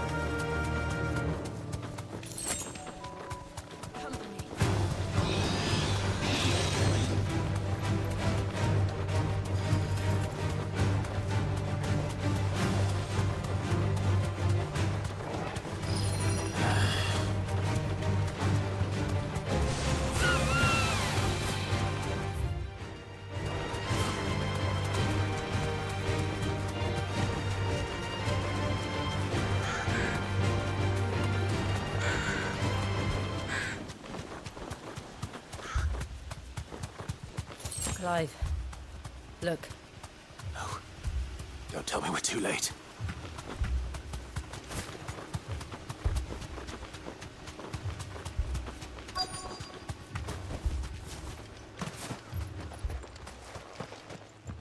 Quinton, are you all right? No. But I am alive. Which is more than I can say for my comrades. They followed me without question all the way here. And they died. For nothing.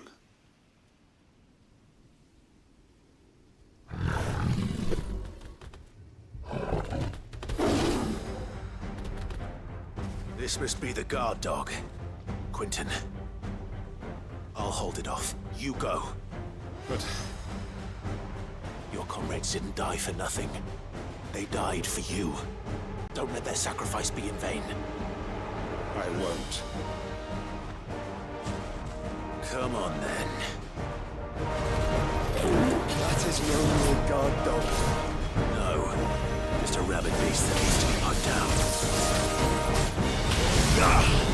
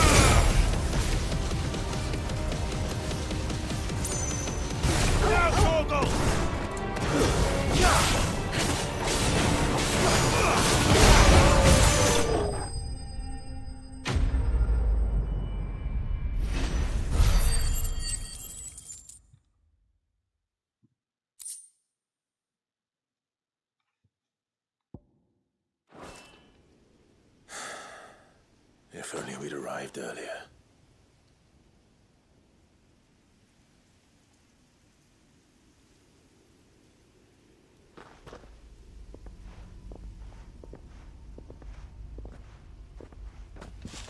Is it over? It is. He wept and begged for mercy. And I cut him from ear to ear, just as I dreamed of doing all these years. All my plans, building a haven in Lostwing, freeing bearers from their chains and recruiting them to my cause. It was all for this. But what is this? Justice? My faithful comrades. All those lives lost, so that I might take another. Quentin. Master Quentin! Oh, thank Grieger you're safe. You're alive. And so are you. I'm so sorry. I tried to warn you about that thing. And I hate to say it, but there's more bad news. It's Lostwing. It's been flooded. What?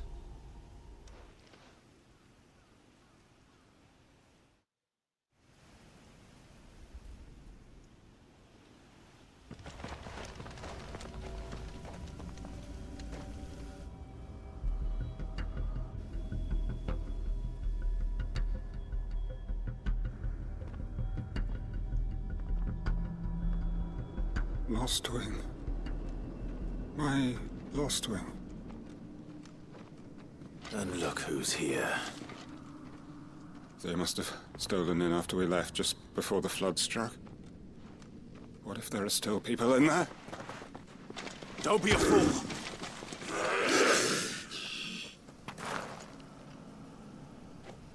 Damn it.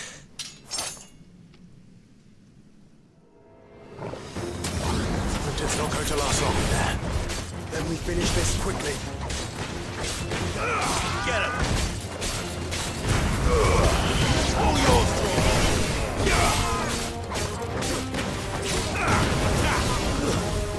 Stay down!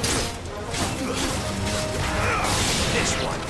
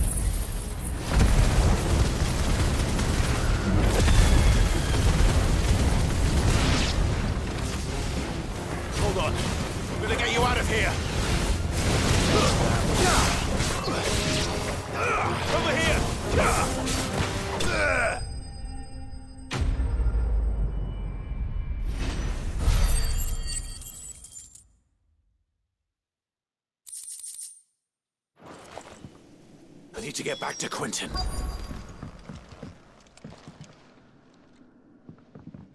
Quentin! Quentin! Look at me! Thank the Founder. I'm going to get you out of here.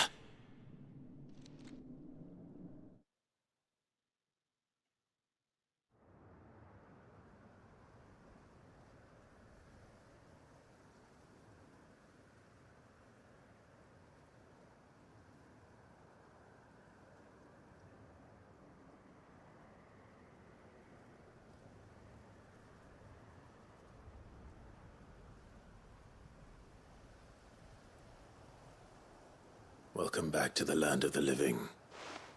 Is Lostwing? The flood has filled the valley.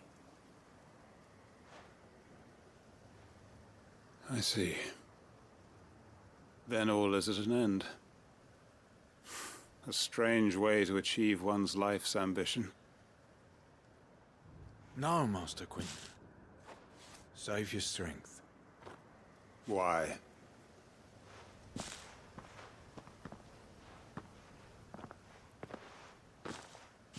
All that I strove for is gone. Only emptiness remains. I have nothing left to live for. What the heck are you on about? You've got us, ain't you? Don't try telling me you only freed us so you could get revenge. We're more than that to you, and we all know it. I thought you weren't coming back. But I prayed, and you did. There's got to be a reason for that, right? Can't we just go back to how it was? You know, you looking after us all. Your work ain't over yet, Master Quinton. We believed that you were the right man to lead us, and we still do. Your village may be lost, but it seems your people aren't. So long as you remain to guide them. But why? After what why would anyone follow me? 'Cause we're family, aren't we? Family? Yeah, and all our comrades who went with you, they felt the same. Lostwing weren't just a village. It was all of us. It was. And as long as we're still here, it is too. We can start again. Build a new Lostwing, right here in the Bales.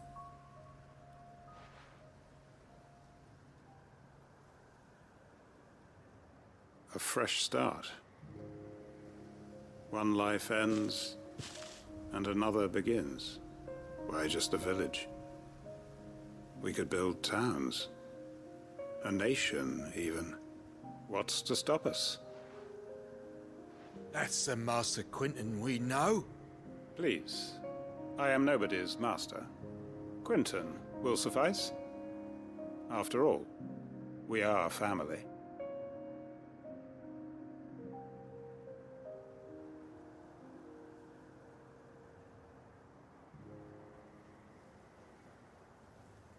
Permit me to withdraw my request. I will no longer be needing your help in looking after my people. I'll pretend you never asked. But you must be rewarded for your efforts on our behalf.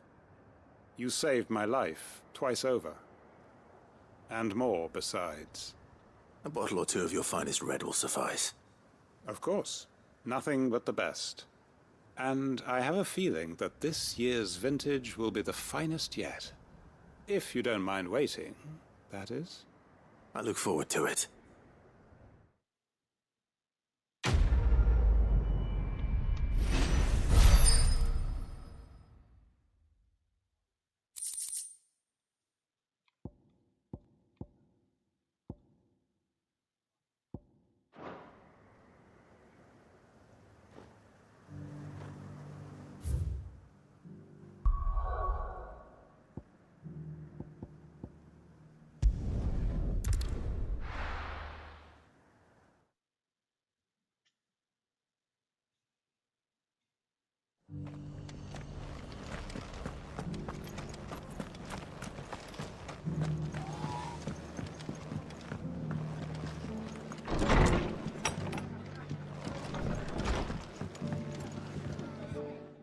Clive, just the man I was hoping to see.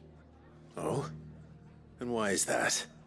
You remember how some of Sir Wade's guardians took up residence here after the Akashic attacked? Well, now the rest have come to join him. Seems their barracks in the Lazarus have been lost to an ether flood. Now, I don't mind having a few more brave boys around to keep them animals at bay. I ain't daft after all. But we ain't got nowhere for 'em to bed down. Poor buggers are having to make do with haylofts and chocobo pens. I'd build 'em a new barracks here if I could. But where would I put 'em? There just ain't enough room up here on the rock. Which leaves us in a bit of a pickle. The people we're counting on to keep us safe are living like beggars. I see. And it ain't just that lot. There's bears to think about too. There's been more and more of them turning up lately, coming from all over looking for safe haven. But there's only so many we can shelter with the room we've got.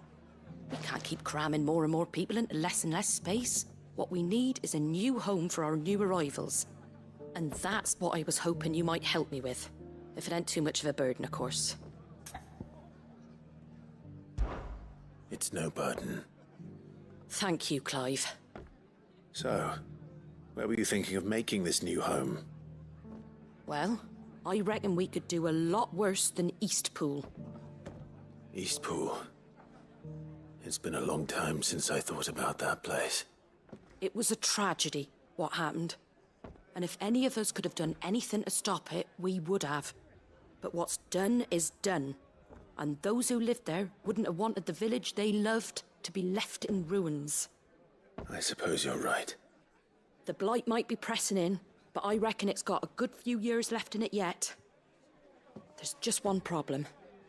A band of cutthroats have made it their den, and they don't seem like they'll be moving on in a hurry. Nasty bastards they are too.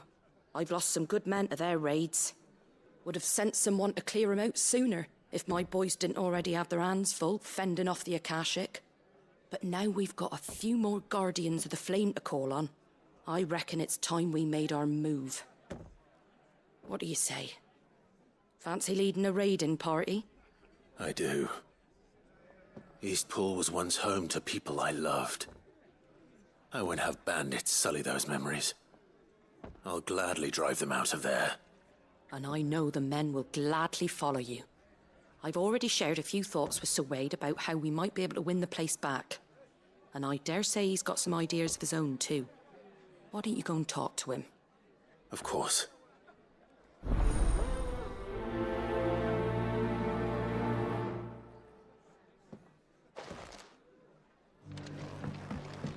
Back to Eastpool, then. Not just yet. Let's hear Wade's plan first.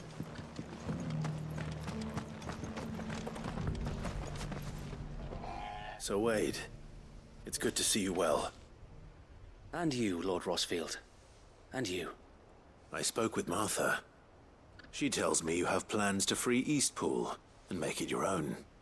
That's right, though it was mostly her idea. I rather fear my men have been treading on her toes somewhat since joining us, not to mention each other's. And then there are the bearers, men and women who found the courage to flee their masters and sought refuge here. We need somewhere to settle them, and I can think of worse places than Eastpool. As can I. Which is why I agreed to help you win it back. That's very kind of you. I'd be most grateful if you would. With you beside us, we shall soon send that rabble of rogues running for the hills. So, what can you tell me? That thankfully there aren't too many of them. Fewer than a dozen at our last count. And rather less, thankfully. The road that leads there will more than likely still be crawling with Akashic. A small force would suffice to clear the village, but if the Akashic were to follow them in, that force could end up trapped between a rock and a very hard place indeed. I'll head into Eastpool and deal with the bandits. You and the Guardians can stay outside the village and fend off any Akashic who come too close. Make sure I'm not taken unawares. I can't ask you to bear all that risk yourself, my lord. The Akashic are the bigger risk. I can handle a few bandits. Well, if you're sure, I shall summon my men at once. Shall I wait for you here? No need, my lord. You go on ahead. We'll be with you before long. All right. I'll meet you at Eastpool then. We shall see you there. And may victory await our coming.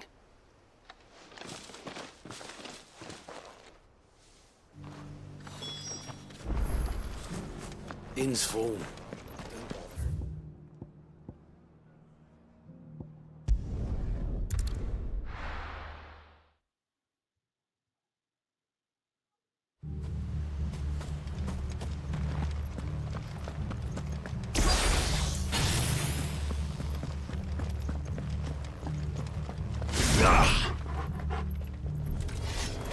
Who the hell are you?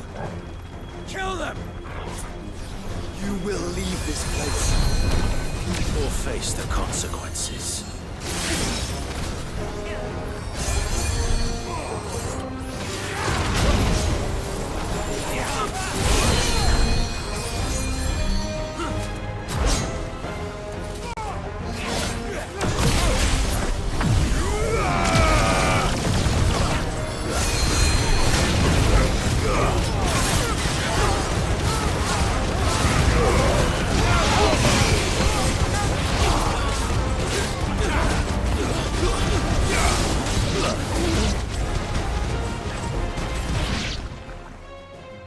That's the end of that, then.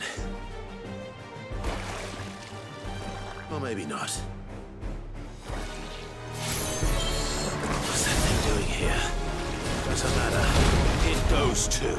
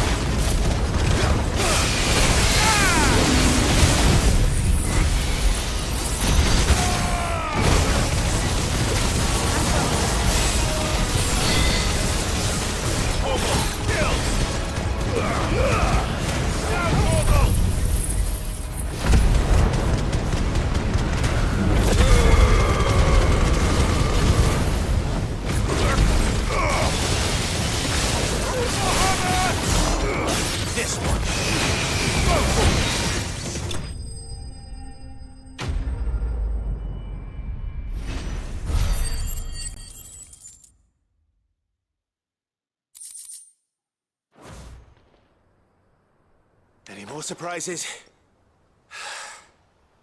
I'll take that as a no. Bravo. A magnificent display, my lord. You were watching. I thought you were keeping an eye out for a Kashik. We were. Put down more than a few on the road, then arrived just in time to see you slay that... whatever it was. Let's hope it was the last of its kind. Though I expect you and the Guardians will be up to the challenge should another appear. I would hope so, my lord. Your men will be bringing the bearers who'll be living here, I assume. It might be best to send word for them to come right away, before any other unsavory characters move in. Of course. I'll send orders for them to depart immediately. Leave it with me, my lord.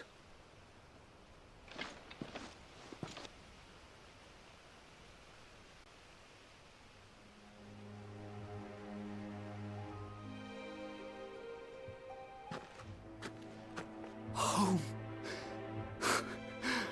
Without masters. No. We're the masters now. Our lives are our own at last. That's all of them. And not a single Akashek in sight. Now to begin the important work of rebuilding the place. It won't be easy. Especially not after 5 years of beasts and blackguards having their wicked way with the place. The masonry might still be sturdy enough, but half the beams are rotted. Those that weren't lost in the fire or burned by the bandits, that is. It'll take a bit of elbow grease, but we'll see Eastpool rise again. Just you wait. So wait. Lady Hannah is buried here. If you don't mind, I'd like Oscar to join the rebuilding efforts. He should be a part of this. Of course. I couldn't agree more. I'll let Martha know that everyone arrived safely. If you need anything more, you have only to send a Stolas. And we will, my lord. Safe travels. Eastpool lives again. Let's go and tell Martha the good news.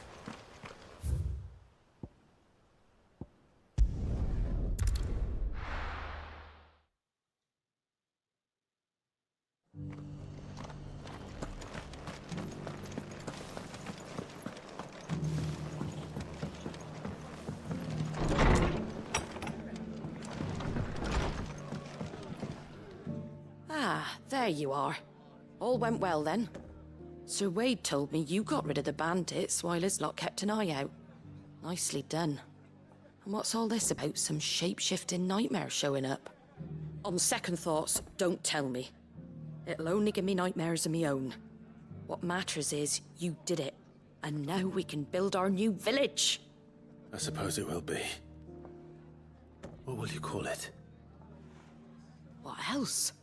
Eastpool. Sir Wade said it best. There's plenty bad happened to that place, but that don't undo the good that happened there. No need to throw the baby out with the bathwater. Did Wade say that? Well, something along those lines. Anyway, the poor souls might have made it to Eastpool, but their work ain't done yet. So the way I see it, neither is mine. If it's food or lumber or strong backs they need, the rest is ready to provide it. Thank you, Martha. No, thank you. You didn't have to help us. I wanted to.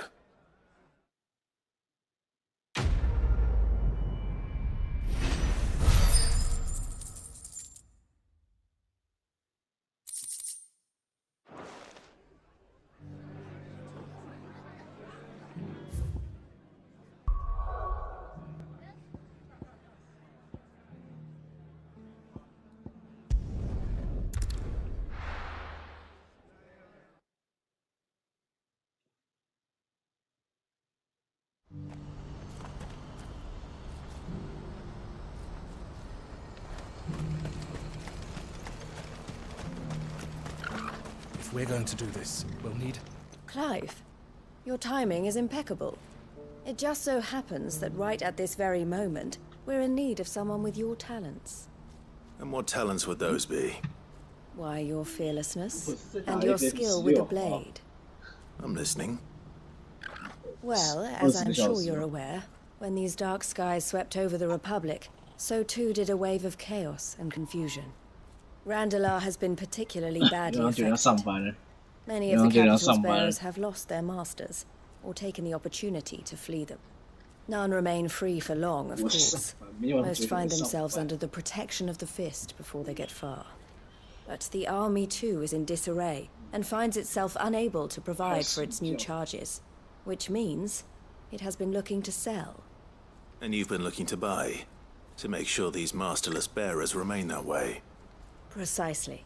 It's the perfect opportunity to free dozens more, and for an attractive price, no less. So where does my skill with the blade come in? Though we may have the funds to buy these bearers, we have nowhere to house them. So we've been searching for a place where they can be resettled. Somewhere far from the prying eyes of those who would see them enslaved once more. And we believe we have found one. Cashlock. A small hamlet hidden in a canyon. The place was abandoned a long time ago, but when the men moved out, the beasts moved in. And so we seek the aid of a fearless swordsman to encourage them to look elsewhere. You'll help, won't you? How could I refuse? Excellent. Theo, if you wouldn't mind making arrangements for the transportation of our guests, as we discussed. Of course. Leave everything with me. Sounds like you'll have your work cut out for you. I will. We have an entire village to stock and furnish. Residents and all. Even if I begin right now, I'll be working day and night. So I'd better get started. Try to clear the place out before the wagons roll in, won't you? I'll do my best. You will find the village in Chadra's Thread, past Lateney's Cleft.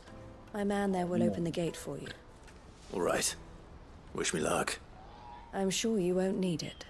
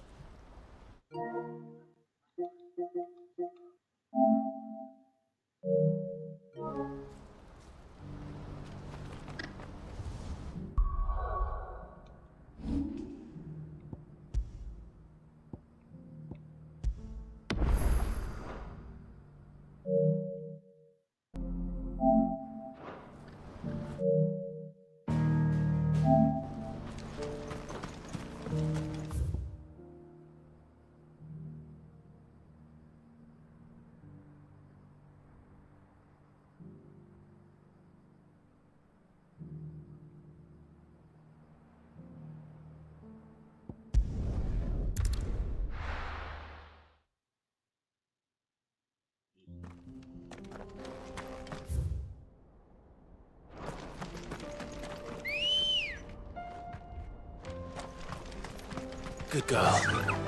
Faster!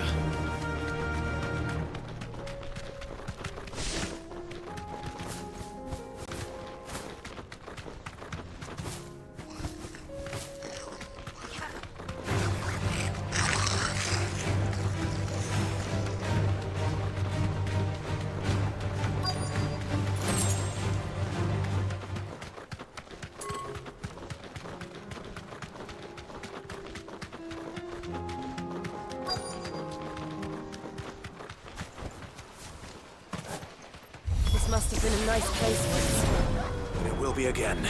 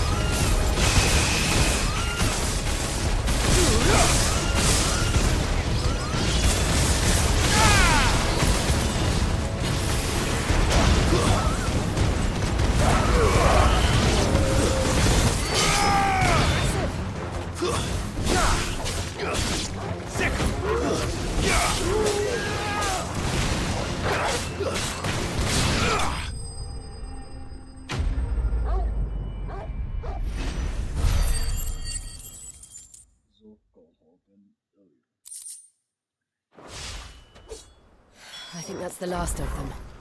I think you're right. Let's head back to Boklat.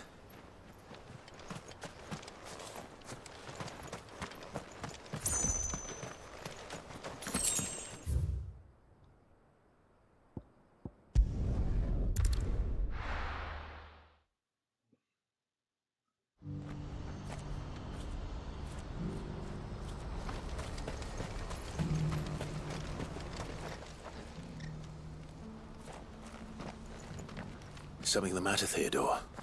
Quiet. Those are our terms. I trust that you will give them your full consideration. I shall. Thank you.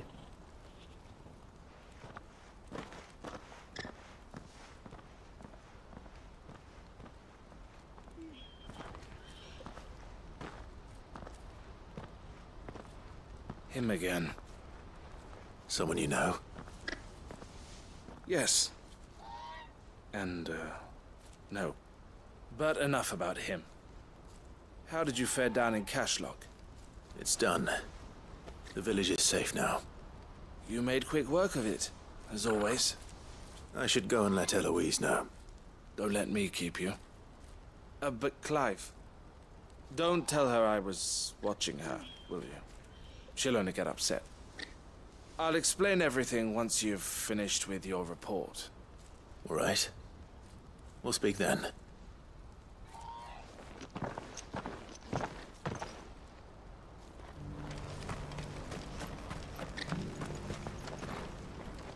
Eloise, I just got back from Cashlock. The village should be safe now. Thank you, Clive. Here, something for your trouble. Well then, now that you have laid the groundwork for our little project, I suppose we'd better finish the job. The first thing we'll need to do is make sure our offer for the bearers is accepted. You're still in negotiations? We are. A trusted colleague has been dealing with the Fist on our behalf, but things have been trickier than we anticipated. I suppose it's to be expected. This is the army we're dealing with. Fighting's what they do. But we shall emerge victorious in the end. Well, if you need any help, you know where to find me. I'm not sure I do, but thank you all the same.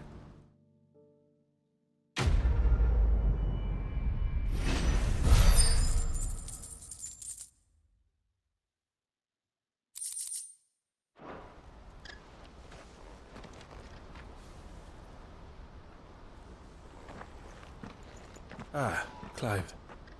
You wanted to talk? The man I was watching earlier, the one speaking to my sister, he represents the Silver Peak Consortium. It's one of the bigger trading houses. I don't think I've heard of them. Well, every trader in Dhalmekia has. They operate across the length and breadth of the Republic, and they're still expanding. They've been trying to get Eloise to join their ranks for some time now, and judging by her reaction earlier, I'd say she had half a mind to accept their latest offer. And you'd rather she didn't? I would rather she did what makes her happy. And I would never deny her such an opportunity. Eloise saved me from slavery, and we have striven to save others like me ever since. But this was not the life my sister wanted, nor the one she deserves. I won't let her give up on her dreams again for my sake. She freed me from my bonds, and she must be freed from hers in turn. You're a good man, Theo. I have always been grateful for what my sister did for me, and I want to repay the favor by letting her live her own life. But each time an opportunity to do just that arises, she turns it down. For my sake. She loves you. And I love her. Which is why I want this time to be different. To show her that I don't need to be watched over anymore. Though I'm sure I'll still need some help from time to time. I trust that I can count on you. Always. Thank you, Clive. Well then, I had better get back to work. These bearers aren't going to move themselves. That's a job for the Crimson Caravans.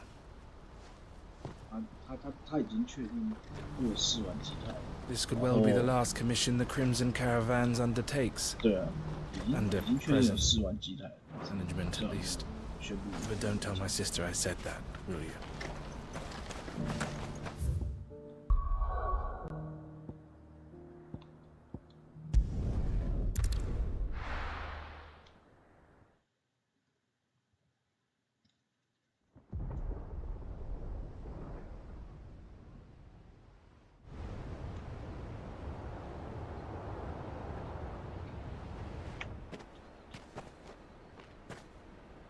Sounds like thunder.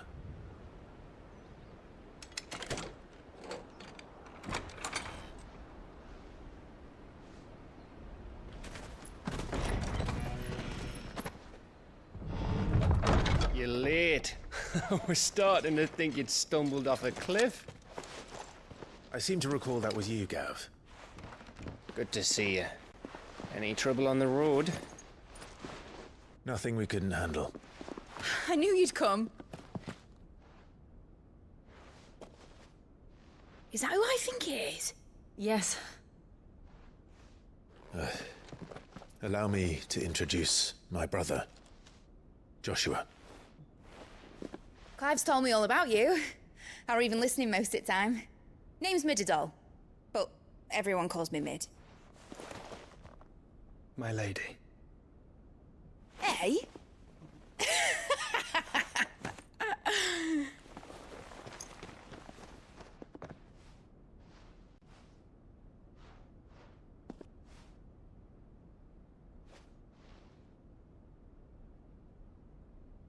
My boy. Uncle Byron. It's really you. I never thought I'd see the day.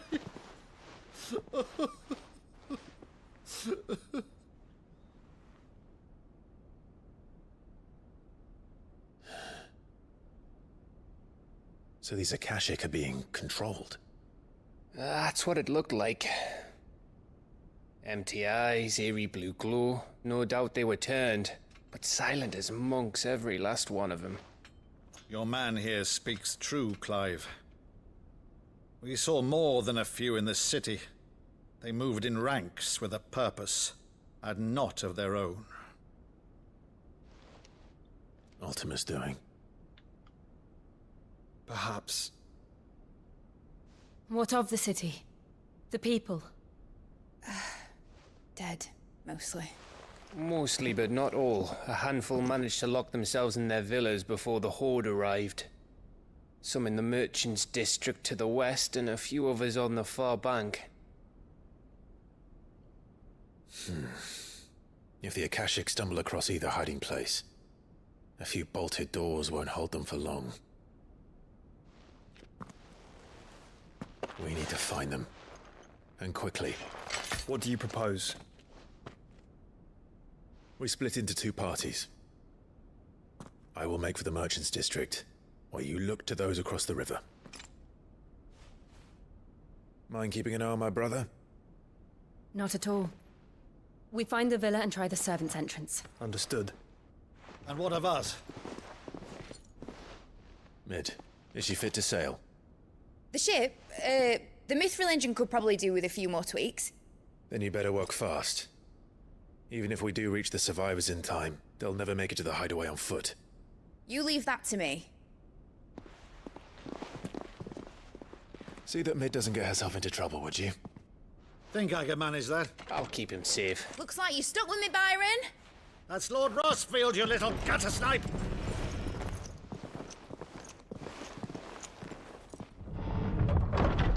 Shall we then? And you keep Clive safe. Be careful. Both of you. You too.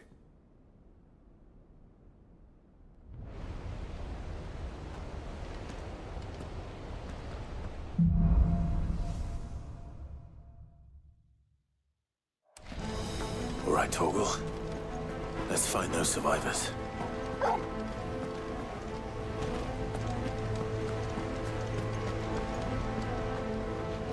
They don't stand a chance against those things.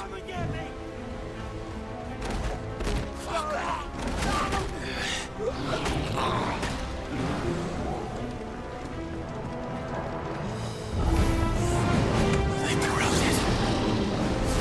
Over here!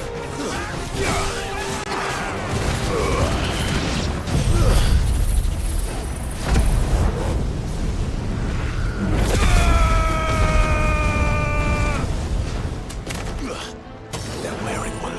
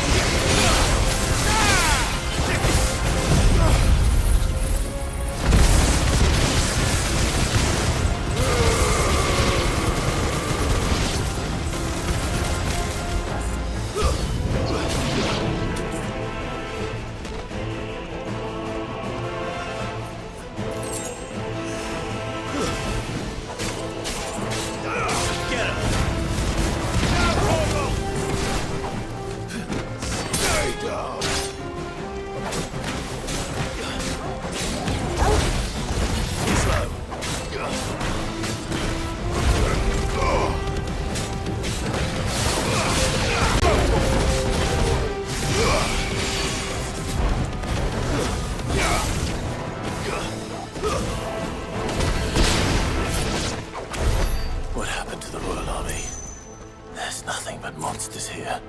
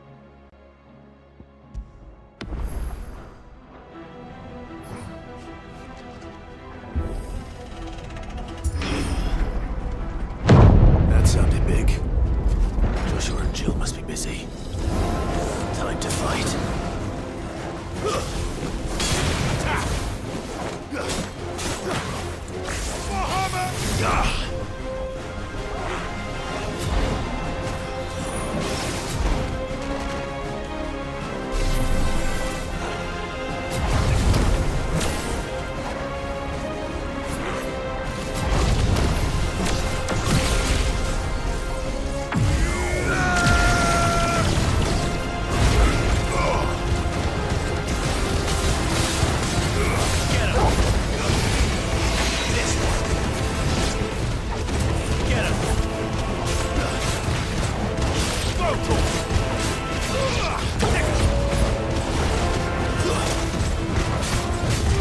finished!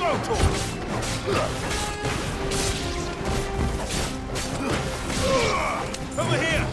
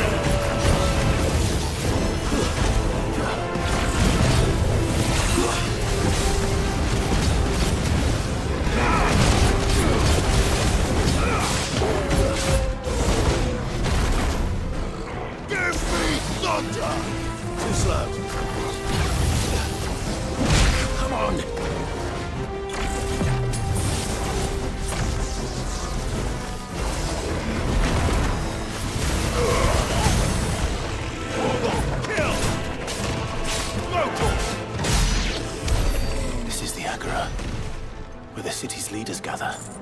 There may still be survivors inside.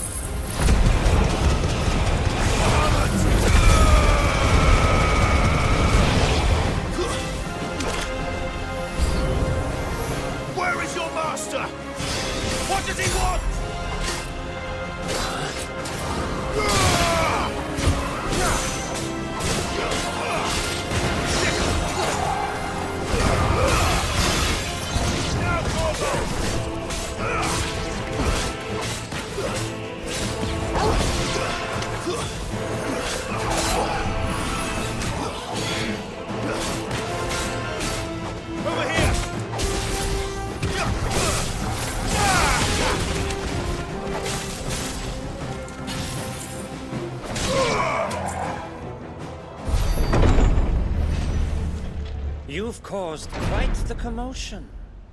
But then I would expect no less from you, Muthos. You again. I don't believe we've been introduced. You were in my family's crypt. And now you're here. With an army of Akashic thralls. Manners, Lord Rosfield? They are men, like you and me.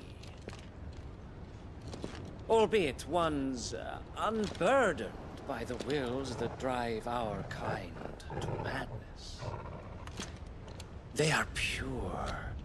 They are divine. What? And they are all that remains in this once raucous city. You'll pay for what you've done. As you wish. I confess I have been very much looking forward to this. Pardon me this indulgence, Your Majesty. The vessel shall not be spoiled.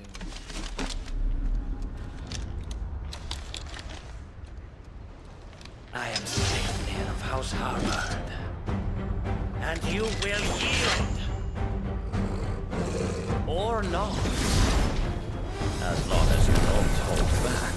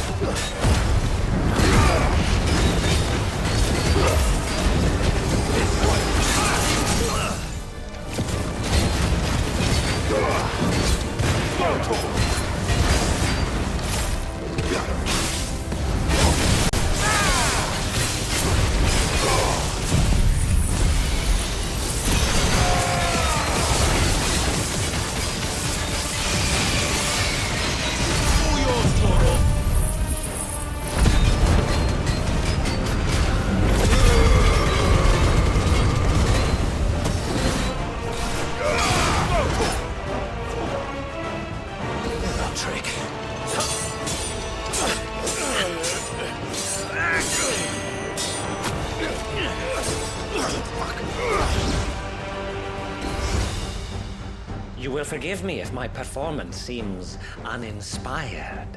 It is just that I expected so much more from our chosen one. Perhaps this will kindle your flame? What now?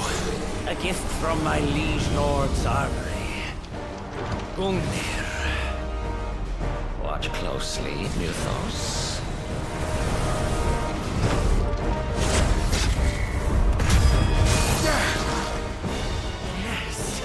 Yes!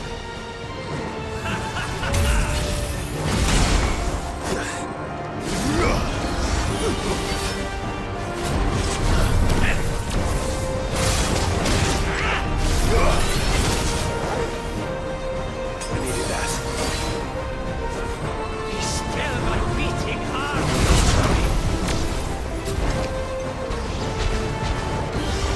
Stop!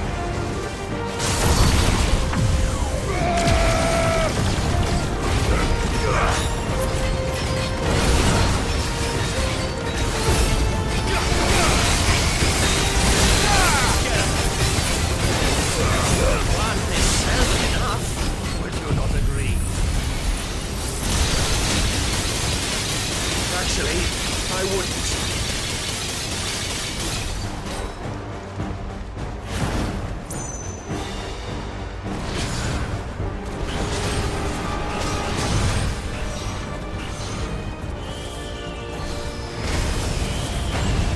Too slow.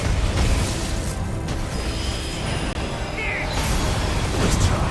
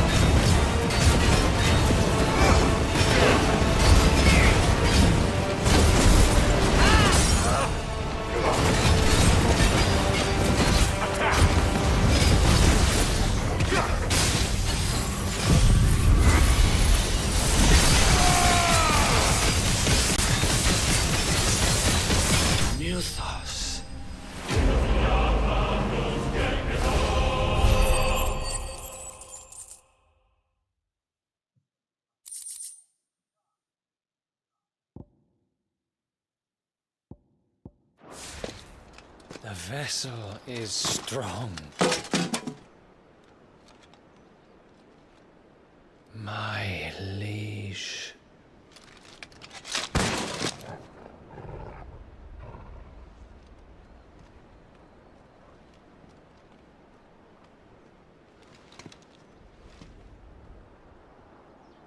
Clive! You're all right. As are you, I see. We are, yes. I'm sorry, but we couldn't save them. It was over before we arrived. Well, you did what you could. I fear we were all too late. What's wrong? Nothing. I hope.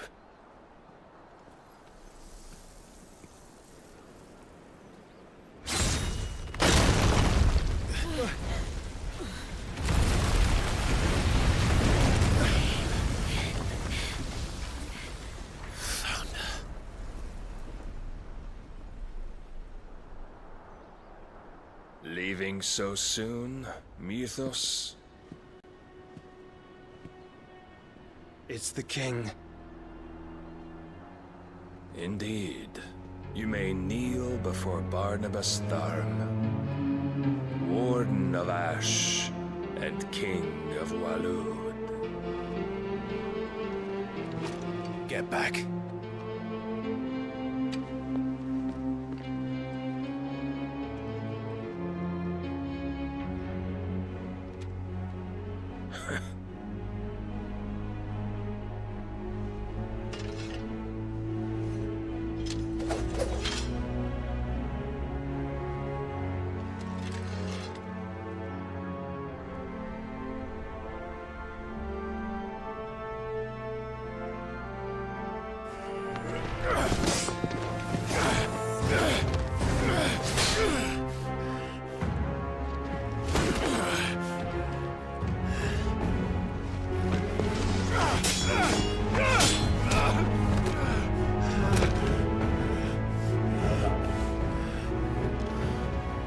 Wild and impetuous.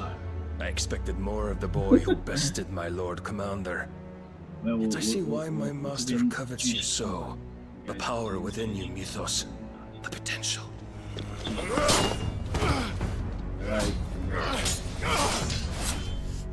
Stop calling me Mythos. But Mythos is everything. The cornerstone of all creation. The Lord's vessel. Your purpose. My purpose? To surrender my mind and body to that thing.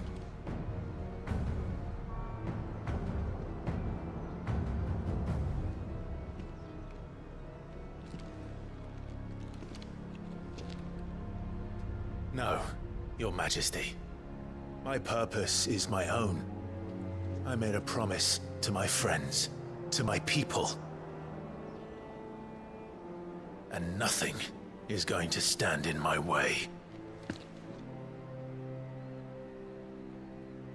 You would allow this delusion of free will to bar your path to greatness? Truly, your volition is a cancer. One that must be excised.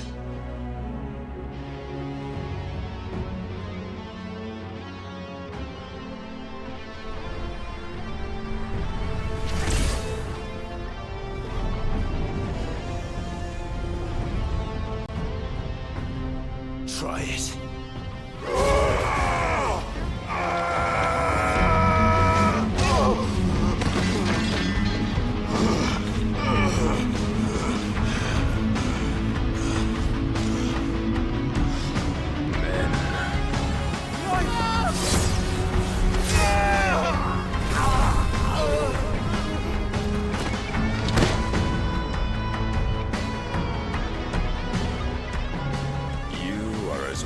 As all the rest. Joshua!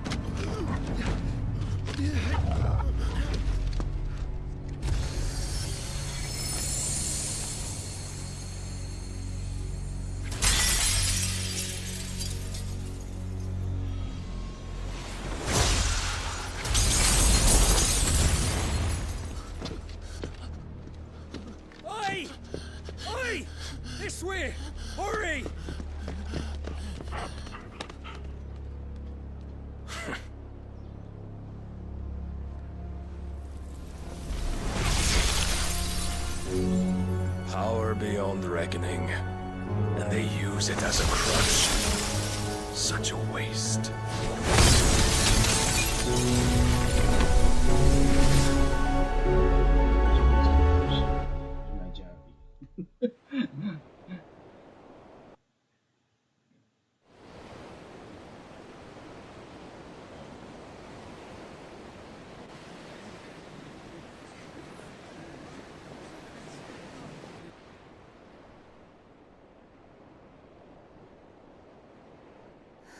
Will he be all right? The phoenix can mend flesh, but the spirit must recover on its own. I'm afraid the rest is up to him. This place is remarkable. Outfitting it must have been no small feat. But why go to such trouble? That beauty's belly's filled with wonders the world ain't ready for. If the guilds caught wind of what we were up to, they'd all want a piece. All right? And how is he? Do not blame yourself. He was barely breathing when you brought him here. We would have lost him if it were not for you. No. Barnabas may have severed nigh every sinew in my brother's body. But he made certain the wounds were not fatal. Nigh every sinew? Allow me, your lordship. Don't know what I was thinking, putting you to the trouble like that. 'Tis no trouble carrying comestibles to my ailing nephew. I know, but you've already done so much for us. Pouring your gale into the hideaway and now the ship. I don't want to take the piss. You risked your life. And for what? Some girl you hardly know. Why'd you do it? You got mad or something? I wouldn't go that far. Clive! You're awake, my boy. Oh. All I want to do is help. And the world won't save itself. It was Sid. Your father, who taught me that. Sounds like him. Don't you dare do that again. What of the Royalists? Fucked off, the lot of them, along with the galleon. With the king on board, no doubt. The Iron Hair wouldn't sail without him. Clive. Jill didn't come back. What do you mean? She kept the king busy while the others dragged you out. It's all right, Mid. Jill is fine. The ether of her icon endures. And as long as it does, we can be certain she is alive.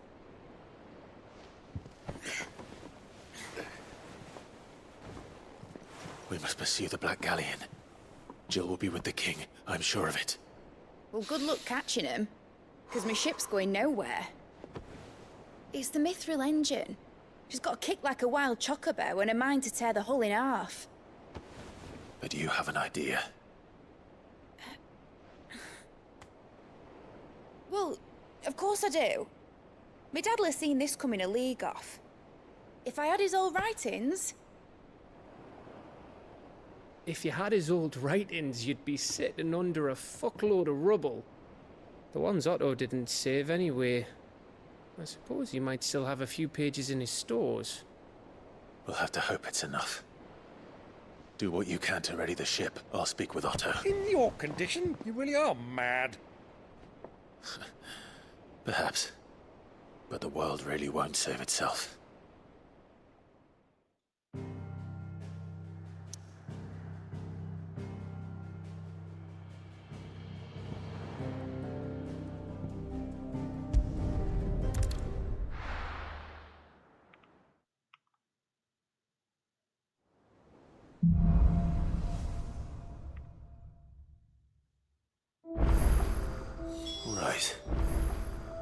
Gav said that Otto might know something.